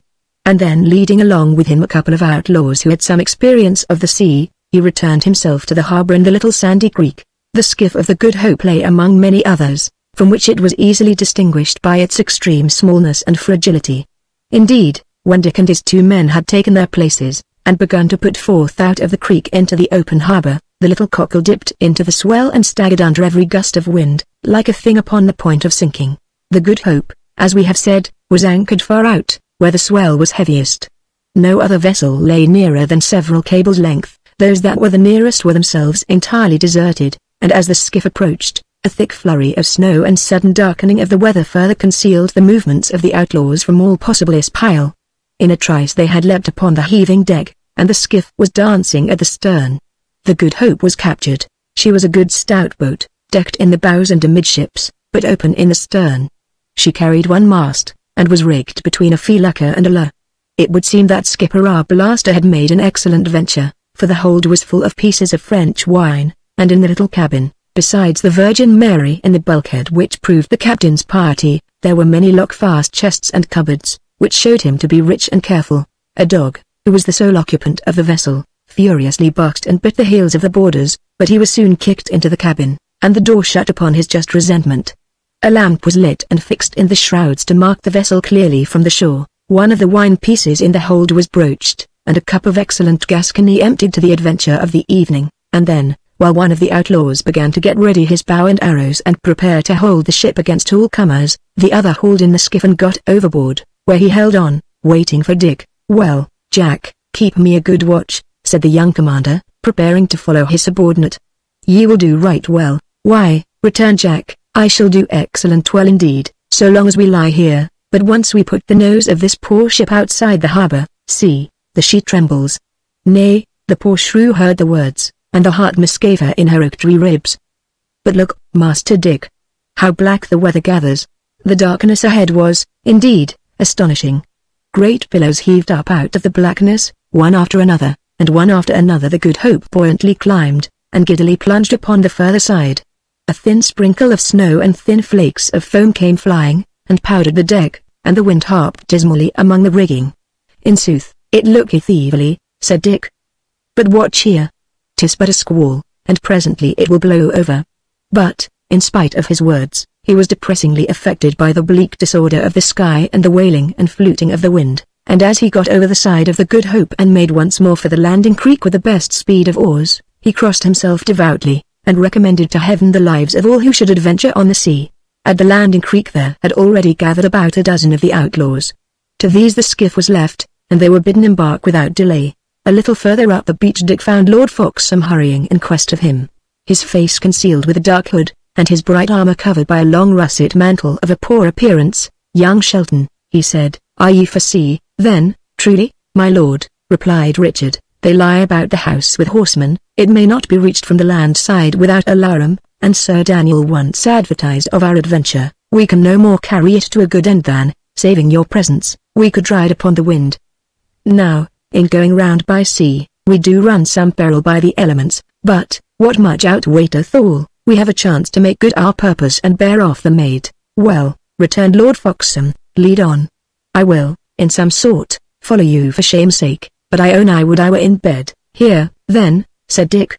"Hither we go to fetch our pilot." And he led the way to the Rue de la House where he had given rendezvous to a portion of his men. Some of these he found lingering round the door outside, others had pushed more boldly in, and, choosing places as near as possible to where they saw their comrade, gathered close about Lawless and the two shipmen. These, to judge by the distempered countenance and cloudy eye, had long since gone beyond the boundaries of moderation, and as Richard entered, closely followed by Lord Foxham, they were all three tuning up an old, pitiful sea ditty, to the chorus of the wailing of the gale. The young leader cast a rapid glance about the shed. The fire had just been replenished, and gave forth volumes of black smoke, so that it was difficult to see clearly in the further corners. It was plain, however, that the outlaws very largely outnumbered the remainder of the guests. Satisfied upon this point, in case of any failure in the operation of his plan, Dick strode up to the table and resumed his place upon the bench. "Hey?" cried the skipper, tipsily. "Who are ye, hey? I want a word with you without." "Master Arblaster," returned Dick, "and here is what we shall talk of." And he showed him a gold noble in the glimmer of the firelight. The shipman's eyes burned, although he still failed to recognize our hero. "Boy," he said, "I am with you. Gossip, I will be back anon. Drink fair, gossip," and, taking Dick's arm to steady his uneven steps, he walked to the door of the alehouse. As soon as he was over the threshold, 10 strong arms had seized and bound him, and in 2 minutes more, with his limbs trussed one to another, and a good gag in his mouth, he had been tumbled neck and crop into a neighboring hay barn.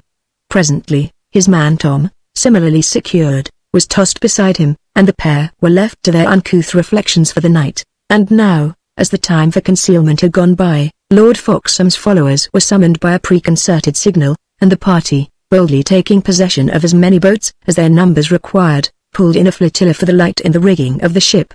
Long before the last man had climbed to the deck of the Good Hope, the sound of furious shouting from the shore showed that a part, at least, of the seamen had discovered the loss of their skiffs.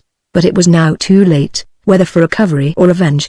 Out of some 40 fighting men now mustered in the stolen ship, 8 had been to sea, and could play the part of mariners. With the aid of these, a slice of sail was got upon her. The cable was cut. Lawless, vacillating on his feet, and still shouting the chorus of sea ballads, took the long tiller in his hands, and the Good Hope began to flit forward into the darkness of the night, and to face the great waves beyond the harbour bar. Richard took his place beside the weather rigging.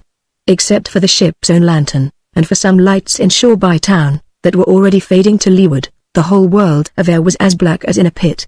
Only from time to time, as the Good Hope swooped dizzily down into the valley of the rollers, a crest would break, a great cataract of snowy foam would leap in one instant into being, and, in an instant more, would stream into the wake and vanish. Many of the men lay holding on and praying aloud, many more were sick, and had crept into the bottom, where they sprawled among the cargo. And what with the extreme violence of the motion, and the continued drunken bravado of Lawless, still shouting and singing at the helm, the stoutest heart on board may have nourished a shrewd misgiving as to the result. But Lawless, as if guided by an instinct, steered the ship across the breakers, struck the lee of a great sandbank, where they sailed for a while in smooth water, and presently after laid her alongside a rude, stone pier, where she was hastily made fast, and lay ducking and grinding in the dark. Chapter 5 The Good Hope, continued. The pier was not far distant from the house in which Joanna lay. It now only remained to get the men on shore, to surround the house with a strong party, burst in the door and carry off the captive. They might then regard themselves as done with the Good Hope. It had placed them on the rear of their enemies, and the retreat, whether they should succeed or fail in the main enterprise, would be directed with a greater measure of hope in the direction of the forest and my Lord Foxham's reserve. To get the men on shore, however, was no easy task. Many had been sick, all were pierced with cold, The promiscuity and disorder on board had shaken their discipline, the movement of the ship and the darkness of the night had cowed their spirits. They made a rush upon the pier. My lord, with his sword drawn on his own retainers, must throw himself in front, and this impulse of rabblement was not restrained without a certain clamour of voices, highly to be regretted in the case. When some degree of order had been restored, Dick, with a few chosen men, set forth in advance. The darkness on shore, by contrast with the flashing of the surf, appeared before him like a solid body, and the howling and whistling of the gale drowned any lesser noise. He had scarce reached the end of the pier, however, when there fell a lull of the wind, and in this he seemed to hear on shore the hollow footing of horses and the clash of arms. Checking his immediate followers, he passed forward a step or two alone, even setting foot upon the down, and here he made sure he could detect the shape of men and horses moving. A strong discouragement assailed him. If their enemies were really on the watch, if they had beleaguered the shoreward end of the pier, he and Lord Foxham were taken in a posture of very poor defence, the sea behind. The men jostled in the dark upon a narrow causeway. He gave cautious whistle, the signal previously agreed upon. It proved to be a signal far more than he desired. Instantly there fell, through the black night, a shower of arrows sent at a venture, and so close were the men huddled on the pier that more than one was hit, and the arrows were answered with cries of both fear and pain. In this first discharge, Lord Foxham was struck down. Hawksley had him carried on board again at once, and his men, during the brief remainder of the skirmish, fought, when they fought at all, without guidance. That was perhaps the chief cause of the disaster which made haste to follow. At the shore end of the pier, for perhaps a minute, Dick held his own with a handful. One or two were wounded upon either side, steel crossed steel, nor had there been the least signal of advantage, when in the twinkling of an eye the tide turned against the party from the ship. Someone cried out that all was lost. The men were in the very humour to lend an ear to a discomfortable counsel. The cry was taken up. "On board, lads, for your lives!" cried another. A third, with the true instinct of the coward, raised that inevitable report on all retreats, "We are betrayed." And in a moment the whole mass of men went surging and jostling backward down the pier, turning their defenceless backs on their pursuers and piercing the night with craven outcry. One coward thrust off the ship's stern, while another still held her by the bows.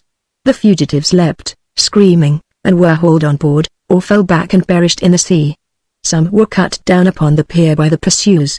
Many were injured on the ship's deck in the blind haste and terror of the moment, one man leaping upon another, and a third on both.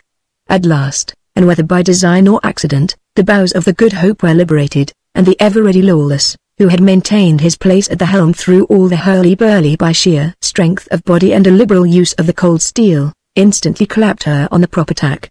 The ship began to move once more forward on a stormy sea, its scuppers running blood, its deck heaped with fallen men, sprawling and struggling in the dark. Thereupon, Lawless sheathed his dagger, and turning to his next neighbour, "I have left my mark on them, gossip," said he, "the yelping, coward hounds." Now, while they were all leaping and struggling for their lives, the men had not appeared to observe the rough shoves and cutting stabs with which Lawless had held his post in the confusion.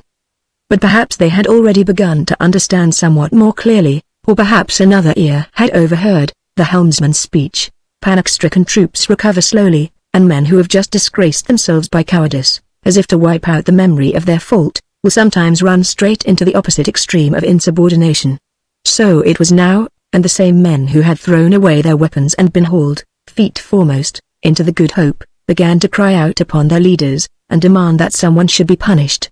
This growing ill-feeling turned upon Lawless. In order to get a proper offing, the old outlaw had put the head of the Good Hope to seaward. "What?" bawled one of the grumblers. "He carrieth us to seaward." "'Tis sooth," cried another. "Nay, we are betrayed for sure." And they all began to cry out in chorus that they were betrayed, and in shrill tones and with abominable oaths bade Lawless go about ship and bring them speedily ashore. Lawless, grinding his teeth, continued in silence to steer the true course, guiding the Good Hope among the formidable billows. To their empty terrors, as to their dishonorable threats, between drink and dignity he scorned to make reply. The malcontents drew together a little abaft the mast, and it was plain they were like barnyard cocks, crowing for courage. Presently they would be fit for any extremity of injustice or ingratitude. Dix began to mount by the ladder, eager to interpose, but one of the outlaws, who was also something of a seaman, got beforehand. "Lads," he began, "why are right wooden heads, I think. For to get back, by the mass, we must have an offing, must we not? And this old Lawless." Someone struck the speaker on the mouth, and the next moment, as a fire springs among dry straw, he was felled upon the deck, trampled under the feet, and dispatched by the daggers of his cowardly companions. At this the wrath of Lawless rose and broke. "Steer yourselves," he bellowed, with a curse, and, careless of the result, he left the helm. The Good Hope was, at that moment, trembling on the summit of a swell. She subsided, with sickening velocity, upon the farther side. A wave, like a great black bulwark, hove immediately in front of her, and, with a staggering blow, she plunged headforemost through that liquid hill. The green water passed right over her from stem to stern, as high as a man's knees. The sprays ran higher than the mast, and she rose again upon the other side, with an appalling, tremulous indecision, like a beast that has been deadly wounded. 6 or 7 of the malcontents had been carried bodily overboard, and as for the remainder, when they found their tongues again, it was to bellow to the saints and wail upon Lawless to come back and take the tiller, nor did Lawless wait to be twice bidden. The terrible result of his fling of just resentment sobered him completely. He knew, better than anyone on board, how nearly the Good Hope had gone bodily down below their feet, and he could tell, by the laziness with which she met the sea, that the peril was by no means over. Dick, who had been thrown down by the concussion and half drowned, rose wading to his knees in the swamp twirl of the stern, and crept to the old helmsman's side. "Lawless," he said, "we do all depend on you. Why are a brave, steady man, indeed, and crafty in the management of ships. I shall put 3 shoremen to watch upon your safety." "Bootless, my master, bootless," said the steersman, peering forward through the dark.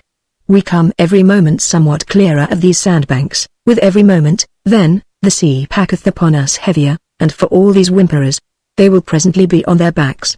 For, my master, 'tis a right mystery, but true, there never yet was a bad man that was a good shipman. None but the honest and the bold can injure me this tossing of a ship." "Nay, Lawless," said Dick, laughing, "that is a right shipman's byword, and hath no more of sense than the whistle of the wind. But, prithee, how go we? Do we lie well?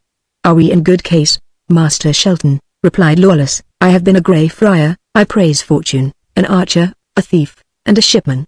Of all these coats, I had the best fancy to die in the Grey Friars, as ye may readily conceive, and the least fancy to die in John Shipman's tarry jacket, and that for 2 excellent good reasons. First, that the death might take a man suddenly, and second, for the horror of the great, salt smother and welcher under my foot here," and Lawless stamped with his foot.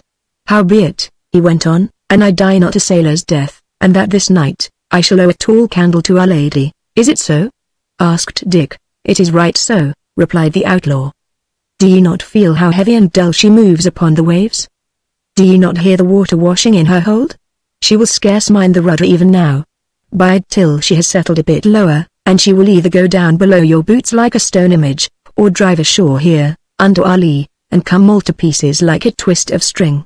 "Ye speak with a good courage," returned Dick. "Ye are not then appalled?" "Why, master," answered Lawless, "if ever a man had an ill crew to come to port with, it is I, a renegade friar, a thief, and all the rest hon't. Well, ye may wonder, but I keep a Good Hope in my wallet, and if that I be to drown, I will drown with a bright eye, Master Shelton, and a steady hand." Dick returned no answer, but he was surprised to find the old vagabond of so resolute a temper, and fearing some fresh violence or treachery, set forth upon his quest for 3 shoremen. The great bulk of the men had now deserted the deck, which was continually wetted with the flying sprays, and where they lay exposed to the shrewdness of the winter wind. They had gathered, instead, into the hold of the merchandise, among the butts of wine, and lighted by 2 swinging lanterns. Here a few kept up the form of revelry, and toasted each other deep in Arblaster's Gascony wine. But as the Good Hope continued to dare through the smoking waves, and toss her stem and stern alternately high in air and deep into white foam, the number of these jolly companions diminished with every moment and with every lurch. Many sat apart, tending their hurts, but the majority were already prostrated with sickness, and lay moaning in the bilge. Greensheve, Cuckow, and a young fellow of Lord Foxham's whom Dick had already remarked for his intelligence and spirit, were still, however, both fit to understand and willing to obey. These Dick set, as a bodyguard, about the person of the steersman, and then, with a last look at the black sky and sea, he turned and went below into the cabin, whither Lord Foxham had been carried by his servants. Chapter 6 The Good Hope, concluded. The moans of the wounded Baron blended with the wailing of the ship's dog. The poor animal, whether he was merely sick at heart to be separated from his friends, or whether he indeed recognized some peril in the laboring of the ship, raised his cries, like minute guns, above the roar of wave and weather, and the more superstitious of the men heard, in these sounds, the knell of the Good Hope. Lord Foxham had been laid in a berth upon a fur cloak. A little lamp burned dim before the Virgin in the bulkhead, and by its glimmer Dick could see the pale countenance and hollow eyes of the hurt man. "I am sore hurt," said he. "Come near to my side, young Shelton, let there be one by me who, at least, is gentle born, for after having lived nobly and richly all the days of my life, this is a sad pass that I should get my hurt in a little ferreting skirmish, and die here, in a foul, cold ship upon the sea, among broken men and churls." "Nay, my lord," said Dick, "I pray rather to the saints that ye will recover you of your hurt, and come soon and sound ashore." "How?" demanded his lordship. "Come sound ashore? There is, then, a question of it? The ship laboureth, the sea is grievous and contrary," replied the lad, "and by what I can learn of my fellow that steereth us, we shall do well, indeed, if we come dry shod to land." "Ha!" said the Baron, gloomily, "thus shall every terror attend upon the passage of my soul. Sir, pray rather to live hard, that ye may die easy, than to be fooled and fluted all through life, as to the pipe and tabor, and, in the last hour, be plunged among misfortunes. Howbeit, I have that upon my mind that must not be delayed." "We have no priest aboard?" "None," replied Dick. "Here, then, to my secular interests," resumed Lord Foxham, "ye must be as good a friend to me dead, as I found you a gallant enemy when I was living. I fall in an evil hour for me, for England, and for them that trusted me. My men are being brought by Hamley, he that was your rival. They will rendezvous in the long home at Holywood. This ring from off my finger will accredit you to represent mine orders, and I shall write, besides, 2 words upon this paper, bidding Hamley yield to you the damsel. Will he obey?" "I know not, but, my lord, what orders?" inquired Dick. Quoth the Baron, the orders," and he looked upon Dick with hesitation. "Are ye Lancaster or York?" he asked, at length. "I shame to say it," answered Dick, "I can scarce clearly answer. But so much I think is certain, since I serve with Ellis Duckworth, I serve the House of York." "Well, if that be so, I declare for York." "It is well," returned the other, "it is exceeding well. For, truly, had ye said Lancaster, I wot not for the world what I had done. But sith ye are for York, follow me. I came hither but to watch these lords at shore by, while mine excellent young lord, Richard of Gloucester, prepareth a sufficient force to fall upon and scatter them. I have made me notes of their strength, what watch they keep, and how they lie, and these I was to deliver to my young lord on Sunday, an hour before noon, at Street Bride's Cross beside the forest. This tryst I am not like to keep, but I pray you, of courtesy, to keep it in my stead, and see that not pleasure, nor pain, tempest, wound, nor pestilence withhold you from the hour and place, for the welfare of England lieth upon this cast. I do soberly take this upon me," said Dick. "In so far as in me lieth, your purpose shall be done." "It is good," said the wounded man. "My Lord Duke shall order you farther, and if ye obey him with spirit and goodwill, then is your fortune made. Give me the lamp a little nearer to mine eyes, till that I write these words for you." He wrote a note to his worshipful kinsman, Sir John Hamley, and then a second, which he left without external superscripture. "This is for the Duke," he said. "The word is England and Edward, and the counter, England and York, and Joanna, my lord?" asked Dick. "Nay, ye must get Joanna how ye can," replied the Baron. "I have named you for my choice in both these letters, but ye must get her for yourself, boy. I have tried, as ye see here before you, and have lost my life. More could no man do." By this time the wounded man began to be very weary, and Dick, putting the precious papers in his bosom, bade him be of good cheer, and left him to repose. The day was beginning to break, cold and blue, with flying squalls of snow. Close under the lee of the Good Hope, the coast lay in alternate rocky headlands and sandy bays, and further inland the wooded hilltops of Tunstall showed along the sky. Both the wind and the sea had gone down, but the vessel wallowed deep, and scarce rose upon the waves. Lawless was still fixed at the rudder, and by this time nearly all the men had crawled on deck, and were now gazing, with blank faces, upon the inhospitable coast. "Are we going ashore?" asked Dick. Said Lawless, "unless we get first to the bottom." And just then the ship rose so languidly to meet a sea, and the water weltered so loudly in her hold, that Dick involuntarily seized the steersman by the arm. "By the mass!" cried Dick, as the bows of the Good Hope reappeared above the foam, "I thought we had foundered. Indeed, my heart was at my throat." In the waist, Greensheve, Hawksley, and the better men of both companies were busy breaking up the deck to build a raft, and to these Dick joined himself, working the harder to drown the memory of his predicament. But, even as he worked, every sea that struck the poor ship, and every one of her dull lurches, as she tumbled wallowing among the waves, recalled him with a horrid pang to the immediate proximity of death. Presently, looking up from his work, he saw that they were close in below a promontory, a piece of ruinous cliff, against the base of which the sea broke white and heavy, almost overplumbed the deck, and, above that, again, a house appeared, crowning a down. Inside the bay the seas ran gaily, raised the Good Hope upon their foam-flecked shoulders, carried her beyond the control of the steersman, and in a moment dropped her, with a great concussion, on the sand, and began to break over her half-mast high, and roll her to and fro. Another great wave followed, raised her again, and carried her yet farther in, and then a third succeeded, and left her far inshore of the more dangerous breakers, wedged upon a bank. "Now, boys," cried Lawless, "the saints have had a care of us, indeed. The tide ebbs, let us but sit down and drink a cup of wine, and before half an hour ye may all march me ashore as safe as on a bridge." A barrel was broached, and, sitting in what shelter they could find from the flying snow and spray, the shipwrecked company handed the cup around, and sought to warm their bodies and restore their spirits. Dick, meanwhile, returned to Lord Foxham, who lay in great perplexity and fear, the floor of his cabin washing knee-deep in water, and the lamp, which had been his only light, broken and extinguished by the violence of the blow. "My lord," said young Shelton, "fear not at all, the saints are plainly for us, the seas have cast us high upon a shoal, and as soon as the tide hath somewhat ebbed, we may walk ashore upon our feet." It was nearly an hour before the vessel was sufficiently deserted by the ebbing sea, and they could set forth for the land, which appeared dimly before them through a veil of driving snow. Upon a hillock on one side of their way a party of men lay huddled together, suspiciously observing the movements of the new arrivals. "They might draw near and offer us some comfort," Dick remarked. "Well, and they come not to us, let us even turn aside to them," said Hawksley. "The sooner we come to a good fire and a dry bed the better for my poor lord." But they had not moved far in the direction of the hillock, before the men, with one consent, rose suddenly to their feet, and poured a flight of well-directed arrows on the shipwrecked company. "Back! Back!" cried his lordship. "Beware, in heaven's name, that ye reply not." "Nay," cried Greensheve, pulling an arrow from his leather jack. "We are in no posture to fight, it is certain, being drenching wet, dog-weary, and 3 parts frozen, but, for the love of old England, what aileth them to shoot thus cruelly on their poor country people in distress?" "They take us to be French pirates," answered Lord Foxham.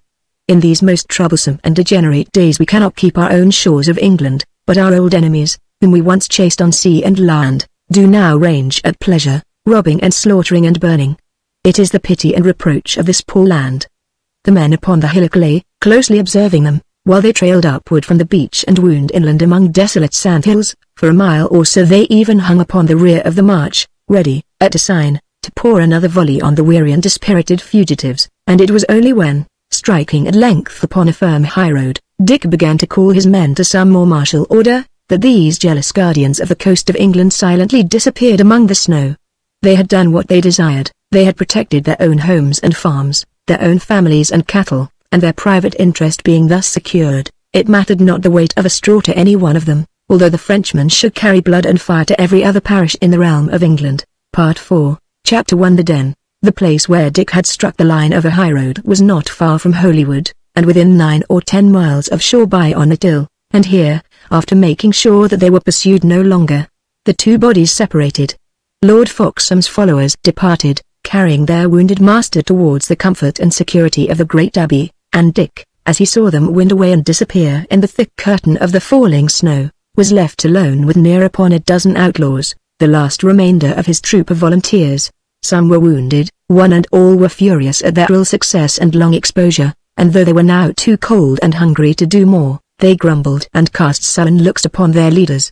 Dick emptied his purse among them, leaving himself nothing, thanked them for the courage they had displayed, though he could have found it more readily in his heart to rate them for poltroonery, and having thus somewhat softened the effect of his prolonged misfortune, dispatched them to find their way, either severally or in pairs, to shore by and the Goat and Bagpipes. For his own part, influenced by what he had seen on board of the Good Hope, he chose Lawless to be his companion on the walk. The snow was falling, without pause or variation, in one even, blinding cloud. The wind had been strangled, and now blew no longer, and the whole world was blotted out and sheeted down below that silent inundation.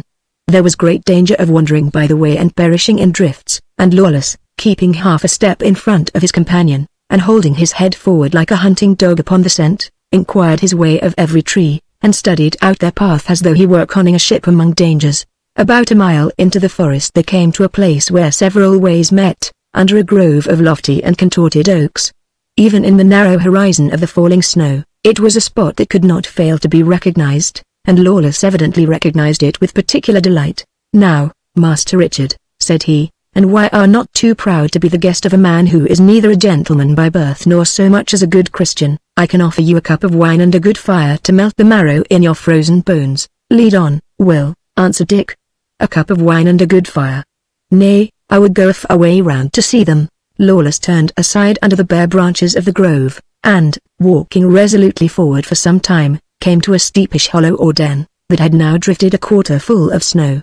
On the verge, a great beech tree hung, precariously rooted, and here the old outlaw, pulling aside some bushy underwood, bodily disappeared into the earth. The beech had, in some violent gale, been half uprooted, and had torn up a considerable stretch of turf, and it was under this that old Lawless had dug out his forest hiding place.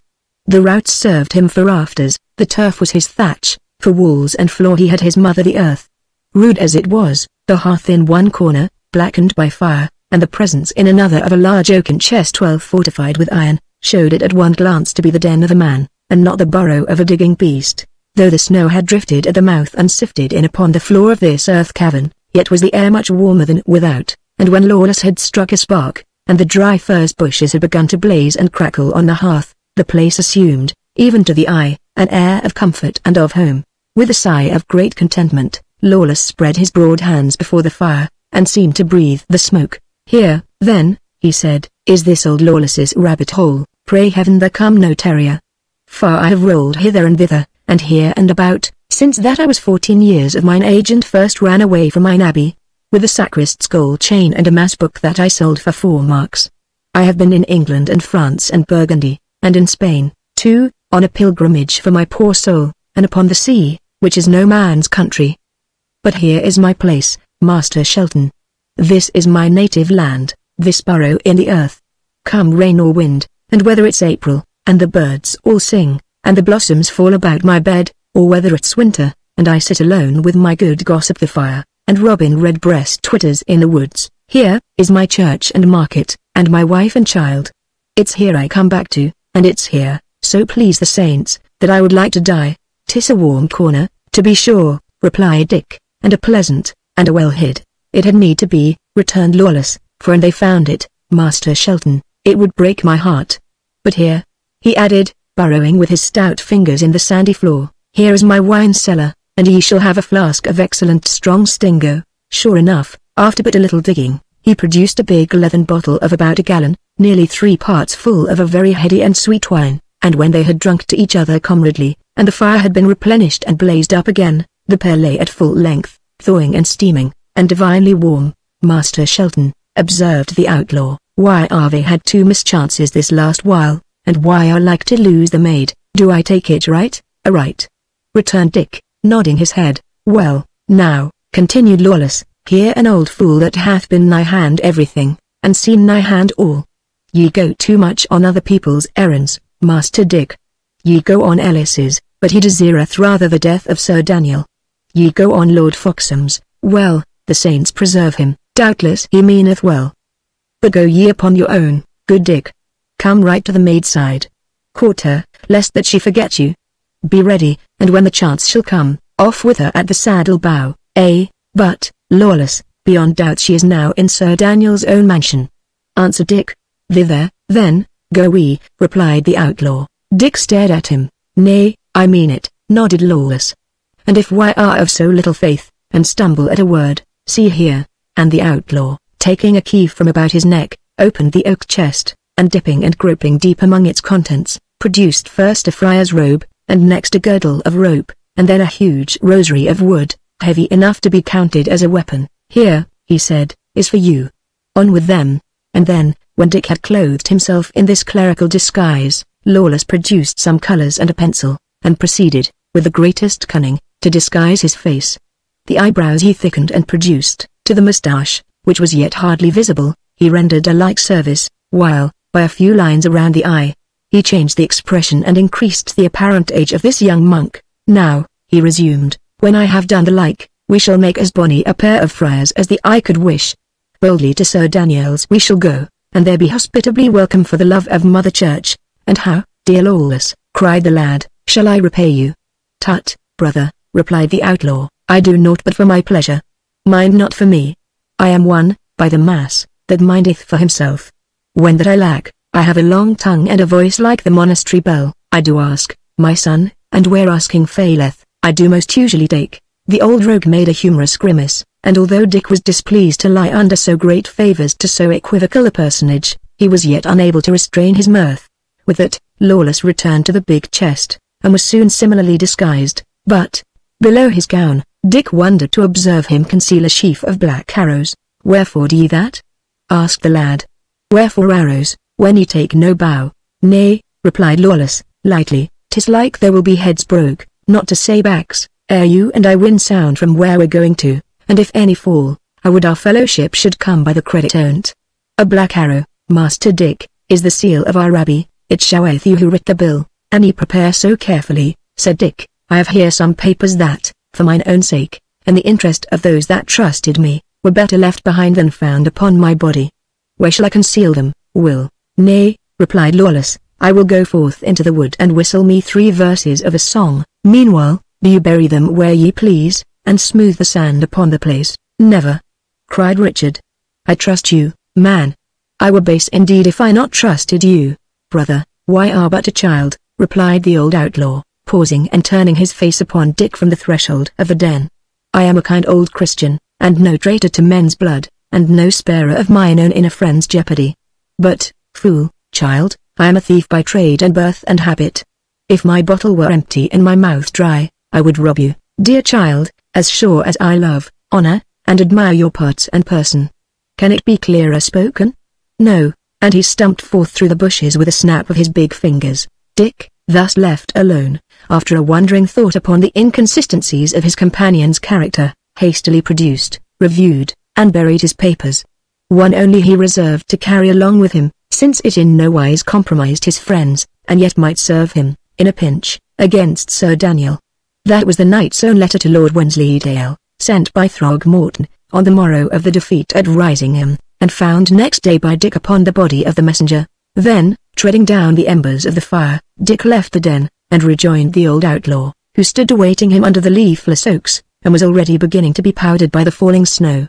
Each looked upon the other, and each laughed, so thorough and so droll was the disguise. Yet I would it were but summer and a clear day, grumbled the outlaw, that I might see myself in the mirror of a pool.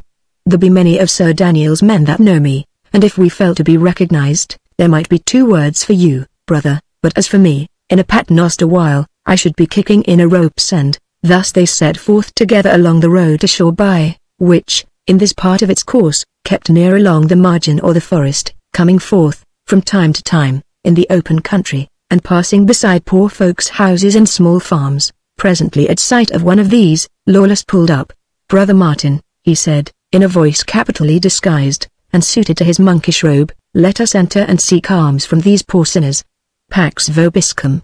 He added, in his own voice, 'tis as I feared, I have somewhat lost the wine of it, and by your leave, good Master Shelton, ye must suffer me to practice in these country places, before that I risk my fat neck by entering Sir Daniel's. But look ye a little, what an excellent thing it is to be a jack of all trades. An I had not been a shipman, ye had infallibly gone down in the Good Hope, and I had not been a thief, I could not have painted me your face, and but that I had been a grey friar, and sung loud in the choir, and ate hearty at the board, I could not have carried this disguise, but the very dogs would have spied us out and barked at us for shams. He was by this time close to the window of the farm, and he rose on his tiptoes and peeped in. Nay, he cried, better and better.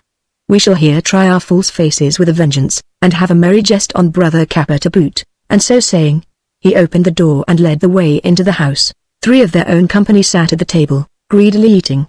Their daggers, stuck beside them in the board, and the black and menacing looks which they continued to shower upon the people of the house, proved that they owed their entertainment rather to force than favor.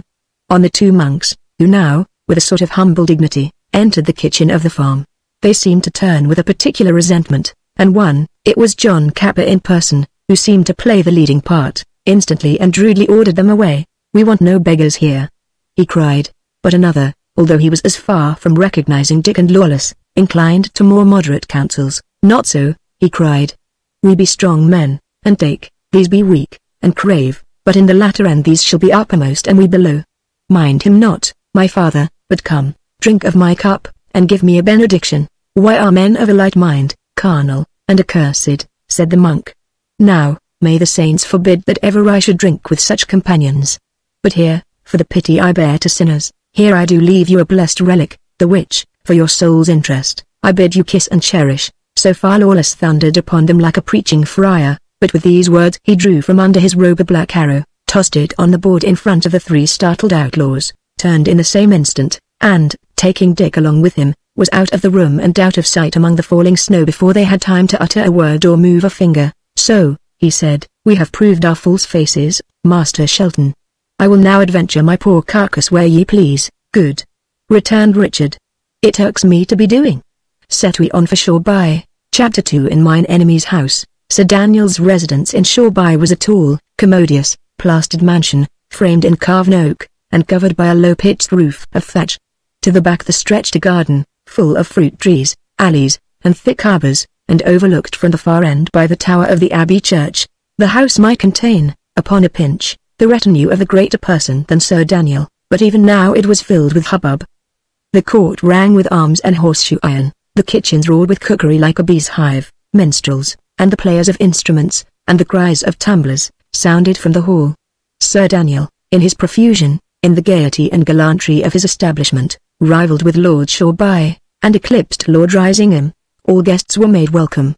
Minstrels, tumblers, players of chess, the sellers of relics, medicines, perfumes, and enchantments, and along with these every sort of priest, friar, or pilgrim, were made welcome to the lower table, and slept together in the ample lofts, or on the bare boards of the long dining hall. On the afternoon following the wreck of the Good Hope, the buttery, the kitchens, the stables, the covered cart shed that surrounded two sides of the court, were all crowded by idle people, partly belonging to Sir Daniel's establishment, and attired in his livery of murrey and blue, partly nondescript strangers attracted to the town by greed, and received by the night through policy, and because it was the fashion of the time. The snow, which still fell without interruption, the extreme chill of the air, and the approach of night, combined to keep them under shelter. Wine, ale, and money were all plentiful. Many sprawled gambling in the straw of the barn, many were still drunken from the noontide meal. To the eye of a modern it would have looked like the sack of a city, to the eye of a contemporary it was like any other rich and noble household at a festive season. Two monks, a young and an old, had arrived late, and were now warming themselves at a bonfire in a corner of the shed. A mixed crowd surrounded them, jugglers, mountebanks, and soldiers, and with these the elder of the two had soon engaged so brisk a conversation, and exchanged so many loud guffaws and country witticisms, that the group momentarily increased in number. The younger companion, in whom the reader has already recognized Dick Shelton, sat from the first somewhat backward, and gradually drew himself away. He listened, indeed, closely, but he opened not his mouth, and by the grave expression of his countenance, he made but little account of his companion's pleasantries. At last his eye, which travelled continually to and fro, and kept a guard upon all the entrances of the house, lit upon a little procession entering by the main gate and crossing the court in an oblique direction. Two ladies, muffled in thick furs, led the way, and were followed by a pair of waiting women and 4 stout men-at-arms. The next moment they had disappeared within the house, and Dick, slipping through the crowd of loiterers in the shed, was already giving hot pursuit. The taller of these twain was Lady Brackley. He thought, and where Lady Brackley is, Joan will not be far. At the door of the house the 4 men-at-arms had ceased to follow, and the ladies were now mounting the stairway of polished oak, under no better escort than that of the 2 waiting women. Dick followed close behind. It was already the dusk of the day, and in the house the darkness of the night had almost come. On the stair landings, torches flared in iron holders. Down the long, tapestried corridors, a lamp burned by every door. And where the door stood open, Dick could look in upon arras-covered walls and rush-bescattered floors, glowing in the light of the wood fires. 2 floors were passed, and at every landing the younger and shorter of the 2 ladies had looked back keenly at the monk. He, keeping his eyes lowered, and affecting the demure manners that suited his disguise, had but seen her once, and was unaware that he had attracted her attention. And now, on the third floor, the party separated, the younger lady continuing to ascend alone, the other, followed by the waiting maids, descending the corridor to the right. Dick mounted with a swift foot, and holding to the corner, thrust forth his head and followed the three women with his eyes. Without turning or looking behind them, they continued to descend the corridor. It is right well, thought Dick. Let me but know my Lady Brackley's chamber, and it will go hard and I find not Dame Hatch upon an errand. And just then a hand was laid upon his shoulder, and, with a bound and a choked cry, he turned to grapple his assailant. He was somewhat abashed to find, in the person whom he had so roughly seized, the short young lady in the furs. She, on her part, was shocked and terrified beyond expression, and hung trembling in his grasp.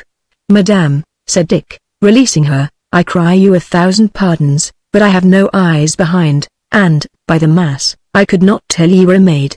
The girl continued to look at him, but, by this time, terror began to be succeeded by surprise, and surprise by suspicion. Dick, who could read these changes on her face, became alarmed for his own safety in that hostile house. "Fair maid," he said, affecting easiness, "suffer me to kiss your hand, in token ye forgive my roughness, and I will even go." "Why are a strange monk, young sir," returned the young lady, looking him both boldly and shrewdly in the face, "and now that my first astonishment hath somewhat passed away, I can spy the layman in each word you utter. What do ye hear? Why are ye thus sacrilegiously tricked out? Come ye in peace or war? And why spy ye after Lady Brackley like a thief?" "Madame," quoth Dick, "of one thing I pray you to be very sure, I am no thief.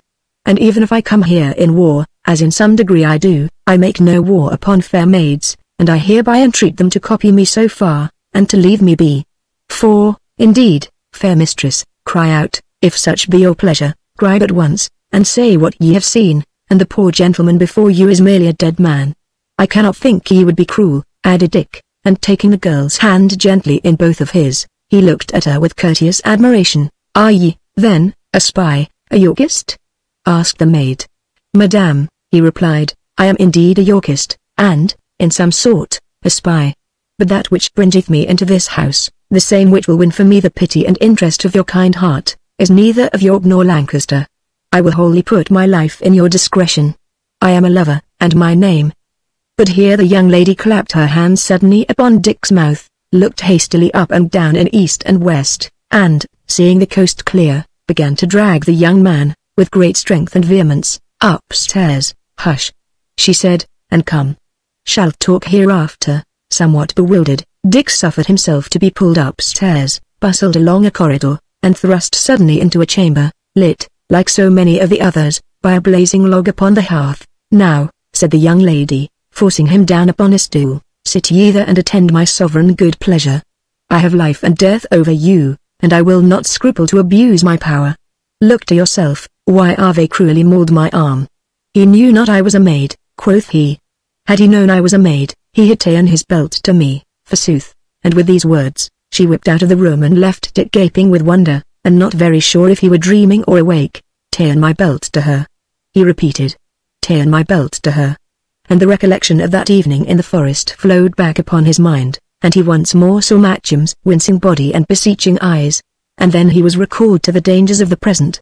In the next room he heard a stir, as of a person moving, then followed a sigh, which sounded strangely near, and then the rustle of skirts and tap of feet once more began. As he stood hearkening, he saw the arras wave along the wall, there was the sound of a door being opened, the hangings divided, and, lamp in hand, Joanna Sedley entered the apartment. She was attired in costly stuffs of deep and warm colors, such as befit the winter and the snow. Upon her head, her hair had been gathered together and became her as a crown. And she, who had seemed so little and so awkward in the attire of Matcham, was now tall like a young willow, and swam across the floor as though she scorned the drudgery of walking. Without a start, without a tremor, she raised her lamp and looked at the young monk. "What make ye here, good brother?" she inquired. "Ye are doubtless ill-directed. Whom do ye require?" And she set her lamp upon the bracket. "Joanna," said Dick, and then his voice failed him. "Joanna," he began again, "ye said ye loved me, and the more fool I, but I believed it." "Dick!" she cried. "Dick!" And then, to the wonder of the lad, this beautiful and tall young lady made but one step of it, and threw her arms about his neck and gave him 100 kisses all in one. "Oh, the fool fellow!" she cried. "Oh, dear Dick. Oh, if he could see yourself. Alack," she added, pausing. "I have spoilt you, Dick. I have knocked some of the paint off. But that can be mended." "What cannot be mended, Dick, or I much fear it cannot, is my marriage with Lord Shoreby." "Is it decided, then?" asked the lad. "Tomorrow, before noon, Dick, in the Abbey Church," she answered. "John Matcham and Joanna Sedley both shall come to a right miserable end. There is no help in tears, or I could weep mine eyes out. I have not spared myself to pray, but heaven frowns on my petition. And, dear Dick, good Dick, but that ye can get me forth of this house before the morning, we must even kiss and say goodbye." "Nay," said Dick, "not I will never say that word. 'Tis like despair, but while there's life, Joanna, there is hope. Yet will I hope. By the mass, and triumph. Look ye, now, when ye were but a name to me, did I not follow? Did I not rouse good men? Did I not stake my life upon the quarrel? And now that I have seen you for what ye are, the fairest maid and stateliest of England, think ye I would turn? If the deep sea were there, I would straight through it. If the way were full of lions, I would scatter them like mice." She said, dryly, "ye make a great ado about a sky-blue robe." "Nay, Joan," protested Dick, "'tis not alone the robe. But, lass, ye were disguised. Here am I disguised, and, to the proof, do I not cut a figure of fun, a right fool's figure, Dick, and that ye do?" She answered, smiling. "Well, then," he returned, triumphant. "So was it with you, poor Matcham, in the forest. In sooth, ye were a wench to laugh at. But now," so they ran on, holding each other by both hands, exchanging smiles and lovely looks, and melting minutes into seconds, and so they might have continued all night long. But presently there was a noise behind them, and they were aware of the short young lady, with her finger on her lips. "Saints!" she cried, "but what a noise ye keep! Can ye not speak in compass? And now, Joanna, my fair maid of the woods, what will ye give your gossip for bringing you your sweetheart?" Joanna ran to her, by way of answer, and embraced her fierily. "And you, sir," added the young lady, "what do ye give me?" "Madame," said Dick, "I would fain offer to pay you in the same money." "Come, then," said the lady, "it is permitted you." But Dick, blushing like a peony, only kissed her hand. "What ails ye at my face, fair sir?" she inquired, curtsying to the very ground, and then, when Dick had at length and most tepidly embraced her, "Joanna," she added, "your sweetheart is very backward under your eyes, but I warrant you, when first we met he was more ready. I am all black and blue, wench. Trust me never, if I be not black and blue. And now," she continued, "have ye said your sayings? For I must speedily dismiss the paladin." But at this they both cried out that they had said nothing, that the night was still very young, and that they would not be separated so early. "And supper?" asked the young lady. "Must we not go down to supper?" "Nay, to be sure," cried Joan. "I had forgotten." "Hide me, then," said Dick, "put me behind the arras, shut me in a chest, or what ye will, so that I may be here on your return.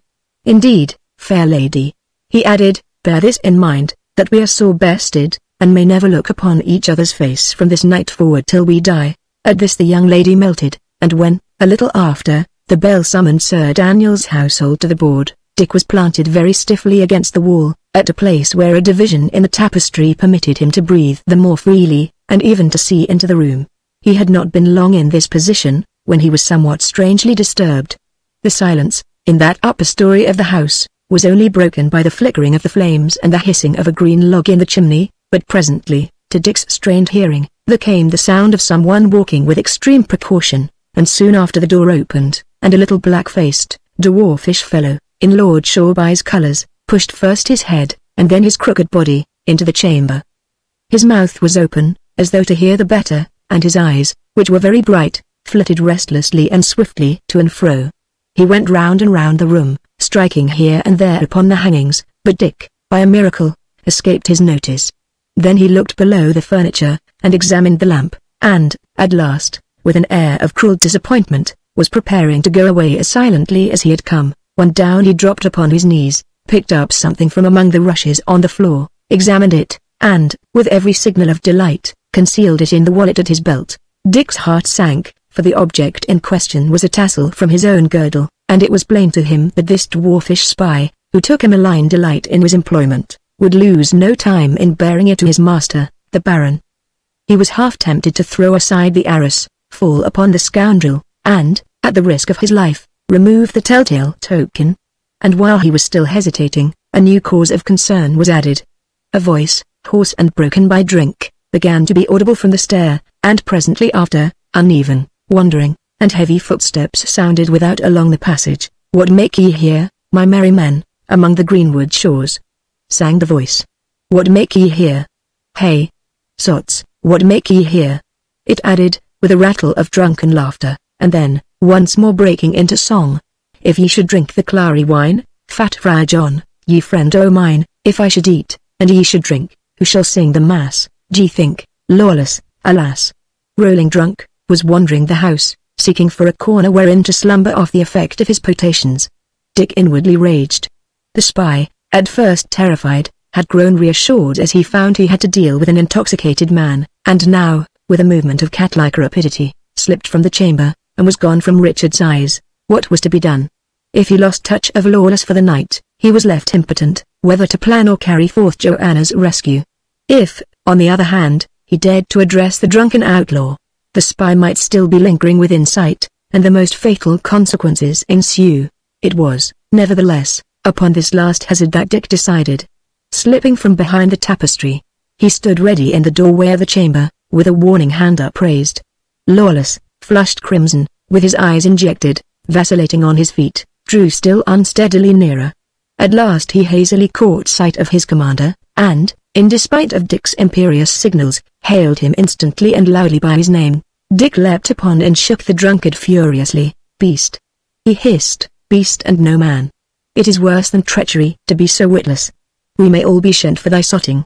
But Lawless only laughed and staggered, and tried to clap young Shelton on the back, and just then Dick's quick ear caught a rapid brushing in the arras. He leapt towards the sound, and the next moment a piece of the wall hanging had been torn down, and Dick and the spy were sprawling together in its folds. Over and over they rolled, grappling for each other's throat, and still baffled by the arras, and still silent in their deadly fury. But Dick was by much the stronger, and soon the spy lay prostrate under his knee, and, with a single stroke of the long poniard, ceased to breathe. Chapter 3 The Dead Spy. Throughout this furious and rapid passage, Lawless had looked on helplessly, and even when all was over, and Dick, already rearisen to his feet, was listening with the most passionate attention to the distant bustle in the lower stories of the house, the old outlaw was still wavering on his legs like a shrub in a breeze of wind, and still stupidly staring on the face of the dead man. "It is well," said Dick, at length, "they have not heard us, praise the saints. But, now, what shall I do with this poor spy? At least, I will take my tassel from his wallet." So saying, Dick opened the wallet. Within he found a few pieces of money, the tassel, and a letter addressed to Lord Wensleydale, and sealed with my Lord Shoreby's seal. The name awoke Dick's recollection, and he instantly broke the wax and read the contents of the letter. It was short, but, to Dick's delight, it gave evident proof that Lord Shoreby was treacherously corresponding with the House of York. The young fellow usually carried his inkhorn and implements about him, and so now, bending a knee beside the body of the dead spy, he was able to write these words upon a corner of the paper. "My Lord of Shoreby, ye that writ the letter, wot ye why your man is dead? But let me read you, marry not, John Amendall." He laid this paper on the breast of the corpse, and then Lawless, who had been looking on upon these last maneuvers with some flickering returns of intelligence, suddenly drew a black arrow from below his robe, and therewith pinned the paper in its place. The sight of this disrespect, or, as it almost seemed, cruelty to the dead, drew a cry of horror from young Shelton, but the old outlaw only laughed. "Nay, I will have the credit for mine order," he hiccuped. "My jolly boys must have the credit, the credit, brother," and then, shutting his eyes tight and opening his mouth like a precentor, he began to thunder, in a formidable voice. "If ye should drink the clary wine peace, sot," cried Dick, and thrust him hard against the wall. "In 2 words, if so be that such a man can understand me who hath more wine than wit in him, in 2 words, and, a Mary's name, begone out of this house, where, if he continue to abide, ye will not only hang yourself, but me also. Faith, then, up foot. Be ye, or, by the mass, I may forget that I am in some sort your captain and in some your debtor. Go." The sham monk was now, in some degree, recovering the use of his intelligence, and the ring in Dick's voice, and the glitter in Dick's eye, stamped home the meaning of his words. "By the mass," cried Lawless, "an I be not wanted, I can go," and he turned tipsily along the corridor and proceeded to flounder downstairs, lurching against the wall. So soon as he was out of sight, Dick returned to his hiding place, resolutely fixed to see the matter out. Wisdom, indeed, moved him to be gone, but love and curiosity were stronger. Time passed slowly for the young man, bolt upright behind the arras. The fire in the room began to die down, and the lamp to burn low and to smoke. And still there was no word of the return of anyone to these upper quarters of the house. Still the faint hum and clatter of the supper party sounded from far below, and still, under the thick fall of the snow, Shoreby town lay silent upon every side. At length, however, feet and voices began to draw near upon the stair, and presently after several of Sir Daniel's guests arrived upon the landing, and, turning down the corridor, beheld the torn arras and the body of the spy. Some ran forward and some back, and all together began to cry aloud. At the sound of their cries, guests, men-at-arms, ladies, servants, and, in a word, all the inhabitants of that great house, came flying from every direction, and began to join their voices to the tumult. Soon a way was cleared, and Sir Daniel came forth in person, followed by the bridegroom of the morrow. "My lord Shoreby, my lord," said Sir Daniel, "have I not told you of this knave Black Arrow? To the proof, behold it. There it stands, and, by the rood, my gossip, in a man of yours, or one that stole your colours, in good sooth, it was a man of mine," replied Lord Shoreby, hanging back. "I would I had more such. He was keen as a beagle and secret as a mole." Gossip, truly?" asked Sir Daniel, keenly. "And what came he smelling up so many stairs in my poor mansion? But he will smell no more, and please you, Sir Daniel," said one. "Here is a paper written upon with some matter, pinned upon his breast." "Give it me, arrow and all," said the knight. And when he had taken into his hand the shaft, he continued for some time to gaze upon it in a sullen musing. He said, addressing Lord Shoreby, "here is a hate that followeth hard and close upon my heels. This black stick, or its just likeness, shall yet bring me down. And, gossip, suffer a plain knight to counsel you, and if these hounds begin to wind you, flee. 'Tis like a sickness, it still hangeth upon the limbs. But let us see what they have written. It is as I thought, my lord, why are marked, like an old oak, by the woodman, tomorrow or next day, I will come the axe. But what wrote ye in a letter?" Lord Shoreby snatched the paper from the arrow, read it, crumpled it between his hands, and, overcoming the reluctance which had hitherto withheld him from approaching, threw himself on his knees beside the body and eagerly groped in the wallet. He rose to his feet with a somewhat unsettled countenance. "Gossip," he said, "I have indeed lost a letter here that much imported, and could I lay my hand upon the knave that took it, he should incontinently grace a halter. But let us, first of all, secure the issues of the house. Here is enough harm already, by St. George." Sentinels were posted close around the house and garden, a sentinel on every landing of the stair, a whole troop in the main entrance hall, and yet another about the bonfire in the shed. Sir Daniel's followers were supplemented by Lord Shoreby's. There was thus no lack of men or weapons to make the house secure, or to entrap a lurking enemy, should one be there. Meanwhile, the body of the spy was carried out through the falling snow and deposited in the Abbey church. It was not until these dispositions had been taken, and all had returned to a decorous silence, that the two girls drew Richard Shelton from his place of concealment, and made a full report to him of what had passed. He, upon his side, recounted the visit of the spy, his dangerous discovery, and speedy end. Joanna leaned back very faint against the curtained wall. "It will avail but little," she said. "I shall be wed tomorrow, in the morning, after all." "What?" cried her friend. "And here is our paladin that driveth lions like mice. Ye have little faith, of a surety. But come, friend lion driver, give us some comfort, speak, and let us hear bold counsels." Dick was confounded to be thus outfaced with his own exaggerated words, but though he coloured, he still spoke stoutly. "Truly," said he, "we are in straits. Yet, could I but win out of this house for half an hour, I do honestly tell myself that all might still go well, and for the marriage, it should be prevented. And for the lions," mimicked the girl, "they shall be driven." "I crave your excuse," said Dick.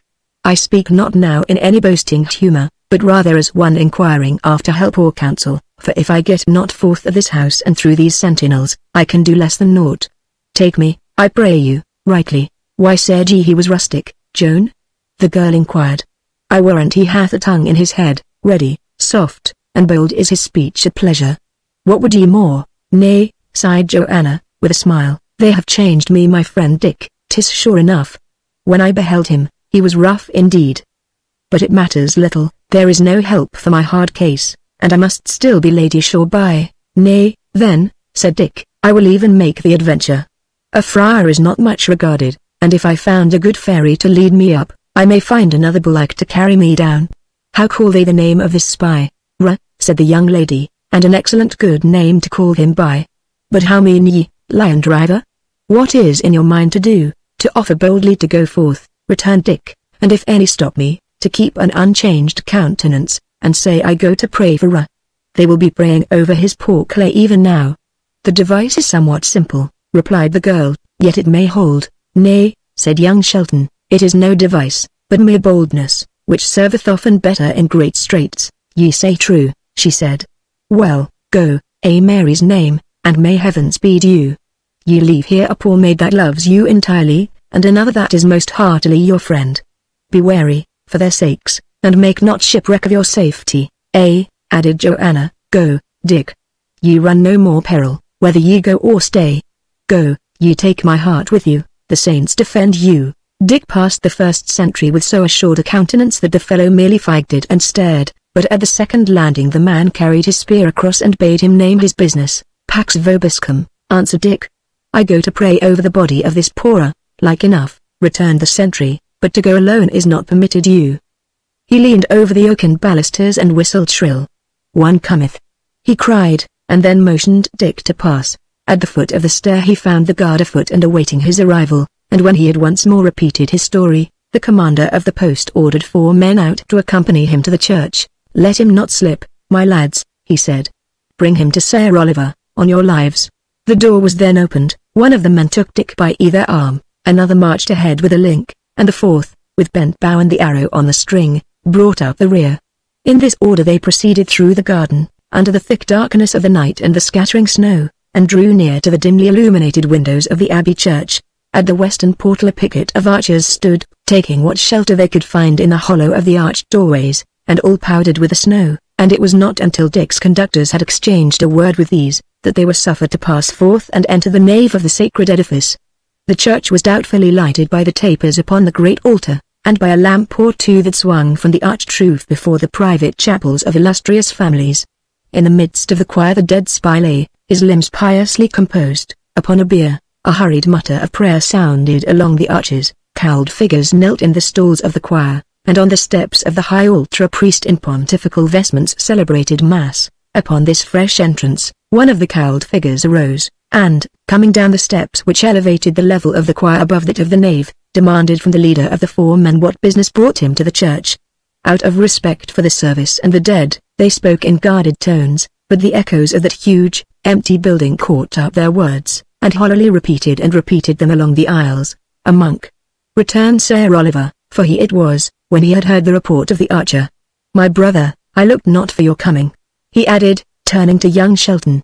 "In all civility, who are ye?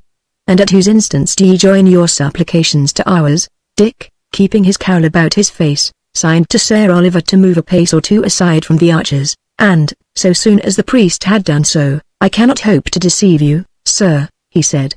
"My life is in your hands." Sir Oliver violently started, his stout cheeks grew pale, and for a space he was silent. "Richard," he said, "what brings you here? I know not, but I much misdoubt it to be evil. Nevertheless, for the kindness that was, I would not willingly deliver you to harm. Ye shall sit all night beside me in the stalls, ye shall sit there till my lord of Shoreby be married, and the party gone safe home, and if all goeth well, and ye have planned no evil, in the end ye shall go whither ye will. But if your purpose be bloody, it shall return upon your head. Amen." And the priest devoutly crossed himself, and turned and louted to the altar. With that, he spoke a few words more to the soldiers, and taking Dick by the hand, led him up to the choir, and placed him in the stall beside his own, where, for mere decency, the lad had instantly to kneel and appear to be busy with his devotions. His mind and his eyes, however, were continually wandering.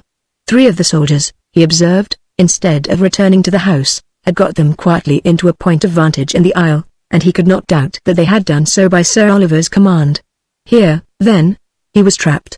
Here he must spend the night in the ghostly glimmer and shadow of the church, and looking on the pale face of him he slew, and here, In the morning, he must see his sweetheart married to another man before his eyes, but, for all that, he obtained a command upon his mind, and built himself up in patience to await the issue. Chapter 4. In the Abbey Church. In Shoreby Abbey Church the prayers were kept up all night without cessation, now with the singing of psalms, now with a note or two upon the bell. The spy, was nobly waked.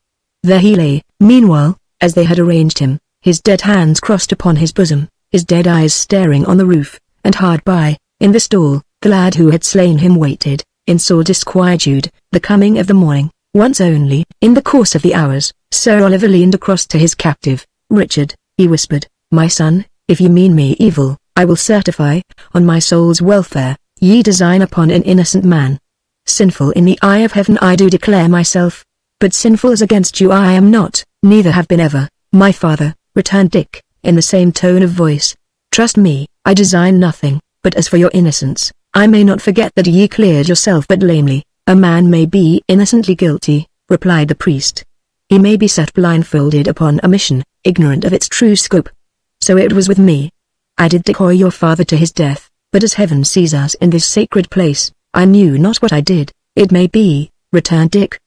"But see what a strange web ye have woven, that I should be, at this hour, at once your prisoner and your judge, that ye should both threaten my days and deprecate my anger.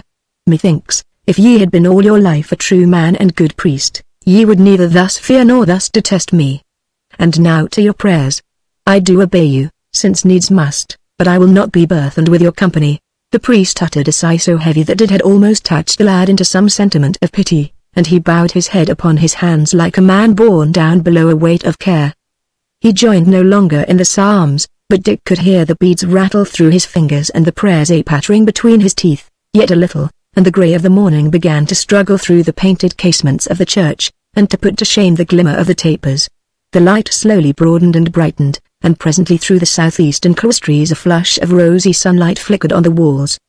The storm was over, the great clouds had dispersed their snow and fled farther on, and the new day was breaking on a merry winter landscape sheathed in white. A bustle of church officers followed, the bier was carried forth to the dead house, and the stains of blood were cleansed from off the tiles, that no such ill-omened spectacle should disgrace the marriage of Lord Shoreby. At the same time, the very ecclesiastics who had been so dismally engaged all night began to put on mourning faces, to do honor to the merrier ceremony which was about to follow. And further to announce the coming of the day, the pious of the town began to assemble and fall to prayer before their favorite shrines, or wait their turn at the confessionals. Favored by this stir, it was of course easily possible for any man to avoid the vigilance of Sir Daniel's sentries at the door, and presently Dick, looking about him wearily, caught the eye of no less a person than Will Lawless, still in his monk's habit. The outlaw, at the same moment, recognized his leader, and privily signed to him with hand and eye. Now, Dick was far from having forgiven the old rogue his most untimely drunkenness, but he had no desire to involve him in his own predicament, and he signalled back to him, as plain as he was able, to begone. Lawless, as though he had understood, disappeared at once behind a pillar, and Dick breathed again. What, then, was his dismay to feel himself plucked by the sleeve and to find the old robber installed beside him, upon the next seat, and, to all appearance, plunged in his devotions. Instantly Sir Oliver arose from his place, and, gliding behind the stalls, made for the soldiers in the aisle. If the priest's suspicions had been so lightly wakened, the harm was already done, and Lawless a prisoner in the church. "Move not," whispered Dick. "We are in the plagueiest pass, thanks, before all things, to thy swinishness of yesterreven. When ye saw me here, so strangely seated where I have neither right nor interest, what a murrain I could ye not smell harm and get ye gone from evil?" "Nay," returned Lawless, "I thought ye had heard from Ellis, and were here on duty." "Ellis?" echoed Dick. "Is Ellis, then, returned?" "For sure," replied the outlaw. "He came last night, and belted me sore for being in wine, so the ye are avenged, my master. A furious man is Ellis Duckworth. He hath ridden me hot spur from Craven to prevent this marriage, and, Master Dick, ye know the way of him, do so he will." "Nay, then," returned Dick, with composure, "you and I, my poor brother, are dead men, for I sit here a prisoner upon suspicion, and my neck was to answer for this very marriage that he purposeth to march. I had a fair choice, by the rood. To lose my sweetheart or else lose my life. Well, the cast is thrown, it is to be my life, by the mass," cried Lawless, half arising, "I am gone." But Dick had his hand at once upon his shoulder. "Friend Lawless, sit ye still," he said. "An ye have eyes, look yonder at the corner by the chancel arch, see ye not that, even upon the motion of your rising, yon armed men are up and ready to intercept you? Yield ye, friend. Ye were bold aboard ship, when ye thought to die sea death, be bold again, now that we are to die presently upon the gallows." "Master Dick," gasped Lawless, "the thing hath come upon me somewhat of the suddenest. But give me a moment till I fetch my breath again, and, by the mass, I will be as stout-hearted as yourself. Here is my bold fellow," returned Dick. "And yet, Lawless, it goes hard against the grain with me to die. But where whining mendeth nothing, wherefore whine?" "Nay, that indeed," chimed Lawless. "And a fig for death, at worst. It has to be done, my master, soon or late. And hanging in a good quarrel is an easy death, they say, though I could never hear of any that came back to say so." And so saying, the stout old rascal leaned back in his stall, folded his arms, and began to look about him with the greatest air of insolence and unconcern. "And for the matter of that," Dick added, "it is yet our best chance to keep quiet. We wot not yet what Duckworth purposes, and when all is said, and if the worst befall, we may yet clear our feet of it." Now that they ceased talking, they were aware of a very distant and thin strain of mirthful music which steadily drew nearer, louder, and merrier. The bells in the tower began to break forth into a doubling peal, and a greater and greater concourse of people to crowd into the church, shuffling the snow from off their feet, and clapping and blowing in their hands. The western door was flung wide open, showing a glimpse of sunlit, snowy street, and admitting in a great gust the shrewd air of the morning, and in short, it became plain by every sign that Lord Shoreby desired to be married very early in the day, and that the wedding train was drawing near. Some of Lord Shoreby's men now cleared a passage down the middle aisle, forcing the people back with lance stocks, and just then, outside the portal, the secular musicians could be descried drawing near over the frozen snow, the fifers and trumpeters scarlet in the face with lusty blowing, the drummers and the cymbalists beating as for a wager. These, as they drew near the door of the sacred building, filed off on either side, and, marking time to their own vigorous music, stood stamping in the snow. As they thus opened their ranks, the leaders of this noble bridal train appeared behind and between them, and such was the variety and gaiety of their attire, such the display of silks and velvet, fur and satin, embroidery and lace, that the procession showed forth upon the snow like a flower bed in a path or a painted window in a wall. First came the bride, a sorry sight, as pale as winter, clinging to Sir Daniel's arm, and attended, as bridesmaid, by the short young lady who had befriended Dick the night before. Close behind, in the most radiant toilet, followed the bridegroom, halting on a gouty foot, and as he passed the threshold of the sacred building and doffed his hat, his bald head was seen to be rosy with emotion. And now came the hour of Alice Duckworth. Dick, who sat stunned among contrary emotions, grasping the desk in front of him, beheld a movement in the crowd, people jostling backward, and eyes and arms uplifted. Following these signs, he beheld 3 or 4 men with bent bows leaning from the cloistry gallery. At the same instant they delivered their discharge, and before the clamour and cries of the astounded populace had time to swell fully upon the ear, they had flitted from their perch and disappeared. The nave was full of swaying heads and voices screaming. The ecclesiastics thronged in terror from their places, the music ceased, and though the bells overhead continued for some seconds to clang upon the air, some wind of the disaster seemed to find its way at last even to the chamber where the ringers were leaping on their ropes, and they also desisted from their merry labours. Right in the midst of the nave the bridegroom lay stone dead, pierced by 2 black arrows. The bride had fainted. Sir Daniel stood, towering above the crowd in his surprise and anger, a cloth-yard shaft quivering in his left forearm, and his face streaming blood from another which had grazed his brow. Long before any search could be made for them, the authors of this tragic interruption had clattered down a turnpike stair and decamped by a postern door. But Dick and Lawless still remained in pawn. They had, indeed, arisen on the first alarm, and pushed manfully to gain the door, but what with the narrowness of the stalls and the crowding of terrified priests and choristers, the attempt had been in vain, and they had stoically resumed their places. And now, pale with horror, Sir Oliver rose to his feet and called upon Sir Daniel, pointing with one hand to Dick. "Here," he cried, "is Richard Shelton, alas the hour, blood guilty. Seize him, bid him be seized. For all our lives' sakes, take him and bind him surely. He hath sworn our fall." Sir Daniel was blinded by anger, blinded by the hot blood that still streamed across his face. "Where?" he bellowed. "Hale him forth." "By the cross of Holywood, but he shall rue this hour." The crowd fell back, and a party of archers invaded the choir, laid rough hands on Dick, dragged him headforemost from the stall, and thrust him by the shoulders down the chancel steps. Lawless, on his part, sat as still as a mouse. Sir Daniel, brushing the blood out of his eyes, stared blinkingly upon his captive. He said, treacherous and insolent, I have thee fast, and by all potent oaths, for every drop of blood that now trickles in mine eyes, I will wring a groan out of thy carcass. Away with him. He added, here is no place. Off with him to my house. I will number every joint of thy body with a torture.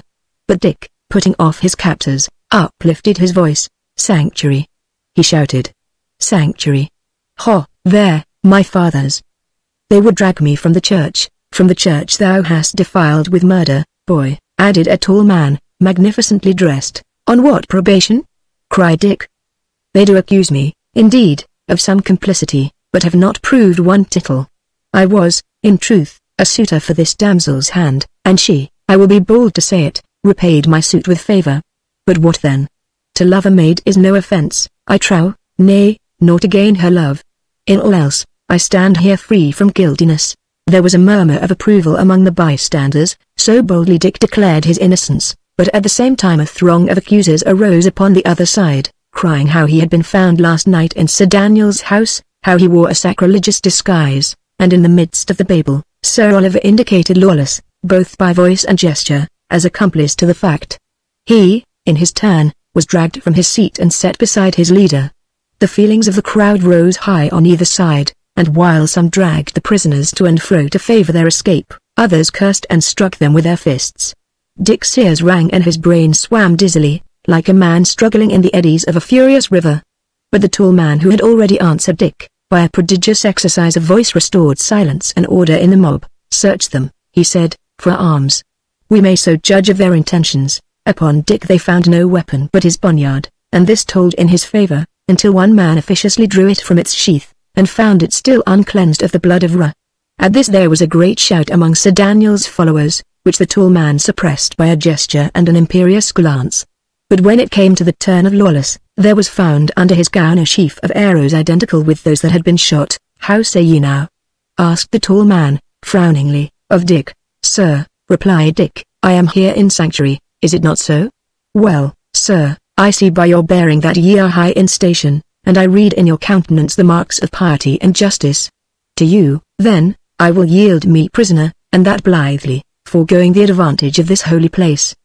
But rather than to be yielded into the discretion of that man, whom I do here accuse with a loud voice to be the murderer of my natural father and the unjust retainer of my lands and revenues, rather than that, I would beseech you, under favor, with your own gentle hand, to dispatch me on the spot. Your own ears have heard him, how before that I was proven guilty he did threaten me with torments. It standeth not with your own honor to deliver me to my sworn enemy and old oppressor, but to try me fairly by the way of law, and, if that I be guilty indeed, to slay me mercifully. My lord, cried Sir Daniel, ye will not hearken to this wolf? His bloody dagger reeks him the lie into his face. Nay, but suffer me. Good night, returned the tall stranger, your own vehemence doth somewhat tell against yourself. And here the bride, who had come to herself some minutes past and looked wildly on upon this scene, broke loose from those that held her, and fell upon her knees before the last speaker. My lord of Risingham, she cried, hear me, in justice. I am here in this man's custody by mere force, reft from mine own people. Since that day I had never pity, countenance, nor comfort from the face of man, but from him only, Richard Shelton, whom they now accuse and labor to undo. My lord, if he was yesternight in Sir Daniel's mansion, it was I that brought him there. He came but at my prayer, and thought to do no hurt. While yet Sir Daniel was a good lord to him, he fought with them of the Black Arrow loyally, but when his foul guardian sought his life by practices, and he fled by night, for his soul's sake, out of that bloody house, whither was he to turn, he, helpless and penniless? Or if he be fallen among ill company, whom should he blame, the lad that was unjustly handled, or the guardian that did abuse his trust? And then the short young lady fell on her knees by Joanna's side. And I, my good lord and natural uncle, she added, I can bear testimony, on my conscience and before the face of all, that what this maiden saith is true. It was I, unworthy, that did lead the young man in. Earl Risingham had heard in silence, and when the voices ceased, he still stood silent for a space. Then he gave Joanna his hand to arise, though it was to be observed that he did not offer the like courtesy to her who had called herself his niece. "Sir Daniel," he said, "here is a right intricate affair, the which, with your good leave, it shall be mine to examine and adjust. Content ye, then, your business is in careful hands, justice shall be done you, and in the meanwhile, get ye incontinently home, and have your hurts attended. The air is shrewd, and I would not ye took hold upon these scratches." He made a sign with his hand. It was passed down the nave by obsequious servants, who waited there upon his smallest gesture. Instantly, without the church, a tucket sounded shrill, and through the open portal archers and men-at-arms, uniformly arrayed in the colours and wearing the badge of Lord Risingham, began to file into the church, took Dick and Lawless from those who still detained them, and, closing their files about the prisoners, marched forth again and disappeared. As they were passing, Joanna held both her hands to Dick and cried him her farewell, and the bridesmaid, nothing downcast by her uncle's evident displeasure, blew him a kiss, with a "keep your heart up, lion driver," that for the first time since the accident called up a smile to the faces of the crowd. Chapter 5 Earl Risingham. Earl Risingham, although by far the most important person then in Shoreby, was poorly lodged in the house of a private gentleman upon the extreme outskirts of the town. Nothing but the armed men at the doors, and the mounted messengers that kept arriving and departing, announced the temporary residence of a great lord. Thus it was that, from lack of space, Dick and Lawless were clapped into the same apartment. "Well spoken, Master Richard," said the outlaw. "It was excellently well spoken, and, for my part, I thank you cordially. Here we are in good hands, we shall be justly tried, and, sometime this evening, decently hanged on the same tree." "Indeed, my poor friend, I do believe it," answered Dick. "Yet have we a string to our bow," returned Lawless. "Ellis Duckworth is a man out of 10,000. He holdeth you right near his heart, both for your own and for your father's sake, and knowing you guiltless of this fact, he will stir earth and heaven to bear you clear." "It may not be," said Dick. "What can he do? He hath but a handful. Alack, if it were but tomorrow, could I but keep a certain tryst an hour before noon tomorrow, all were, I think, otherwise. But now there is no help." "Well," concluded Lawless, "and you will stand to it for my innocence, I will stand to it for yours, and that's doubtly. It shall not avail us, but an I be to hang, it shall not be for lack of swearing." And then, while Dick gave himself over to his reflections, the old rogue curled himself down into a corner, pulled his monkish hood about his face, and composed himself to sleep. Soon he was loudly snoring, so utterly had his long life of hardship and adventure blunted the sense of apprehension. It was long afternoon, and the day was already failing, before the door was opened and Dick taken forth and led upstairs to where, in a warm cabinet, Earl Risingham sat musing over the fire. On his captive's entrance he looked up. "Sir," he said, "I knew your father, who was a man of honour, and this inclineth me to be the more lenient, but I may not hide from you that heavy charges lie against your character. Ye do consort with murderers and robbers, upon a clear probation ye have carried war against the king's peace, ye are suspected to have piratically seized upon a ship, ye are found skulking with a counterfeit presentment in your enemy's house, a man is slain that very evening. And it like you, my lord," Dick interposed, "I will at once avow my guilt, such as it is. I slew this fellow and to the proof, searching in his bosom, here is a letter from his wallet." Lord Risingham took the letter, and opened and read it twice. "Ye have read this?" he inquired. "I have read it," answered Dick. "Are ye for York or Lancaster?" The Earl demanded. "My lord, it was but a little while back that I was asked that question, and knew not how to answer it," said Dick, "but having answered once, I will not vary. My lord, I am for York." The Earl nodded approvingly. "Honestly replied," he said. "But wherefore, then, deliver me this letter?" "Nay, but against traitors, my lord, and not all sides arrayed?" cried Dick. "I would they were, young gentleman," returned the Earl, "and I do at least approve your saying. There is more youth and guile in you, I do perceive, and were not Sir Daniel a mighty man upon our side, I were half tempted to espouse your quarrel. For I have inquired, and it appears ye have been hardly dealt with, and have much excuse.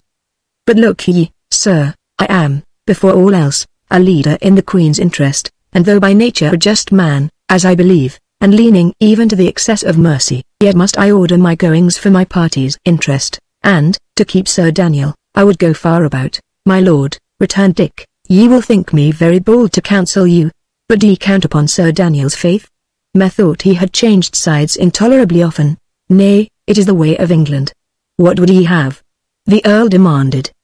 "But ye are unjust to the Knight of Tunstall, and as faith goes, in this unfaithful generation, he hath of late been honourably true to us of Lancaster. Even in our last reverses he stood firm, and it pleased you, then, said Dick, to cast your eye upon this letter. You might somewhat change your thought of him, and he handed to the Earl Sir Daniel's letter to Lord Wensleydale. The effect upon the Earl's countenance was instant. He lowered like an angry lion, and his hand, with a sudden movement, clutched at his dagger. Ye have read this also? He asked. Even so, said Dick. It is your lordship's own estate he offers to Lord Wensleydale. It is my own estate, even as ye say, returned the Earl. I am your bedesman for this letter. It hath shown me a fox's hole. Command me, Master Shelton, I will not be backward in gratitude, and to begin with, York or Lancaster, true man or thief, I do now set you at freedom. Go, a Mary's name. But judge it right that I retain and hang your fellow, lawless. The crime hath been most open, and it were fitting that some open punishment should follow. My lord, I make it my first suit to you to spare him also, pleaded Dick. It is an old, condemned rogue, thief, and vagabond, Master Shelton, said the Earl. He hath been gallows ripe this score of years. And, whether for one thing or another, whether tomorrow or the day after, where is the great choice? Yet, my lord, it was through love to me that he came hither, answered Dick, and I were churlish and thankless to desert him. Master Shelton, ye are troublesome, replied the Earl, severely. It is an evil way to prosper in this world. Howbeit, and to be quit of your importunity, I will once more humour you. Go, then, together, but go warily, and get swiftly out of Shoreby town. For this Sir Daniel, whom may the saints confound, thirsteth most greedily to have your blood. My lord, I do now offer you in words my gratitude, trusting at some brief date to pay you some of it in service, replied Dick, as he turned from the apartment. Chapter 6. Arblaster again. When Dick and Lawless were suffered to steal, by a back way, out of the house where Lord Risingham held his garrison, the evening had already come. They paused in shelter of the garden wall to consult on their best course. The danger was extreme. If one of Sir Daniel's men caught sight of them and raised the view hallo, they would be run down and butchered instantly. And not only was the town of Shoreby a minute of peril for their lives, but to make for the open country was to run the risk of the patrols. A little way off, upon some open ground, they spied a windmill standing, and hard by that, a very large granary with open doors. How if we lay there until the nightfall? Dick proposed, and Lawless having no better suggestion to offer, they made a straight push for the granary at a run, and concealed themselves behind the door among some straw. The daylight rapidly departed, and presently the moon was silvering the frozen snow. Now or never was their opportunity to gain the goat and bagpipes unobserved and change their telltale garments. Yet even then it was advisable to go round by the outskirts, and not run the gauntlet of the marketplace, where, in the concourse of people, they stood the more imminent peril to be recognized and slain. This course was a long one. It took them not far from the house by the beach, now lying dark and silent, and brought them forth at last by the margin of the harbour. Many of the ships, as they could see by the clear moonshine, had weighed anchor, and, profiting by the calm sky, proceeded for more distant parts. Answerably to this, the rude alehouses along the beach, although in defiance of the curfew law, they still shone with fire and candle, were no longer thronged with customers, and no longer echoed to the chorus of sea songs. Hastily, half running, with their monkish raiment kilted to the knee, they plunged through the deep snow and threaded the labyrinth of marine lumber, and they were already more than halfway round the harbour when, as they were passing close before an alehouse, the door suddenly opened and let out a gush of light upon their fleeting figures. Instantly they stopped, and made believe to be engaged in earnest conversation. 3 men, one after another, came out of the alehouse, and the last closed the door behind him. All 3 were unsteady upon their feet, as if they had passed the day in deep potations, and they now stood wavering in the moonlight, like men who knew not what they would be after. The tallest of the 3 was talking in a loud, lamentable voice. 7 pieces of as good Gascony as ever a tapster broached. He was saying, the best ship out o' the port o' Dartmouth, a Virgin Mary parcel gilt, 13 pounds of good gold money. I have bad losses, too, interrupted one of the others. I have had losses of mine own, gossip Arblaster. I was robbed at Martinmas of 5 shillings and a leather wallet well worth 9pence farthing. Dick's heart smote him at what he heard. Until that moment he had not perhaps thought twice of the poor skipper who had been ruined by the loss of the Good Hope. So careless, in those days, were men who wore arms of the goods and interests of their inferiors. But this sudden encounter reminded him sharply of the high-handed manner and ill-ending of his enterprise, and both he and Lawless turned their heads the other way, to avoid the chance of recognition. The ship's dog had, however, made his escape from the wreck and found his way back again to shore by. He was now at Arblaster's heels, and suddenly sniffing and pricking his ears, he darted forward and began to bark furiously at the two sham friars. His master unsteadily followed him. "Hey, shipmates!" he cried. "Have ye ever a penny pie for a poor old shipman, clean destroyed by pirates? I am a man that would have paid for you both o' Thursday morning, and now here I be, o' Saturday night, begging for a flagon of ale. Ask my man Tom, if he misdoubt me. 7 pieces of good Gascon wine, a ship that was mine own, and was my father's before me, a blessed Mary of plain tree wood and parcel gilt, and 13 pounds in gold and silver. Hey! What say ye? A man that fought the French, too, for I have fought the French, I have cut more French throats upon the high seas than ever a man that sailed out of Dartmouth. Come, a penny piece." Neither Dick nor Lawless durst answer him a word, lest he should recognize their voices, and they stood there as helpless as a ship ashore, not knowing where to turn nor what to hope. "Are ye dumb, boy?" inquired the skipper. "Mates," he added, with a hiccup, "they be dumb. I like not this manner of discourtesy, for an a man be dumb, so be as he's courteous, he will still speak when he was spoken to, methinks." By this time the sailor, Tom, who was a man of great personal strength, seemed to have conceived some suspicion of these two speechless figures, and being soberer than his captain, stepped suddenly before him, took Lawless roughly by the shoulder, and asked him, with an oath, what ailed him that he held his tongue. To this the outlaw, thinking all was over, made answer by a wrestling feint that stretched the sailor on the sand, and, calling upon Dick to follow him, took to his heels among the lumber. The affair passed in a second.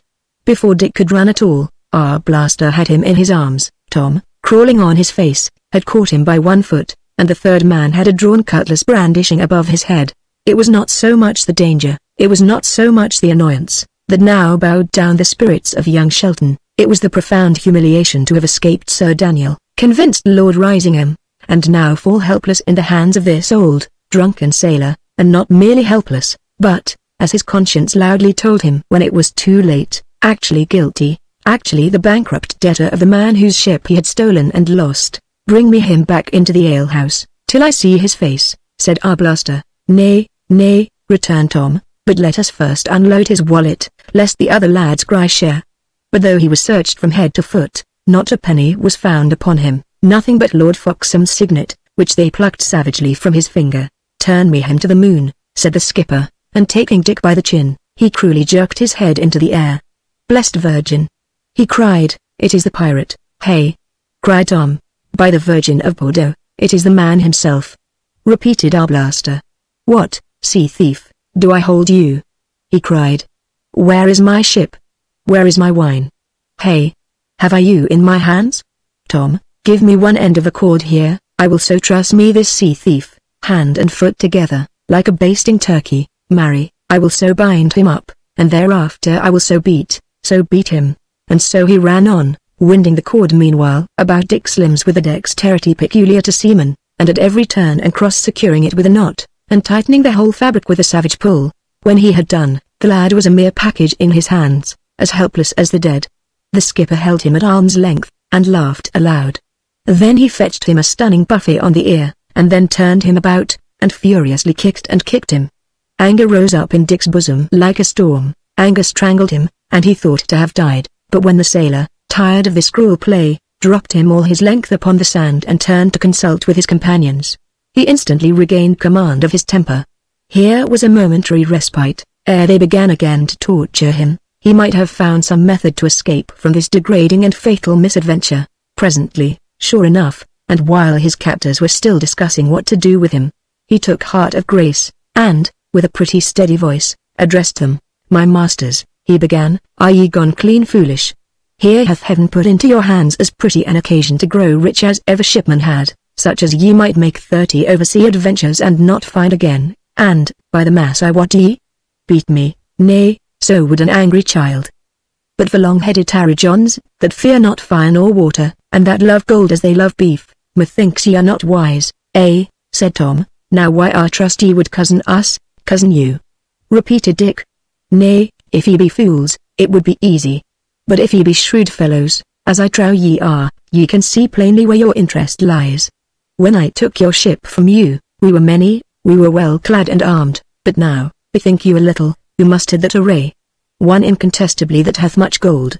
And if he, being already rich, continueth to hunt after more even in the face of storms, bethink you once more, shall there not be a treasure somewhere hidden? What meaneth he? Asked one of the men. Why, if ye have lost an old skiff and a few jugs of vinegary wine, continued Dick, forget them, for the trash they are, and do ye rather buckle to an adventure worth the name, that shall, in 12 hours, make or mar you forever. But take me up from where I lie, and let us go somewhere near at hand and talk across a flagon, for I am sore and frozen, and my mouth is half among the snow. He seeks but to cozen us, said Tom, contemptuously. Cousin. Cousin. Cried the third man. I would I could see the man that could cozen me. He were a cozener indeed. Nay, I was not born yesterday. I can see a church when it hath a steeple on it, and for my part, gossip Arblaster, methinks there is some sense in this young man. Shall we go hear him, indeed? Say, shall we go hear him? I would look gladly on a pottle of strong ale, good Master Pirret, returned Arblaster. How say ye, Tom? But then the wallet is empty. I will pay, said the other, I will pay. I would fain see this matter out. I do believe, upon my conscience, there is gold in it. Nay, if ye get again to drinking, all is lost. Cried Tom. Gossip Arblaster, ye suffer your fellow to have too much liberty, returned Master Pirret. Would ye be led by a hired man? Fie, peace, fellow, said Arblaster, addressing Tom. Will ye put your oar in? Truly a fine pass, when the crew is to correct the skipper. Well, then, go your way, said Tom. I wash my hands of you. Set him, then, upon his feet, said Master Pirret. I know a privy place where we may drink and discourse. If I am to walk, my friends, ye must set my feet at liberty, said Dick, when he had been once more planted upright like a post. He saith true, laughed Pirret. Truly, he could not walk accoutred as he is. Give it a slit, out with your knife and slit it, gossip. Even Arblaster paused at this proposal, but as his companion continued to insist, and Dick had the sense to keep the merest wooden indifference of expression, and only shrugged his shoulders over the delay, the skipper consented at last, and cut the cords which tied his prisoner's feet and legs. Not only did this enable Dick to walk, but the whole network of his bonds being proportionately loosened, he felt the arm behind his back begin to move more freely, and could hope, with time and trouble, to entirely disengage it. So much he owed already to the owlish silliness and greed of Master Pirret. That worthy now assumed the lead, and conducted them to the very same rude alehouse where Lawless had taken Arblaster on the day of the gale. It was now quite deserted.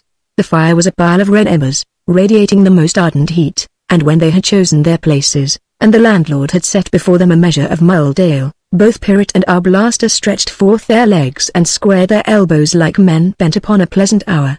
The table at which they sat, like all the others in the alehouse, consisted of a heavy, square board, set on a pair of barrels, and each of the four curiously assorted cronies sat at one side of the square, Pirret facing Arblaster, and Dick opposite to the common sailor. And now, young man, said Pirret, to your tale.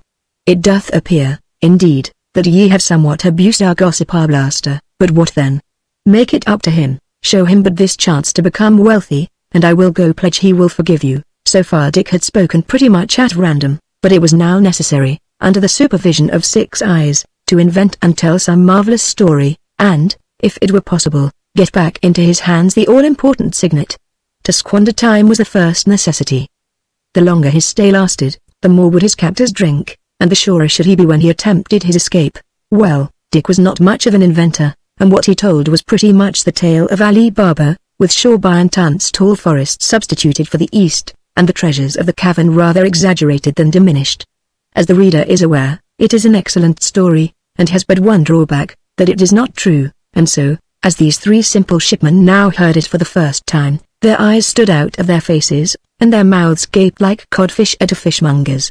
Pretty soon a second measure of mulled ale was called for, and while Dick was still artfully spinning out the incidents, a third followed the second. Here was the position of the parties towards the end. Arblaster, 3 parts drunk and 1/2 asleep, hung helpless on his stool. Even Tom had been much delighted with the tale, and his vigilance had abated in proportion. Meanwhile, Dick had gradually wormed his right arm clear of its bonds, and was ready to risk all. And so, said Pirret, why are one of these? I was made so, replied Dick, against my will, but an I could but get a sack or 2 of gold coin to my share, I should be a fool indeed to continue dwelling in a filthy cave, and standing shot and buffet like a soldier. Here be we four, good. Let us, then, go forth into the forest tomorrow ere the sun be up. Could we come honestly by a donkey, it were better, but an we cannot. We have our 4 strong backs, and I warrant me we shall come home staggering. Pirate licked his lips. And this magic, he said, this password, whereby the cave is opened, how call ye it, friend? Nay, none know the word but the 3 chiefs, returned Dick, but here is your great good fortune, that, on this very evening, I should be the bearer of a spell to open it. It is a thing not trusted twice a year beyond the captain's wallet, a spell, said Arblaster, half awakening, and squinting upon Dick with one eye. Aroint thee. No spells. I be a good Christian. Ask my man Tom, else. Nay, but this is white magic, said Dick. It doth naught with the devil, only the powers of numbers, herbs, and planets. Said Pirate, 'tis but white magic, gossip. There is no sin therein, I do assure you. But proceed, good youth. This spell, in what should it consist? Nay, that I will incontinently show you, answered Dick. Have ye there the ring ye took from my finger? Good. Now hold it forth before you by the extreme finger ends, at the arm's length, and over against the shining of these embers. 'Tis so exactly. Thus, then, is the spell. With a haggard glance, Dick saw the coast was clear between him and the door. He put up an internal prayer. Then whipping forth his arm, he made but one snatch of the ring, and at the same instant, levering up the table, he sent it bodily over upon the seaman Tom.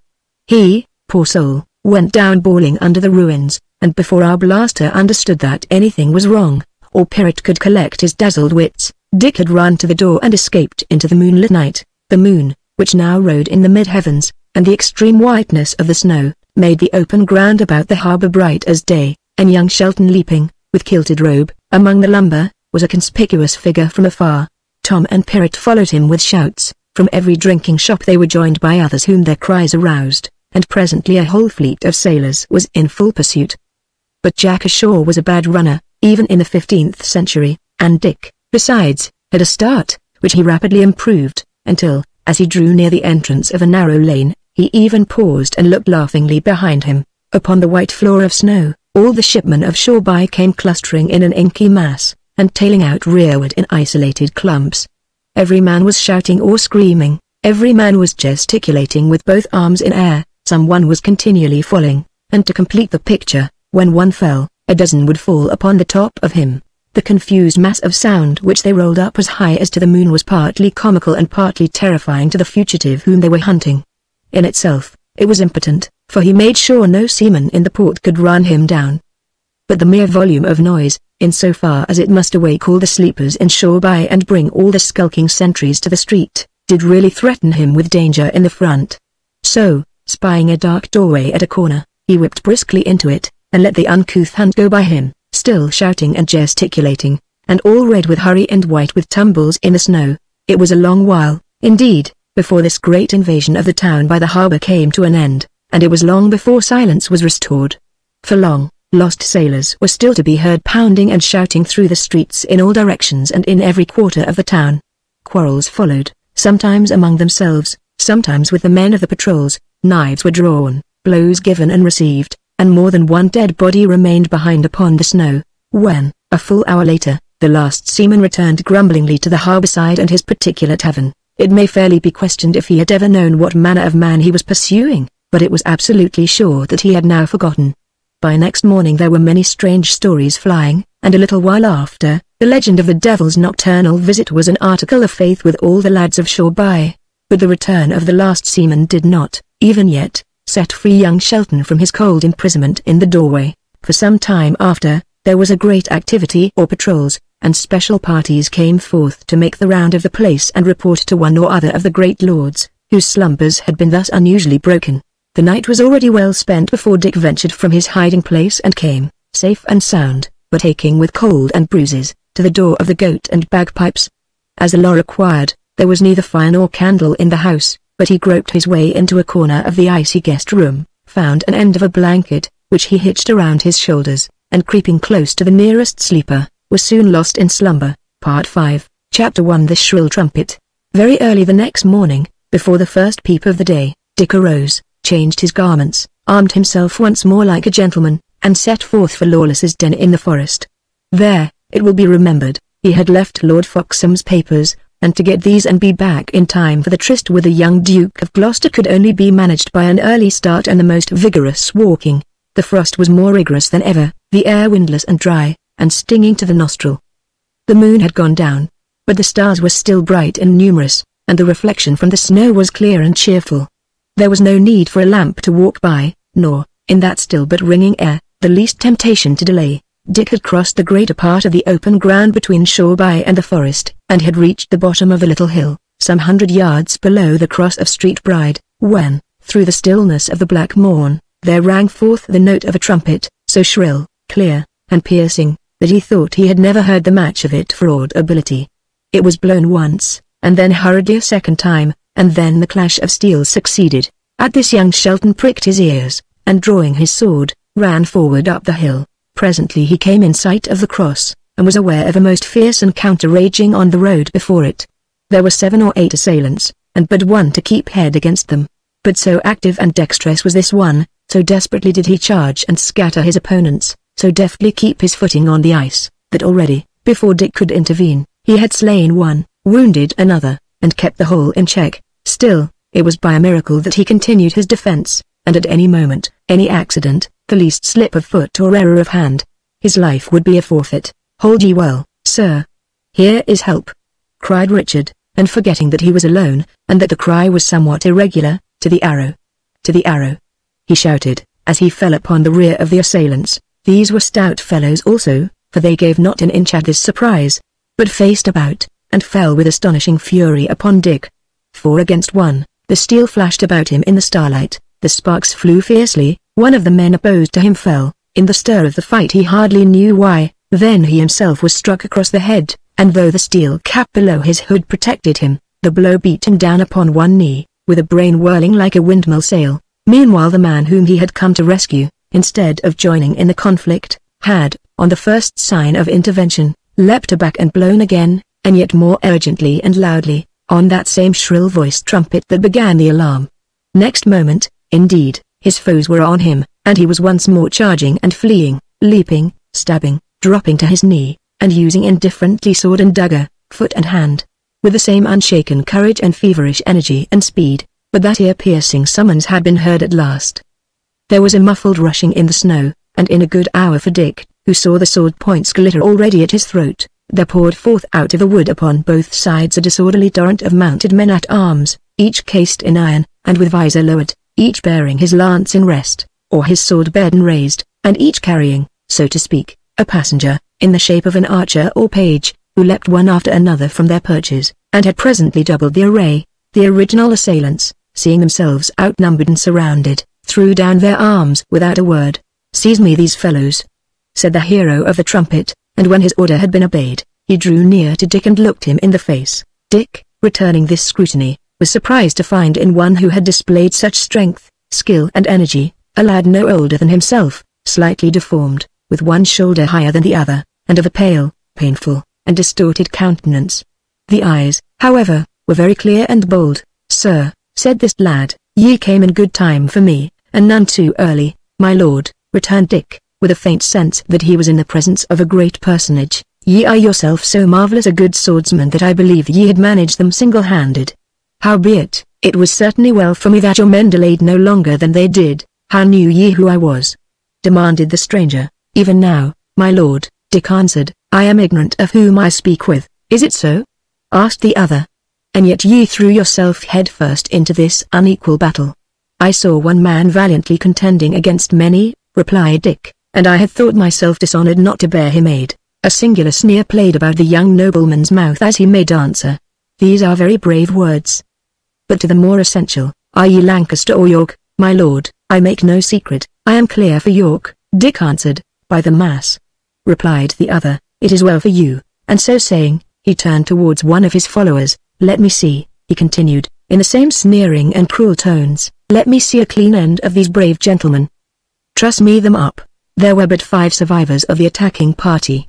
Archers seized them by the arms, they were hurried to the borders of the wood, and each placed below a tree of suitable dimension. The rope was adjusted, an archer, carrying the end of it, hastily clambered overhead, and before a minute was over, and without a word passing upon either hand, the 5 men were swinging by the neck. "And now," cried the deformed leader, "back to your posts, and when I summon you next, be ready to attend." "My Lord Duke," said one man, "beseech you, tarry not here alone. Keep but a handful of lances at your hand." "Fellow," said the Duke, "I have forborne to chide you for your slowness.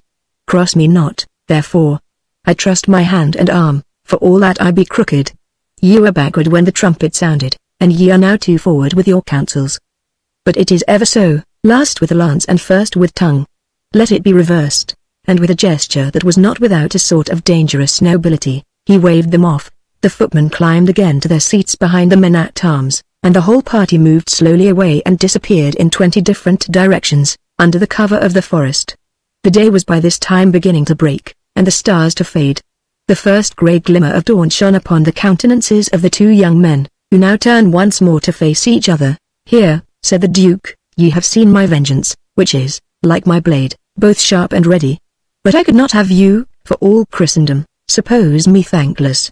You that came to my aid with a good sword and a better courage, unless that ye recoil from my misshapenness, come to my heart." And so saying, the young leader held out his arms for an embrace. In the bottom of his heart Dick already entertained a great terror and some hatred for the man whom he had rescued, but the invitation was so worded that it would not have been merely discourteous, but cruel, to refuse or hesitate, and he hastened to comply. "And now, my Lord Duke," he said, when he had regained his freedom, "do I suppose aright? Are ye my Lord Duke of Gloucester?" "I am Richard of Gloucester," returned the other. "And you, how call they you?" Dick told him his name, and presented Lord Foxham's signet, which the Duke immediately recognized. "Ye come too soon," he said, "but why should I complain?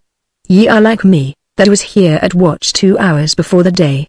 But this is the first sally of mine arms. Upon this adventure, Master Shelton, shall I make or mar the quality of my renown?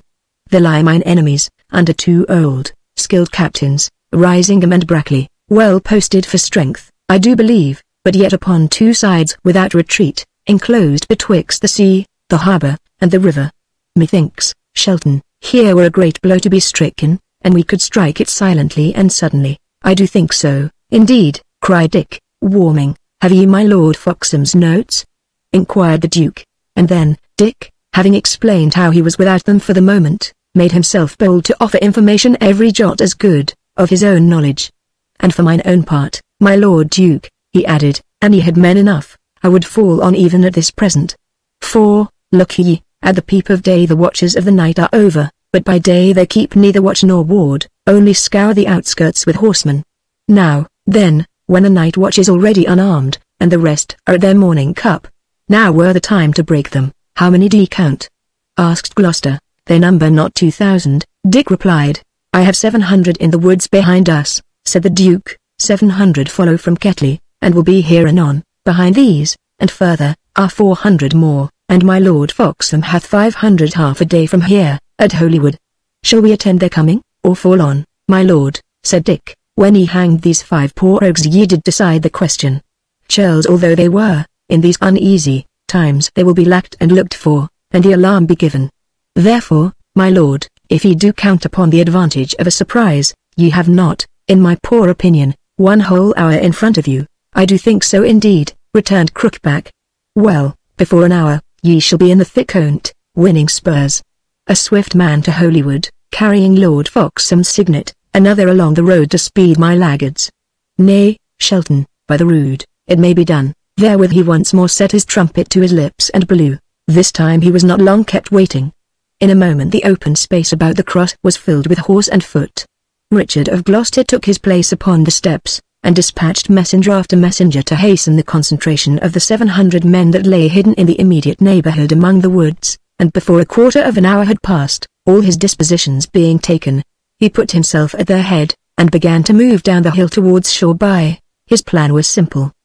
He was to seize a quarter of the town of Shoreby lying on the right hand of the high road, and make his position good there in the narrow lanes until his reinforcements followed. If Lord Risingham chose to retreat, Richard would follow upon his rear, and take him between 2 fires, or, if he preferred to hold the town, he would be shut in a trap, there to be gradually overwhelmed by force of numbers. There was but one danger, but that was imminent and great. Gloucester's 700 might be rolled up and cut to pieces in the first encounter, and, To avoid this, it was needful to make the surprise of their arrival as complete as possible.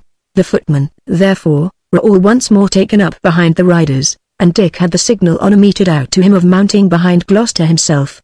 For as far as there was any cover the troops moved slowly, and when they came near the end of the trees that lined the highway, stopped to breathe and reconnoitre. The sun was now well up, shining with a frosty brightness out of a yellow halo, and right over against the luminary, shore by, a field of snowy roofs and ruddy gables, was rolling up its columns of morning smoke. Gloucester turned round to Dick. "In that poor place," he said, "where people are cooking breakfast, either you shall gain your spurs and I begin a life of mighty honour and glory in the world's eye, or both of us, as I conceive it, shall fall dead and be unheard of. 2 Richards are we. Well, then, Richard Shelton, they shall be heard about. These 2. Their swords shall not ring more loudly on men's helmets than their names shall ring in people's ears." Dick was astonished at so great a hunger after fame, expressed with so great vehemence of voice and language, and he answered very sensibly and quietly, that, for his part, he promised he would do his duty, and doubted not of victory if everyone did the like. By this time the horses were well breathed, and the leader holding up his sword and giving rein, the whole troop of chargers broke into the gallop and thundered, with their double load of fighting men, down the remainder of the hill and across the snow-covered plain that still divided them from Shoreby. Chapter 2 The Battle of Shoreby. The whole distance to be crossed was not above 1/4 of a mile. But they had no sooner debouched beyond the cover of the trees than they were aware of people fleeing and screaming in the snowy meadows upon either hand. Almost at the same moment a great rumour began to arise, and spread and grow continually louder in the town, and they were not yet halfway to the nearest house before the bells began to ring backward from the steeple. The young Duke ground his teeth together. By these so early signals of alarm he feared to find his enemies prepared, and if he failed to gain a footing in the town, he knew that his small party would soon be broken and exterminated in the open. In the town, however, the Lancastrians were far from being in so good a posture. It was as Dick had said. The night guard had already doffed their harness, the rest were still hanging, unlatched, unbraced, all unprepared for battle, about their quarters, and in the whole of Shoreby there were not, perhaps, 50 men full armed, or 50 chargers ready to be mounted.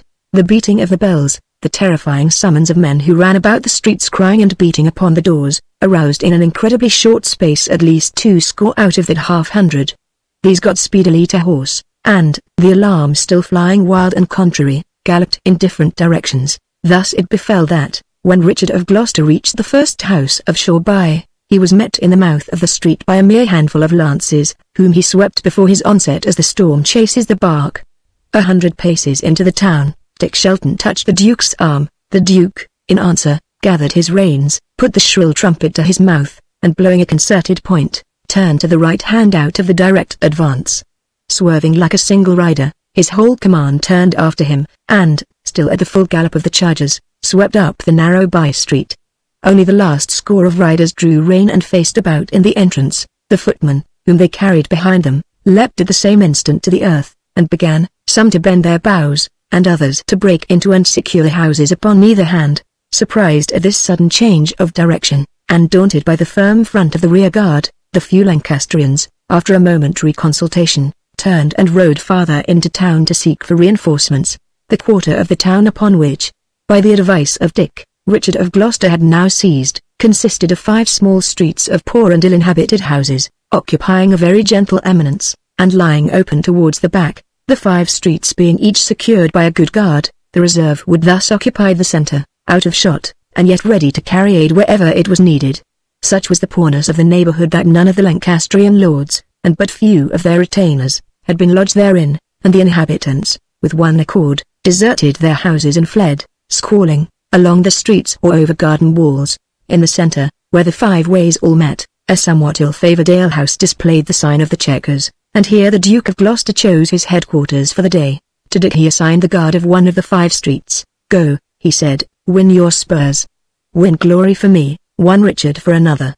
I tell you, if I rise, ye shall rise by the same ladder. Go," he added, shaking him by the hand, but, as soon as Dick was gone, he turned to a little shabby archer at his elbow. "Go, Dutton, and that right speedily," he added. "Follow that lad. If ye find him faithful, ye answer for his safety. A head for a head. Woe unto you, if ye return without him. But if he be faithless, or, for one instant, You must out him, stab him from behind." In the meanwhile Dick hastened to secure his post. The street he had to guard was very narrow, and closely lined with houses, which projected and overhung the roadway, but narrow and dark as it was, since it opened upon the marketplace of the town, the main issue of the battle would probably fall to be decided on that spot. The marketplace was full of townspeople fleeing in disorder, but there was as yet no sign of any foeman ready to attack, and Dick judged he had some time before him to make ready his defense. The two houses at the end stood deserted, with open doors, as the inhabitants had left them in their flight, and from these he had the furniture hastily trussed forth and piled into a barrier in the entry of the lane.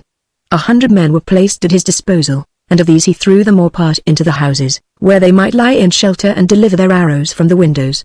With the rest, under his own immediate eye, he lined the barricade. Meanwhile the utmost uproar and confusion had continued to prevail throughout the town, and what with the hurried clashing of bells, the sounding of trumpets, the swift movement of bodies of horse, the cries of the commanders, and the shrieks of women, the noise was almost deafening to the ear. Presently, little by little, the tumult began to subside, and soon after, files of men in armor and bodies of archers began to assemble and form in line of battle in the marketplace. A large portion of this body were in murrey and blue, and in the mounted knight who ordered their array Dick recognized Sir Daniel Brackley. Then there befell a long pause, which was followed by the almost simultaneous sounding of 4 trumpets from 4 different quarters of the town. A fifth rang in answer from the marketplace, and at the same moment the files began to move, and a shower of arrows rattled about the barricade, and sounded like blows upon the walls of the 2 flanking houses. The attack had begun, by a common signal, on all the 5 issues of the quarter. Gloucester was beleaguered upon every side, and Dick judged, if he would make good his post, he must rely entirely on the 100 men of his command. 7 volleys of arrows followed one upon the other, and in the very thick of the discharges Dick was touched from behind upon the arm, and found a page holding out to him a leathern jack, strengthened with bright plates of mail. "It is from my Lord of Gloucester," said the page. "He hath observed, Sir Richard, that ye went unarmed." Dick, with a glow at his heart at being so addressed, got to his feet and, with the assistance of the page, donned the defensive coat. Even as he did so, 2 arrows rattled harmlessly upon the plates, and a third struck down the page, mortally wounded, at his feet. Meantime the whole body of the enemy had been steadily drawing nearer across the marketplace, and by this time were so close at hand that Dick gave the order to return their shot. Immediately, from behind the barrier and from the windows of the houses, a counterblast of arrows sped, carrying death. But the Lancastrians, as if they had but waited for a signal, shouted loudly in answer, and began to close at a run upon the barrier. The horsemen still hanging back, with visors lowered. Then followed an obstinate and deadly struggle, hand to hand. The assailants, wielding their falchions with one hand, strove with the other to drag down the structure of the barricade. On the other side, the parts were reversed, and the defenders exposed themselves like madmen to protect their rampart. So for some minutes the contest raged almost in silence, friend and foe falling one upon another. But it is always the easier to destroy, and when a single note upon the tucket recalled the attacking party from this desperate service, much of the barricade had been removed piecemeal, and the whole fabric had sunk to half its height, and tottered to a general fall, and now the footmen in the marketplace fell back, at a run, on every side.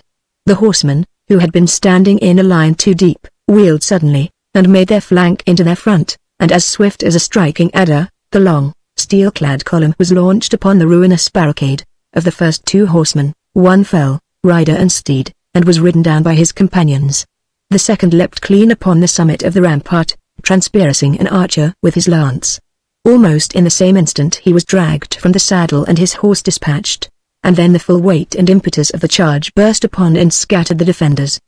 The men-at-arms, surmounting their fallen comrades, and carried onward by the fury of their onslaught, dashed through Dick's broken line and poured thundering up the lane beyond, as a stream bestrides and pours across a broken dam. Yet was the fight not over. Still, in the narrow jaws of the entrance, Dick and a few survivors plied their bills like woodmen, and already, across the width of the passage, there had been formed a second, a higher, and a more effectual rampart of fallen men and disemboweled horses, lashing in the agonies of death.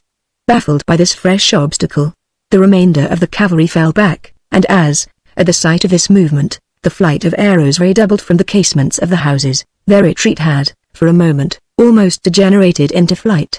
Almost at the same time, those who had crossed the barricade and charged farther up the street, being met before the door of the Checkers by the formidable hunchback, and the whole reserve of the Yorkists began to come scattering backward, in the excess of disarray and terror.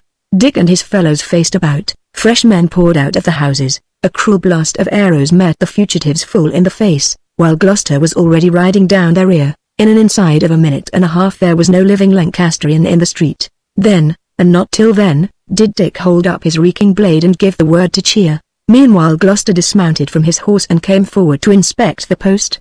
His face was as pale as linen, but his eyes shone in his head like some strange jewel, and his voice, when he spoke, was hoarse and broken with the exultation of battle and success.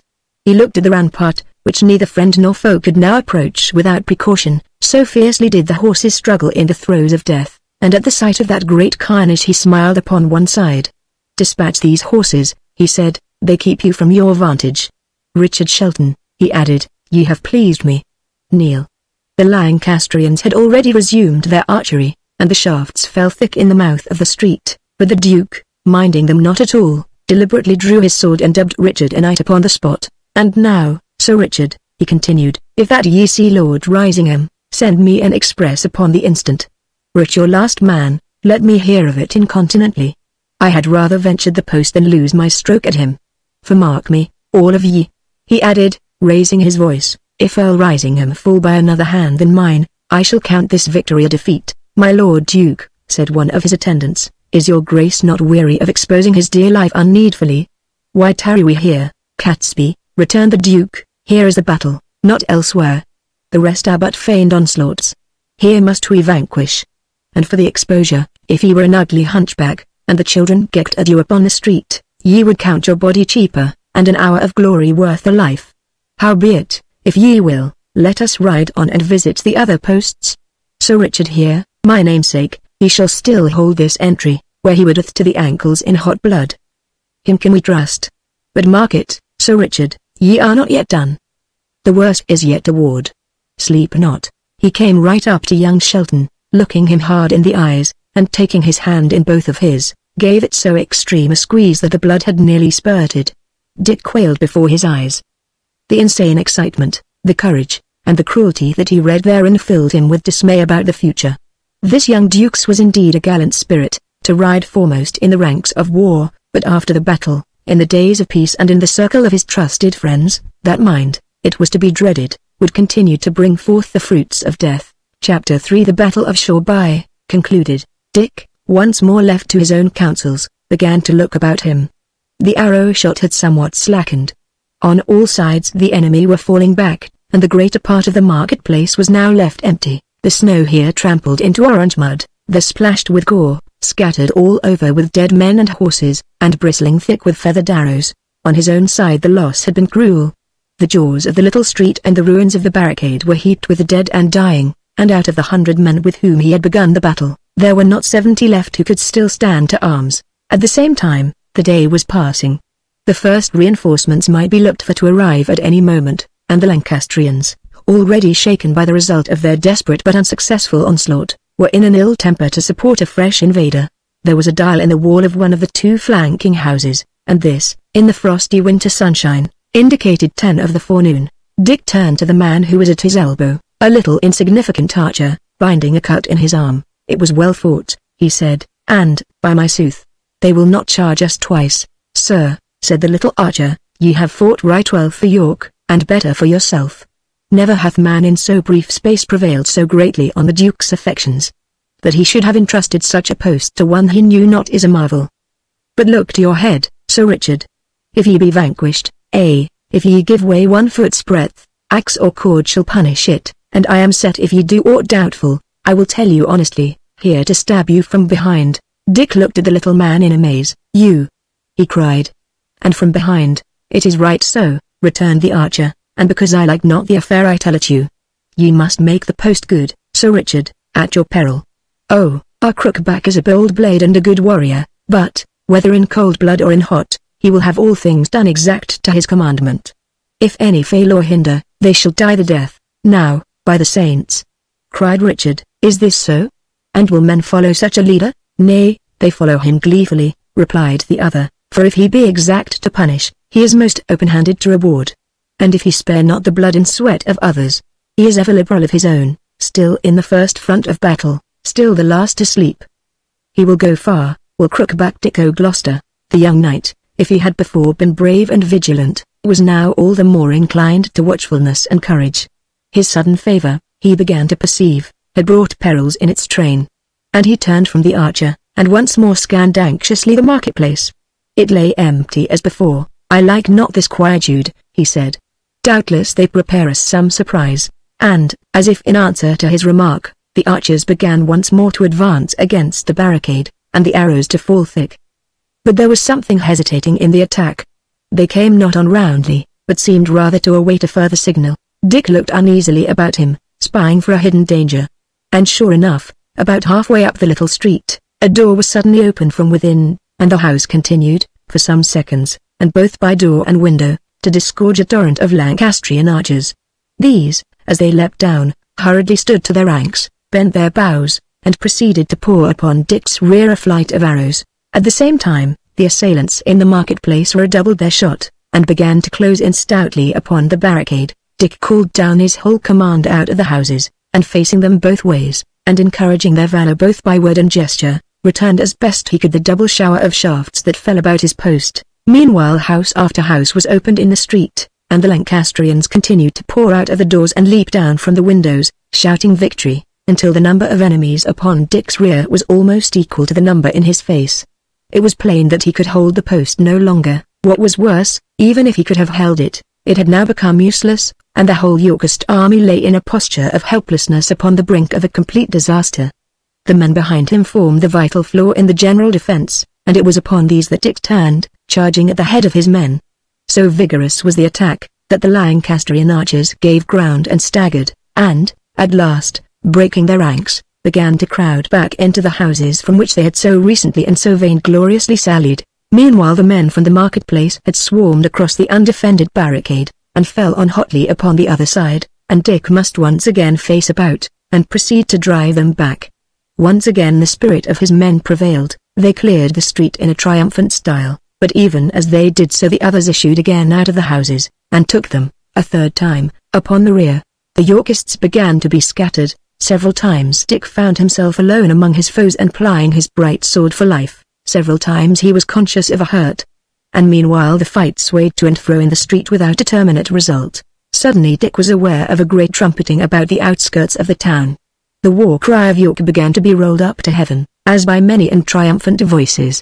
And at the same time the men in front of him began to give ground rapidly, streaming out of the street and back upon the marketplace. Someone gave the word to fly. Trumpets were blown distractedly, some for a rally, some to charge. It was plain that a great blow had been struck, and the Lancastrians were thrown, at least for the moment, into full disorder, and some degree of panic. And then, like a theatre trick, there followed the last act of shore-by battle. The men in front of Richard turned tail, like a dog that has been whistled home, and fled like the wind.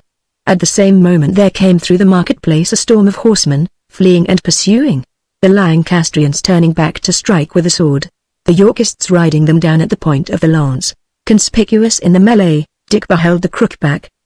He was already giving a foretaste of that furious valor and skill to cut his way across the ranks of war, which, years afterwards upon the field of Bosworth, and when he was stained with crimes, almost sufficed to change the fortunes of the day and the destiny of the English throne.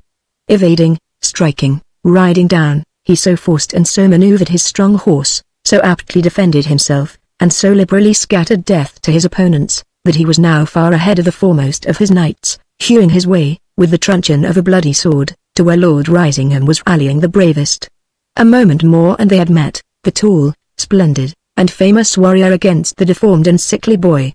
Yet Shelton had never a doubt of the result, and when the fight next opened for a moment, the figure of the Earl had disappeared, but still, in the first of the danger, Crookback Dick was launching his big horse and plying the truncheon of his sword. Thus, by Shelton's courage in holding the mouth of the street against the first attack, and by the opportune arrival of his 700 reinforcements, the lad, who was afterwards to be handed down to the execration of posterity under the name of Richard III, had won his first considerable fight. Chapter 4 The Sack of Shoreby. There was not a foe left within striking distance, and Dick, as he looked ruefully about him on the remainder of his gallant force, began to count the cost of victory. He was himself, now that the danger was ended, so stiff and sore, so bruised and cut and broken, and, above all, so utterly exhausted by his desperate and unremitting labors in the fight, that he seemed incapable of any fresh exertion. But this was not yet the hour for repose. Shoreby had been taken by assault, and though an open town, and not in any manner to be charged with a resistance, it was plain that these rough fighters would be not less rough now that the fight was over, and that the more horrid part of war would fall to be enacted. Richard of Gloucester was not the captain to protect the citizens from his infuriated soldiery, and even if he had the will, it might be questioned if he had the power. It was, therefore, Dick's business to find and to protect Joanna, and with that end he looked about him at the faces of his men. The 3 or 4 who seemed likeliest to be obedient and to keep sober he drew aside, and promising them a rich reward and special recommendation to the Duke, led them across the marketplace, now empty of horsemen, and into the streets upon the further side. Every here and the small combats of from 2 to a dozen still raged upon the open street. Here and there a house was being besieged, the defenders throwing out stools and tables on the heads of the assailants. The snow was strewn with arms and corpses, but except for these partial combats the streets were deserted, and the houses, some standing open, and some shuttered and barricaded, had for the most part ceased to give out smoke. Dick, threading the skirts of these skirmishers, led his followers briskly in the direction of the Abbey Church, but when he came the length of the main street, a cry of horror broke from his lips. Sir Daniel's great house had been carried by assault. The gates hung in splinters from the hinges, and a double throng kept pouring in and out through the entrance, seeking and carrying booty. Meanwhile, in the upper stories, some resistance was still being offered to the pillagers, for just as Dick came within eyeshot of the building, a casement was burst open from within, and a poor wretch in murrey and blue, screaming and resisting, was forced through the embrasure and tossed into the street below. The most sickening apprehension fell upon Dick. He ran forward like one possessed, forced his way into the house among the foremost, and mounted without pause to the chamber on the 3rd floor where he had last parted from Joanna. It was a mere wreck, the furniture had been overthrown, the cupboards broken open, and in one place a trailing corner of the arras lay smouldering on the embers of the fire. Dick, almost without thinking, trod out the incipient conflagration, and then stood bewildered. Sir Daniel, Sir Oliver, Joanna, all were gone, but whether butchered in the rout or safe escaped from Shoreby, who should say? He caught a passing archer by the tabard. "Fellow," he asked, "were ye here when this house was taken?" "Let be," said the archer. "A murrain." "Let be, or I strike." "Hark ye," returned Richard, "two can play at that. Stand and be plain." But the man, flushed with drink and battle, struck Dick upon the shoulder with one hand, while with the other he twitched away his garment. Thereupon the full wrath of the young leader burst from his control.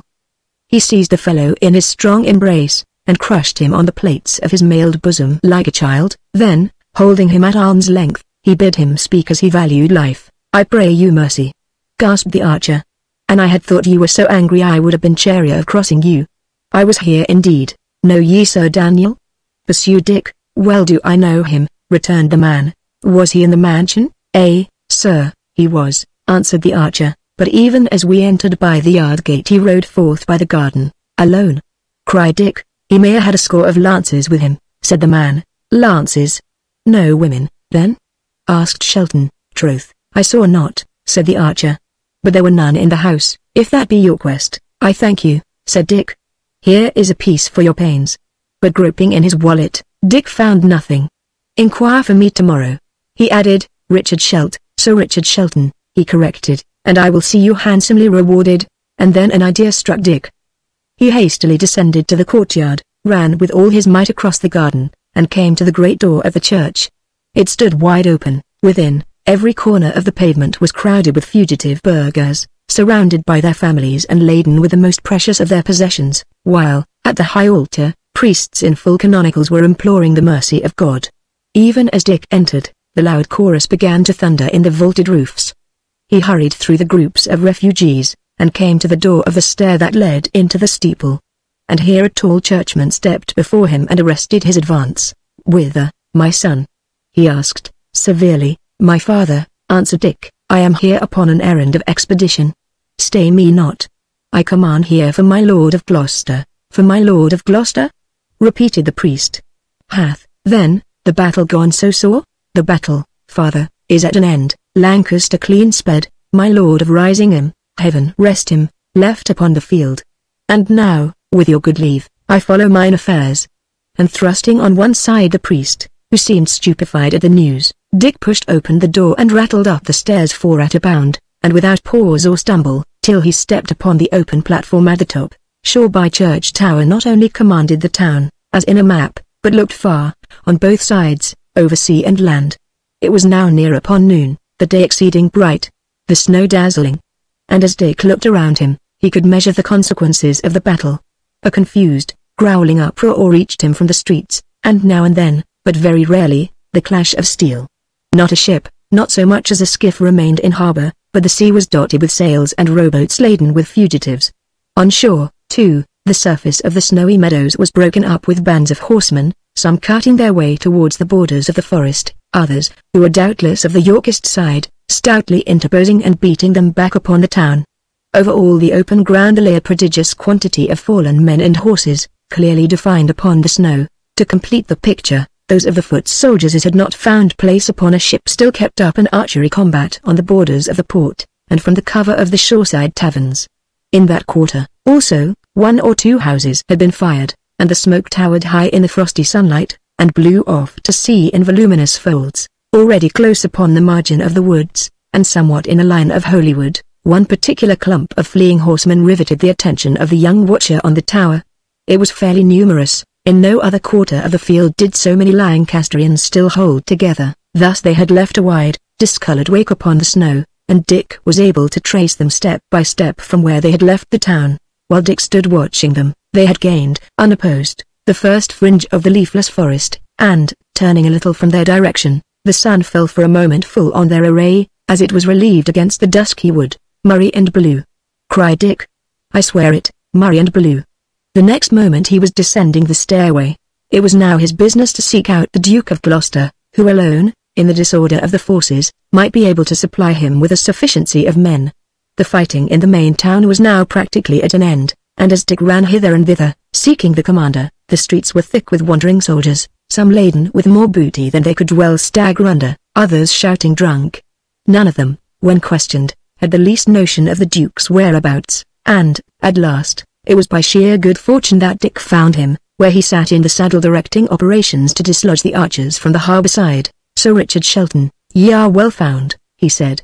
"I owe you one thing that I value little, my life, and one that I can never pay you for, this victory. Catesby, if I had 10 such captains as Sir Richard, I would march forth right on London. But now, sir, claim your reward." "Freely, my lord," said Dick, "freely and loudly. One hath escaped to whom I owe some grudges, and taken with him one whom I owe love and service. Give me, then, 50 lances, that I may pursue, and for any obligation that your graciousness is pleased to allow, it shall be clean discharged." "How call ye him?" inquired the Duke. "Sir Daniel Brackley," answered Richard. "Out upon him, double face!" cried Gloucester. "Here is no reward, Sir Richard, here is fresh service offered, and, if that ye bring his head to me, a fresh debt upon my conscience. Catesby, get him these lances, and you, sir, bethink ye, in the meanwhile, what pleasure, honour, or profit it shall be mine to give you." Just then the Yorkist skirmishers carried one of the shoreside taverns, swarming in upon it on 3 sides, and driving out or taking its defenders. Crookback Dick was pleased to cheer the exploit, and pushing his horse a little nearer, called to see the prisoners. There were 4 or 5 of them, 2 men of my Lord Shoreby's and 1 of Lord Risingham's among the number, and last, but in Dick's eyes not least, a tall, shambling, grizzled old shipman, between drunk and sober, and with a dog whimpering and jumping at his heels. The young Duke passed them for a moment under a severe review. "Good," he said. "Hang them," and he turned the other way to watch the progress of the fight. "My lord," said Dick, "so please you, I have found my reward. Grant me the life and liberty of yon old shipman." Gloucester turned and looked the speaker in the face. "Sir Richard," he said, "I make not war with peacock's feathers, but steel shafts. Those that are mine enemies I slay, and that without excuse or favour. For, bethink ye, in this realm of England, that is so torn in pieces, there is not a man of mine but hath a brother or a friend upon the other party. If, then, I did begin to grant these pardons, I might sheathe my sword. It may be so, my lord, and yet I will be overbold, and at the risk of your disfavour, recall your lordship's promise," replied Dick. Richard of Gloucester flushed. "Mark it right well," he said, harshly. "I love not mercy, nor yet mercy-mongers. Ye have this day laid the foundations of high fortune. If ye oppose to me my word, which I have plighted, I will yield. But, by the glory of heaven, though your favor dies, mine is the loss, said Dick. Give him his sailor, said the Duke, and wheeling his horse, he turned his back upon young Shelton. Dick was nor glad nor sorry. He had seen too much of the young Duke to set great store on his affection, and the origin and growth of his own favor had been too flimsy and too rapid to inspire much confidence. One thing alone he feared, that the vindictive leader might revoke the offer of the lances. But here he did justice neither to Gloucester's honour, such as it was, nor, above all, to his decision. If he had once judged Dick to be the right man to pursue Sir Daniel, he was not one to change, and he soon proved it by shouting after Catesby to be speedy, for the paladin was waiting. In the meanwhile, Dick turned to the old shipman, who had seemed equally indifferent to his condemnation and to his subsequent release. "Ah, Blaster," said Dick, "I have done you ill, but now, by the rood, I think I have cleared the score." But the old skipper only looked upon him dully and held his peace. "Come," continued Dick, "a life is a life, old shrew, and it is more than ships or liquor. Say ye forgive me, for if your life be worth nothing to you, it hath cost me the beginnings of my fortune. Come, I have paid for it dearly, be not so churlish. And I had my ship," said Arblaster, "I would have been forth and safe on the high seas, I and my man Tom. But ye took my ship, gossip, and I'm a beggar, and for my man Tom, a knave fellow in russet shot him down. Murrin," quoth he, and spake never again. Murrin was the last of his words, and the poor spirit of him passed. "I will never sail no more, will my Tom." Dick was seized with unavailing penitence and pity. He sought to take the skipper's hand, but Arblaster avoided his touch. "Nay," said he, "let be. Why have played the devil with me, and let that content you." The words died in Richard's throat. He saw, through tears, the poor old man, bemused with liquor and sorrow, go shambling away, with bowed head, across the snow, and the unnoticed dog whimpering at his heels, and for the first time began to understand the desperate game that we play in life, and how a thing once done is not to be changed or remedied, by any penitence. But there was no time left to him for vain regret. Catesby had now collected the horsemen, and riding up to Dick he dismounted, and offered him his own horse. "This morning," he said, "I was somewhat jealous of your favour, it hath not been of a long growth, and now, Sir Richard, it is with a very good heart that I offer you this horse, to ride away with." "Suffer me yet a moment," replied Dick. "This favour of mine, whereupon was it founded?" "Upon your name," answered Catesby. "It is my lord's chief superstition. Were my name Richard, I should be an earl tomorrow." "Well, sir, I thank you," returned Dick, "and since I am little likely to follow these great fortunes, I will even say farewell. I will not pretend I was displeased to think myself upon the road to fortune, but I will not pretend, neither, that I am over sorry to be done with it. Command and riches, they are brave things, to be sure. But a word in your ear, yon Duke of yours, he is a fearsome lad." Catesby laughed. "Nay," said he, "of a verity he that rides with crooked Dick will ride deep. Well, God keep us all from evil. Speed ye well." Thereupon Dick put himself at the head of his men, and giving the word of command, rode off. He made straight across the town, following what he supposed to be the route of Sir Daniel, and spying around for any signs that might decide if he were right. The streets were strewn with the dead and the wounded, whose fate, in the bitter frost, was far the more pitiable. Gangs of the victors went from house to house, pillaging and stabbing, and sometimes singing together as they went. From different quarters, as he rode on, the sounds of violence and outrage came to young Shelton's ears, now the blows of a sledgehammer on some barricaded door, and now the miserable shrieks of women. Dick's heart had just been awakened. He had just seen the cruel consequences of his own behavior, and the thought of the sum of misery that was now acting in the whole of Shoreby filled him with despair. At length he reached the outskirts, and there, sure enough, he saw straight before him the same broad, beaten track across the snow that he had marked from the summit of the church. Here, then, he went the faster on, but still, as he rode, he kept a bright eye upon the fallen men and horses that lay beside the track. Many of these, he was relieved to see, wore Sir Daniel's colours, and the faces of some, who lay upon their back, he even recognized. About halfway between the town and the forest, those whom he was following had plainly been assailed by archers, for the corpses lay pretty closely scattered, each pierced by an arrow. And here Dick spied among the rest the body of a very young lad, whose face was somehow hauntingly familiar to him. He halted his troop, dismounted, and raised the lad's head. As he did so, the hood fell back, and a profusion of long brown hair unrolled itself. At the same time the eyes opened. "Ah, lion driver," said a feeble voice. "She is further on. Ride fast." And then the poor young lady fainted once again. One of Dick's men carried a flask of some strong cordial, and with this Dick succeeded in reviving consciousness. Then he took Joanna's friend upon his saddle-bow, and once more pushed toward the forest. "Why do ye take me?" said the girl. "Ye but delay your speed." "Nay, Mistress Risingham," replied Dick. "Shoreby is full of blood and drunkenness and riot. Here ye are safe, content ye, I will not be beholden to any of your faction," she cried. "Set me down." "Madame, ye know not what ye say," returned Dick. "Why I am not," she said. "It was my horse was slain." "It matters not one jot," replied Richard. "Ye are here in the midst of open snow, and compassed about with enemies. Whether ye will or not, I carry you with me. Glad am I to have the occasion, for thus shall I repay some portion of our debt." For a little while she was silent. Then, very suddenly, she asked, "My uncle, my Lord Risingham?" Returned Dick. "I would I had good news to give you, madame, but I have none. I saw him once in the battle, and once only. Let us hope the best." Chapter 5 Night in the Woods, Alicia Risingham.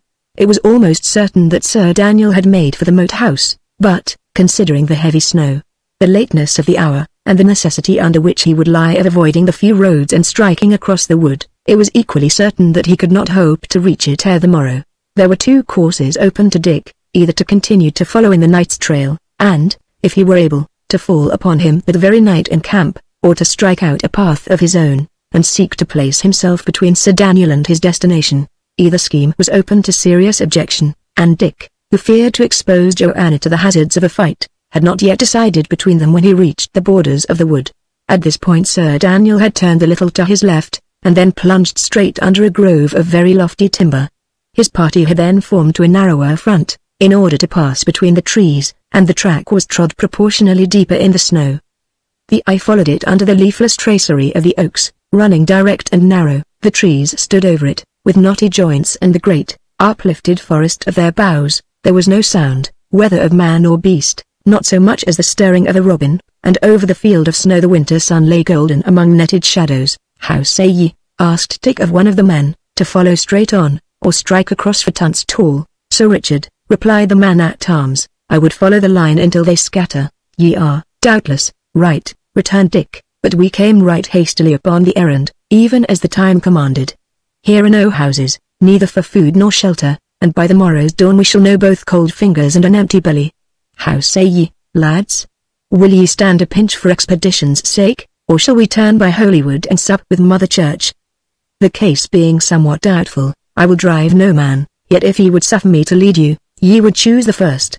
The men answered, almost with one voice, that they would follow Sir Richard where he would, and Dick, setting spur to his horse, began once more to go forward. The snow in the trail had been trodden very hard, and the pursuers had thus a great advantage over the pursued.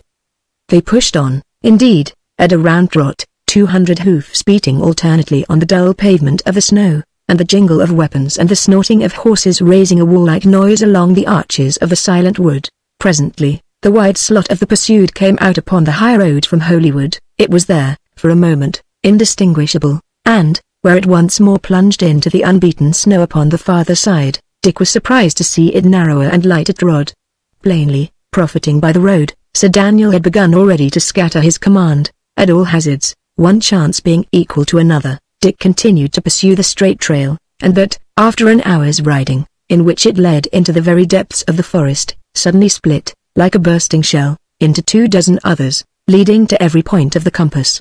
Dick drew bridle in despair. The short winter's day was near an end. The sun, a dull red-orange, shorn of rays, swam low among the leafless thickets.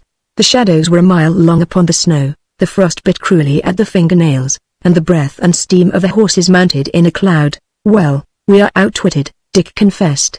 "Strike we for Holywood, after all. It is still nearer us than Tunstall, or should be by the station of the sun." So they wheeled to their left, turning their backs on the red shield of sun, and made across country for the abbey. But now times were changed with them. They could no longer spank forth briskly on a path beaten firm by the passage of their foes, and for a goal to which that path itself conducted them. Now they must plough at a dull pace through the encumbering snow, continually pausing to decide their course, continually floundering in drifts. The sun soon left them.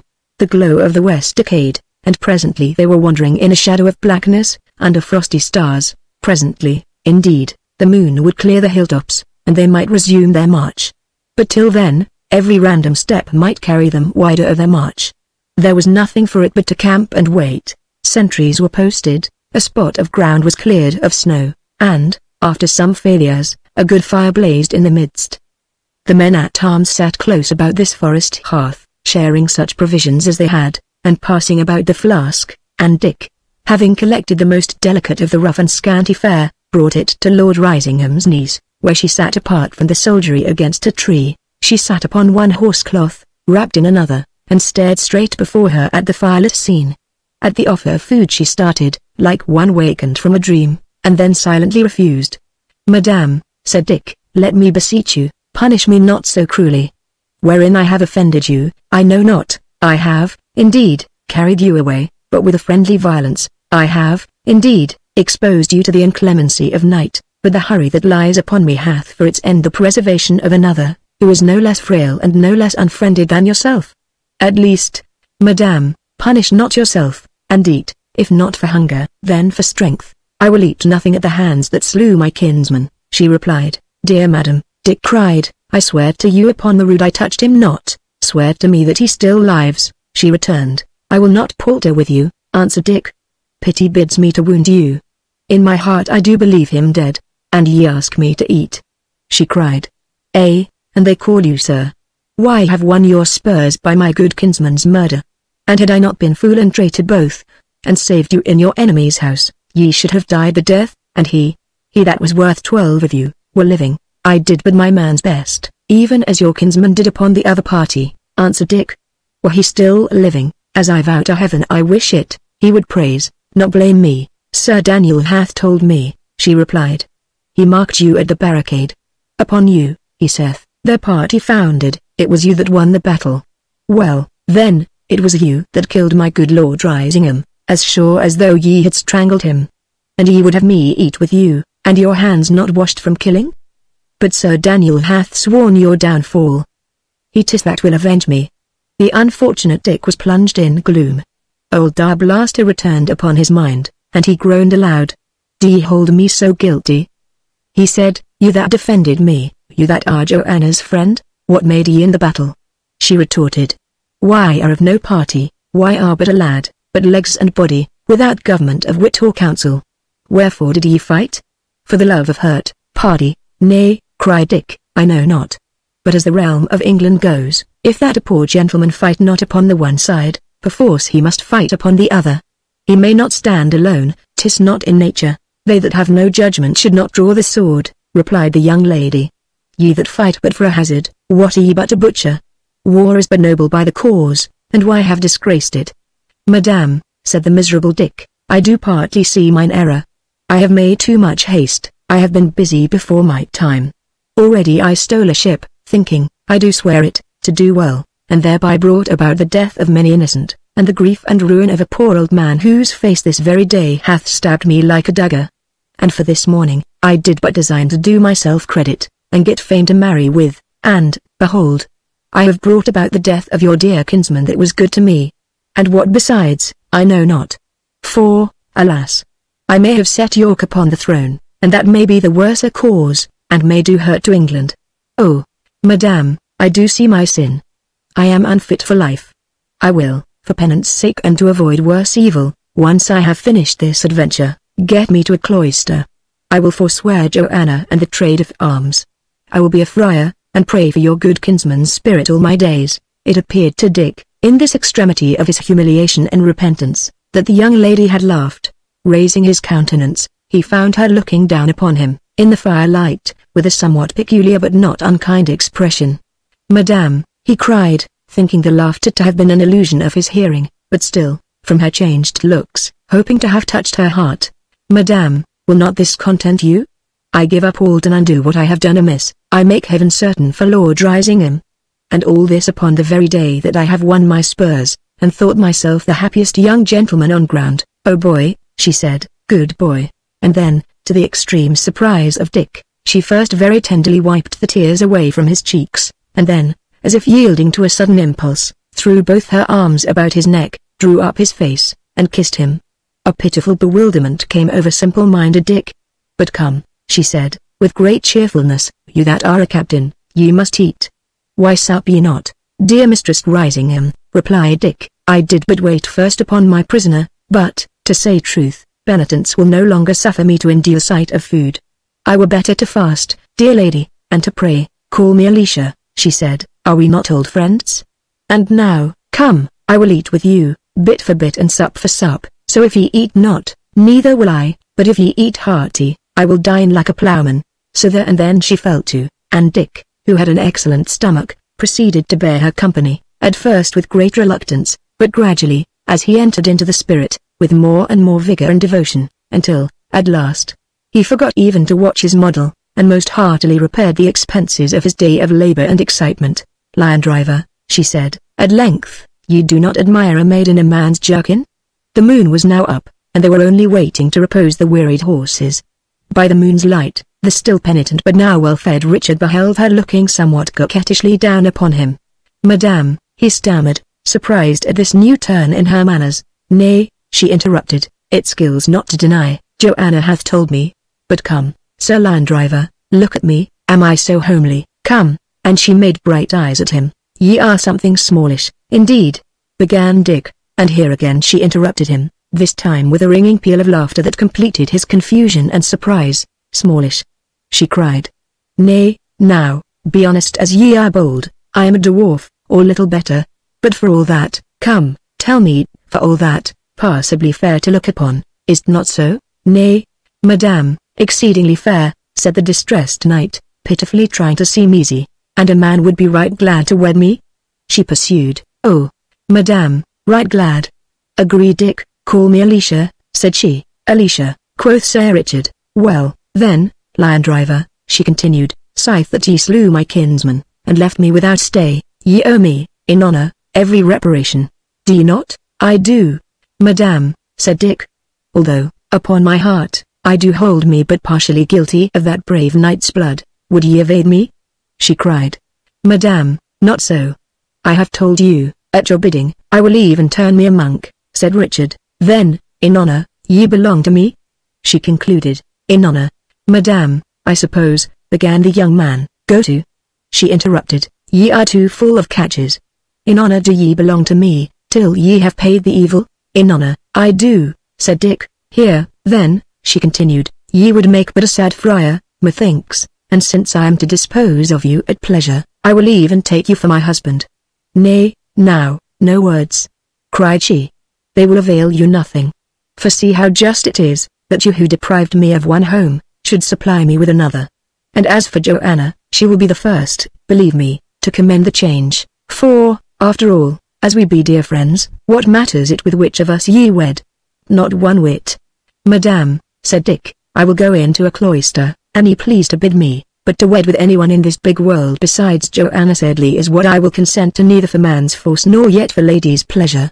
Pardon me if I speak my plain thoughts plainly, but where a maid is very bold, a poor man must even be the bolder. Dick," she said, "ye sweet boy, ye must come and kiss me for that word. Nay, fear not, ye shall kiss me for Joanna, and when we meet, I shall give it back to her, and say I stole it.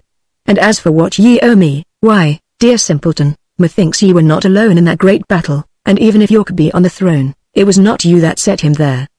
But for a good, sweet, honest heart, Dick, why are all that, and if I could find it in my soul to envy your Joanna anything, I would even envy her your love." Chapter 6 Night in the Woods, concluded. Dick and Joan. The horses had by this time finished the small store of provender, and fully breathed from their fatigues.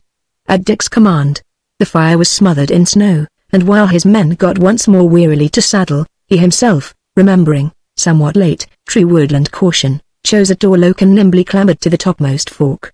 Hence he could look far abroad on the moonlit and snow-paven forest. On the southwest, dark against the horizon, stood those upland, heathy quarters where he and Joanna had met with the terrifying misadventure of the leper. And there his eye was caught by a spot of ruddy brightness no bigger than a needle's eye. He blamed himself sharply for his previous neglect.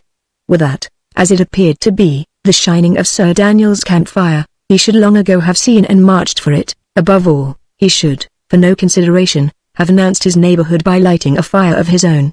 But now he must no longer squander valuable hours. The direct way to the uplands was about 2 miles in length, but it was crossed by a very deep, precipitous dingle, impassable to mounted men, and for the sake of speed, it seemed to Dick advisable to desert the horses and attempt the adventure on foot. 10 men were left to guard the horses, signals were agreed upon by which they could communicate in case of need, and Dick set forth at the head of the remainder, Alicia rising and walking stoutly by his side. The men had freed themselves of heavy armor, and left behind their lances, and they now marched with a very good spirit in the frozen snow, and under the exhilarating luster of the moon. The descent into the dingle, where a stream strained sobbing through the snow and ice, was effected with silence and order, and on the further side, being then within a short half-mile of where Dick had seen the glimmer of the fire, the party halted to breathe before the attack. In the vast silence of the wood, the lightest sounds were audible from far, and Alicia, who was keen of hearing, held up her finger warningly and stooped to listen. All followed her example, but besides the groans of the choked brook in the dingle close behind, and the barking of a fox at a distance of many miles among the forest, to Dick's acutest hearkening, not a breath was audible. But yet, for sure, I heard the clash of harness, whispered Alicia. Madame, returned Dick, who was more afraid of that young lady than of 10 stout warriors, I would not hint you were mistaken, but it might well have come from either of the camps. It came not thence. It came from westward, she declared. It may be what it will, returned Dick, and it must be as heaven please. Reck we not a jot, but push on the livelier, and put it to the touch. Up, friends, enough breathed. As they advanced, the snow became more and more trampled with hoof marks, and it was plain that they were drawing near to the encampment of a considerable force of mounted men. Presently they could see the smoke pouring from among the trees, ruddily colored on its lower edge and scattering bright sparks, and here, pursuant to Dick's orders, his men began to open out, creeping stealthily in the cover, to surround on every side the camp of their opponents. He himself, placing Alicia in the shelter of a bulky oak, stole straight forth in the direction of the fire. At last, through an opening of the wood, his eye embraced the scene of the encampment. The fire had been built upon a heathy hummock of the ground, surrounded on 3 sides by thicket, and it now burned very strong, roaring aloud and brandishing flames. Around it there sat not quite a dozen people, warmly cloaked, but though the neighboring snow was trampled down as by a regiment, Dick looked in vain for any horse. He began to have a terrible misgiving that he was outmaneuvered.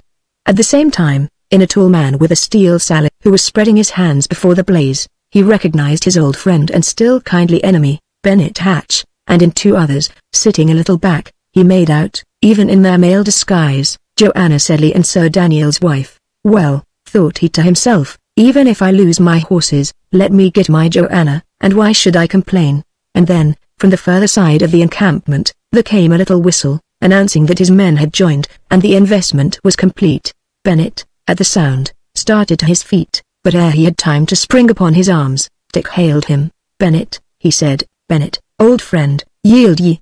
Ye will but spill men's lives in vain, if ye resist. 'Tis Master Shelton, by Street Barbary. Cried Hatch. Yield me? Ye ask much. What force have ye? I tell you, Bennet, ye are both outnumbered and begirt, said Dick.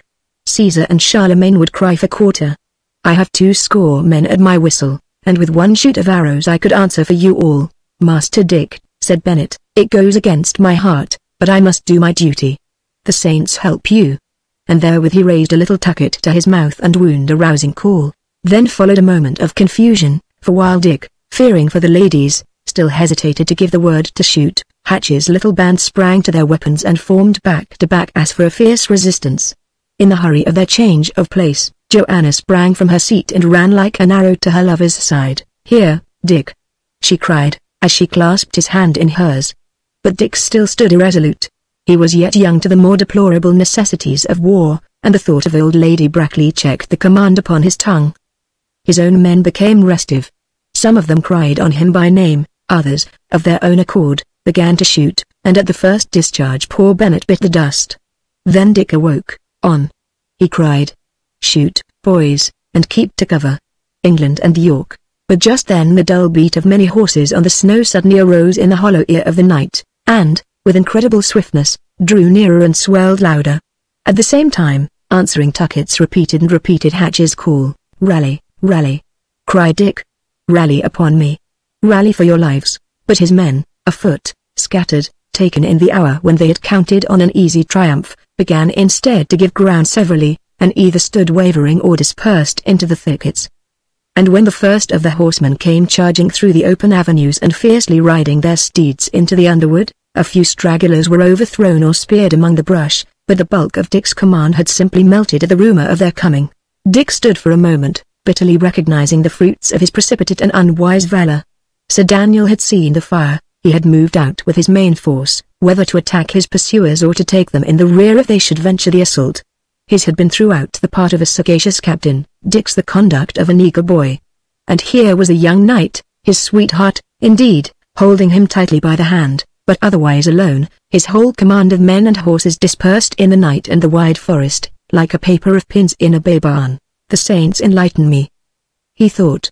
It is well I was knighted for this morning's matter, this doth me little honor. And thereupon, still holding Joanna, he began to run. The silence of the night was now shattered by the shouts of the men of Tunstall, as they galloped hither and thither, hunting fugitives, and Dick broke boldly through the underwood and ran straight before him like a deer. The silver clearness of the moon upon the open snow increased, by contrast, the obscurity of the thickets, and the extreme dispersion of the vanquished led the pursuers into wildly divergent paths. Hence, in but a little while, Dick and Joanna paused, in a close covert, and heard the sounds of the pursuit, scattering abroad, indeed, in all directions, but yet fainting already in the distance. And I had but kept a reserve of them together, Dick cried, bitterly. I could have turned the tables yet. Well, we live and learn, next time it shall go better. By the rood. Nay, Dick, said Joanna, what matters it? Here we are together once again. He looked at her, and there she was, John Macham, as of yore, in hose and doublet. But now he knew her, now, even in that ungainly dress, she smiled upon him, bright with love, and his heart was transported with joy. Sweetheart, he said, if ye forgive this blunderer, what care I? Make we direct for Holywood, there lieth your good guardian and my better friend, Lord Foxham. There shall we be wed, and whether poor or wealthy, famous or unknown, what matters it? This day, dear love, I won my spurs. I was commended by great men for my valor. I thought myself the goodliest man of war in all broad England. Then, first, I fell out of my favor with the great, and now have I been well thrashed, and clean lost my soldiers. There was a downfall for conceit. But, dear, I care not, dear, if ye still love me and will wed, I would have my knighthood done away, and mind it not a jot, my Dick. She cried. And did they knight you? Dear, ye are my lady now, he answered, fondly, or ye shall, ere noon tomorrow, will ye not? That will I, Dick, with a glad heart, she answered. Sir? Methought ye were to be a monk, said a voice in their ears. Alicia, cried Joanna. Even so, replied the young lady, coming forward. Alicia, whom ye left for dead, and whom your lion driver found, and brought to life again, and, by my sooth, made love to, if ye want to know. I'll not believe it, cried Joanna. Dick, mimicked Alicia. Dick, indeed. Fair sir, and ye desert poor damsels in distress, she continued, turning to the young knight. Ye leave them planted behind oaks. But they say true, the age of chivalry is dead. Madame, cried Dick, in despair, upon my soul I had forgotten you outright. Madame, ye must try to pardon me. Ye see, I had new found Joanna. I did not suppose that ye had done it o' purpose, she retorted. But I will be cruelly avenged. I will tell a secret to my Lady Shelton, she that is to be, she added, curtsying. Joanna, she continued, I believe, upon my soul, your sweetheart is a bold fellow in a fight, but he is, let me tell you plainly, the softest-hearted simpleton in England. Go to, ye made your pleasure with him. And now, fool children, first kiss me, either one of you, for luck and kindness, and then kiss each other just 1 minute by the glass, and not 1 second longer, and then let us all three set forth for Holywood as fast as we can stir, for these woods, methinks, are full of peril and exceeding cold. But did my Dick make love to you? Asked Joanna, clinging to her sweetheart's side. Nay, fool girl, returned Alicia, it was I made love to him. I offered to marry him, indeed, but he bade me go marry with my likes. These were his words. Nay, that I will say, he is more plain than pleasant. But now, children, for the sake of sense, set forward. Shall we go once more over the dingle, or push straight for Holywood? Why, said Dick, I would like dearly to get upon a horse, for I have been sore mauled and beaten, one way and another, these last days, and my poor body is one bruise. But how think ye? If the men, upon the alarm of the fighting, had fled away, we should have gone about for nothing. 'Tis but some 3 short miles to Holywood direct, the bell hath not beat 9. The snow is pretty firm to walk upon, the moon clear. How if we went even as we are? Agreed, cried Alicia. But Joanna only pressed upon Dick's arm. Forth, then, they went, through open leafless groves and down snow-clad alleys, under the white face of the winter moon, Dick and Joanna walking hand in hand and in a heaven of pleasure, and their light-minded companion, her own bereavements heartily forgotten, followed a pace or 2 behind, now rallying them upon their silence, and now drawing happy pictures of their future and united lives. Still, indeed, in the distance of the wood, the riders of Tunstall might be heard urging their pursuit, and from time to time cries or the clash of steel announced the shock of enemies. But in these young folk, bred among the alarms of war, and fresh from such a multiplicity of dangers, neither fear nor pity could be lightly wakened. Content to find the sound still drawing further and further away, they gave up their hearts to the enjoyment of the hour, walking already, as Alicia put it, in a wedding procession, and neither the rude solitude of the forest, nor the cold of the freezing night, had any force to shadow or distract their happiness. At length, from a rising hill, they looked below them on the dell of Holywood. The great windows of the forest abbey shone with torch and candle, its high pinnacles and spires arose very clear and silent, and the gold rood upon the topmost summit glittered brightly in the moon.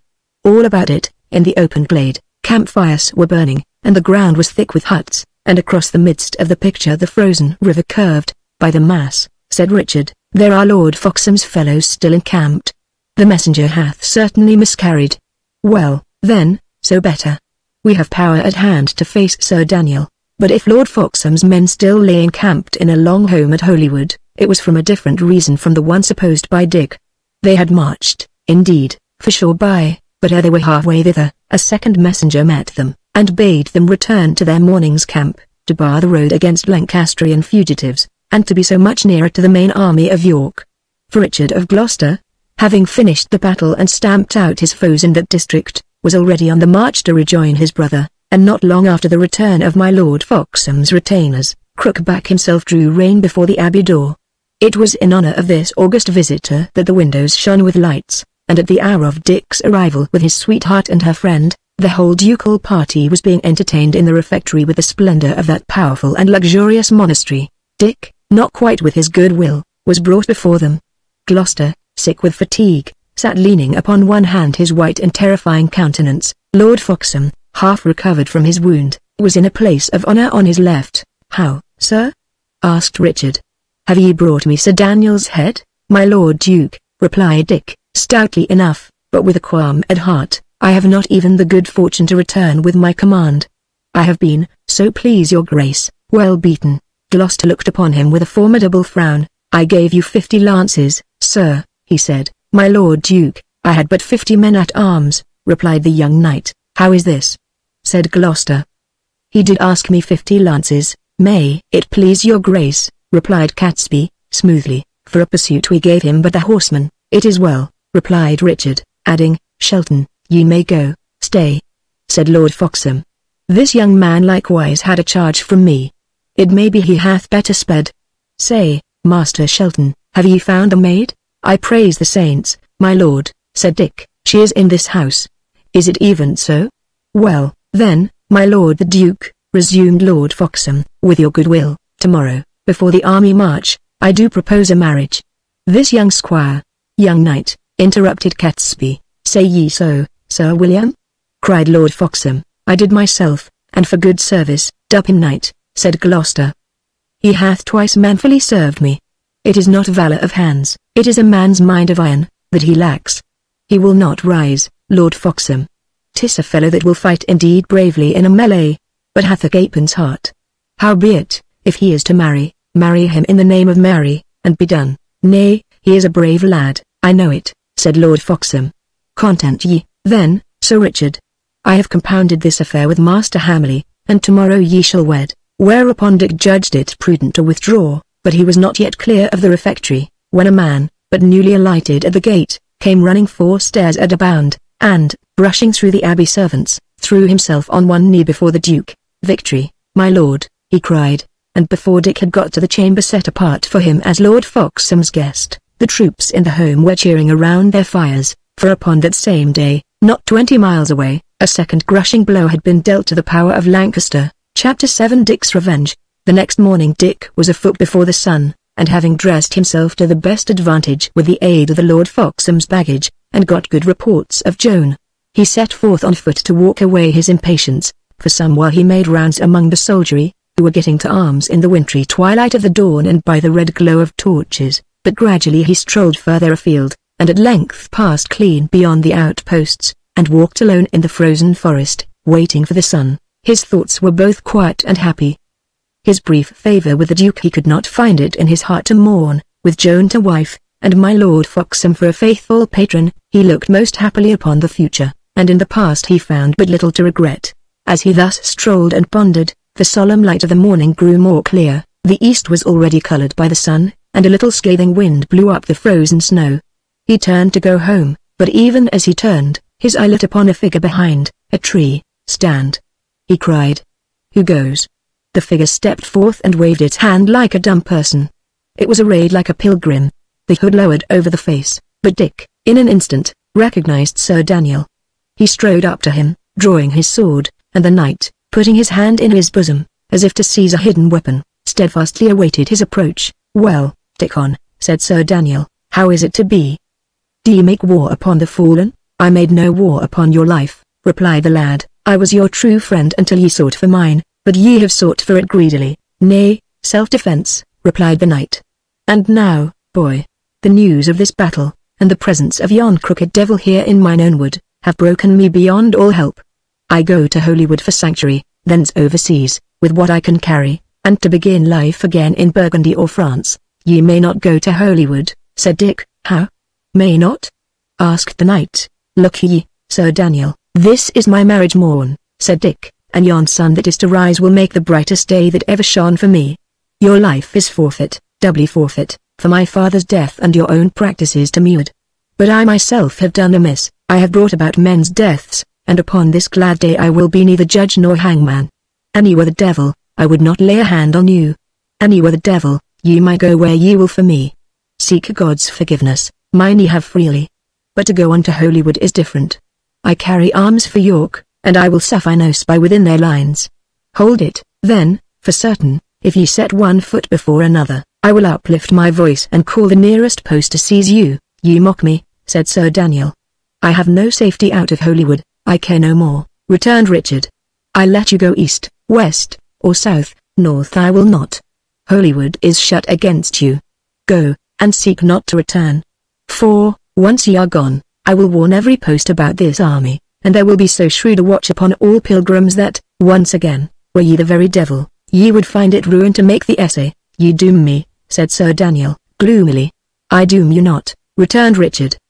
"If it so please you to set your valor against mine, come on, and though I fear it be disloyal to my party, I will take the challenge openly and fully, fight you with mine own single strength, and call for none to help me. So shall I avenge my father, with a perfect conscience." "Eh," said Sir Daniel, "why have a long sword against my dagger?" "I rely upon heaven only," answered Dick, casting his sword some way behind him on the snow. "Now, if your real fate bids you, come, and, under the pleasure of the Almighty, I make myself bold to feed your bones to foxes." "I did but try you, Dickon," returned the knight, with an uneasy semblance of a laugh. "I would not spill your blood." "Go, then, ere it be too late," replied Shelton. "In 5 minutes I will call the post. I do perceive that I am too long-suffering. Had but our places been reversed, I should have been bound hand and foot some minutes past." "Well, Dickon, I will go," replied Sir Daniel. "When we next meet, it shall repent you that ye were so harsh." And with these words, the knight turned and began to move off under the trees. Dick watched him with strangely mingled feelings, as he went, swiftly and warily, and ever and again turning a wicked eye upon the lad who had spared him, and whom he still suspected. There was upon one side of where he went a thicket, strongly matted with green ivy, and, even in its winter state, impervious to the eye. Herein, all of a sudden, a bow sounded like a note of music. An arrow flew, and with a great, choked cry of agony and anger, the knight of Tunstall threw up his hands and fell forward in the snow, Dick bounded to his side and raised him. His face desperately worked, his whole body was shaken by contorting spasms. "Is the arrow black?" he gasped. "It is black," replied Dick, gravely, and then, before he could add one word, a desperate seizure of pain shook the wounded man from head to foot, so that his body leapt in Dick's supporting arms, and with the extremity of that pang his spirit fled in silence. The young man laid him back gently on the snow and prayed for that unprepared and guilty spirit, and as he prayed the sun came up at a bound, and the robins began chirping in the ivy. When he rose to his feet, he found another man upon his knees but a few steps behind him, and, still with uncovered head, he waited until that prayer also should be over.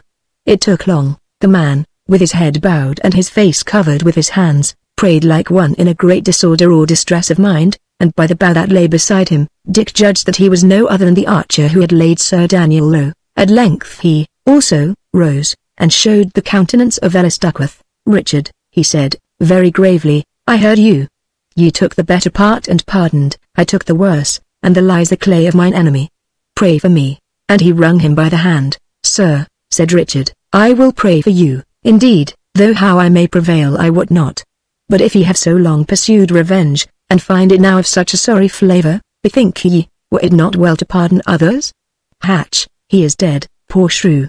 I would have spared a better, and for Sir Daniel, here lies his body. But for the priest, if I might honourwise prevail, I would have you let him go." A flash came into the eyes of Ellis Duckworth. "Nay," he said, "the devil is still strong within me. But be at rest, the black arrow fleeth nevermore, the fellowship is broken. They that still live shall come to their quiet and ripe end, in heaven's good time. For me, and for yourself, go where your better fortune calls you, and think no more of Ellis." Chapter 8 Conclusion.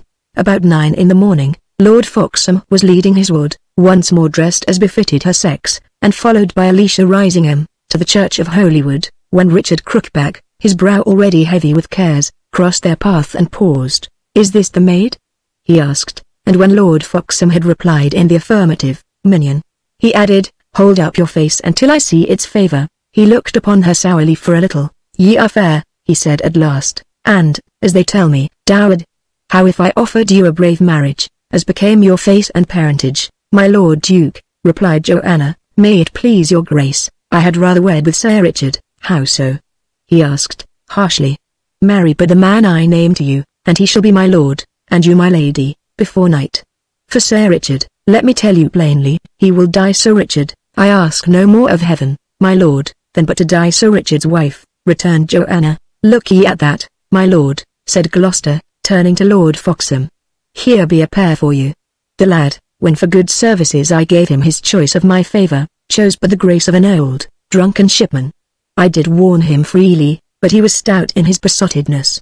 Here dieth your favour, said I, and he, my lord, with a most assured impertinence, mine be the loss, quoth he.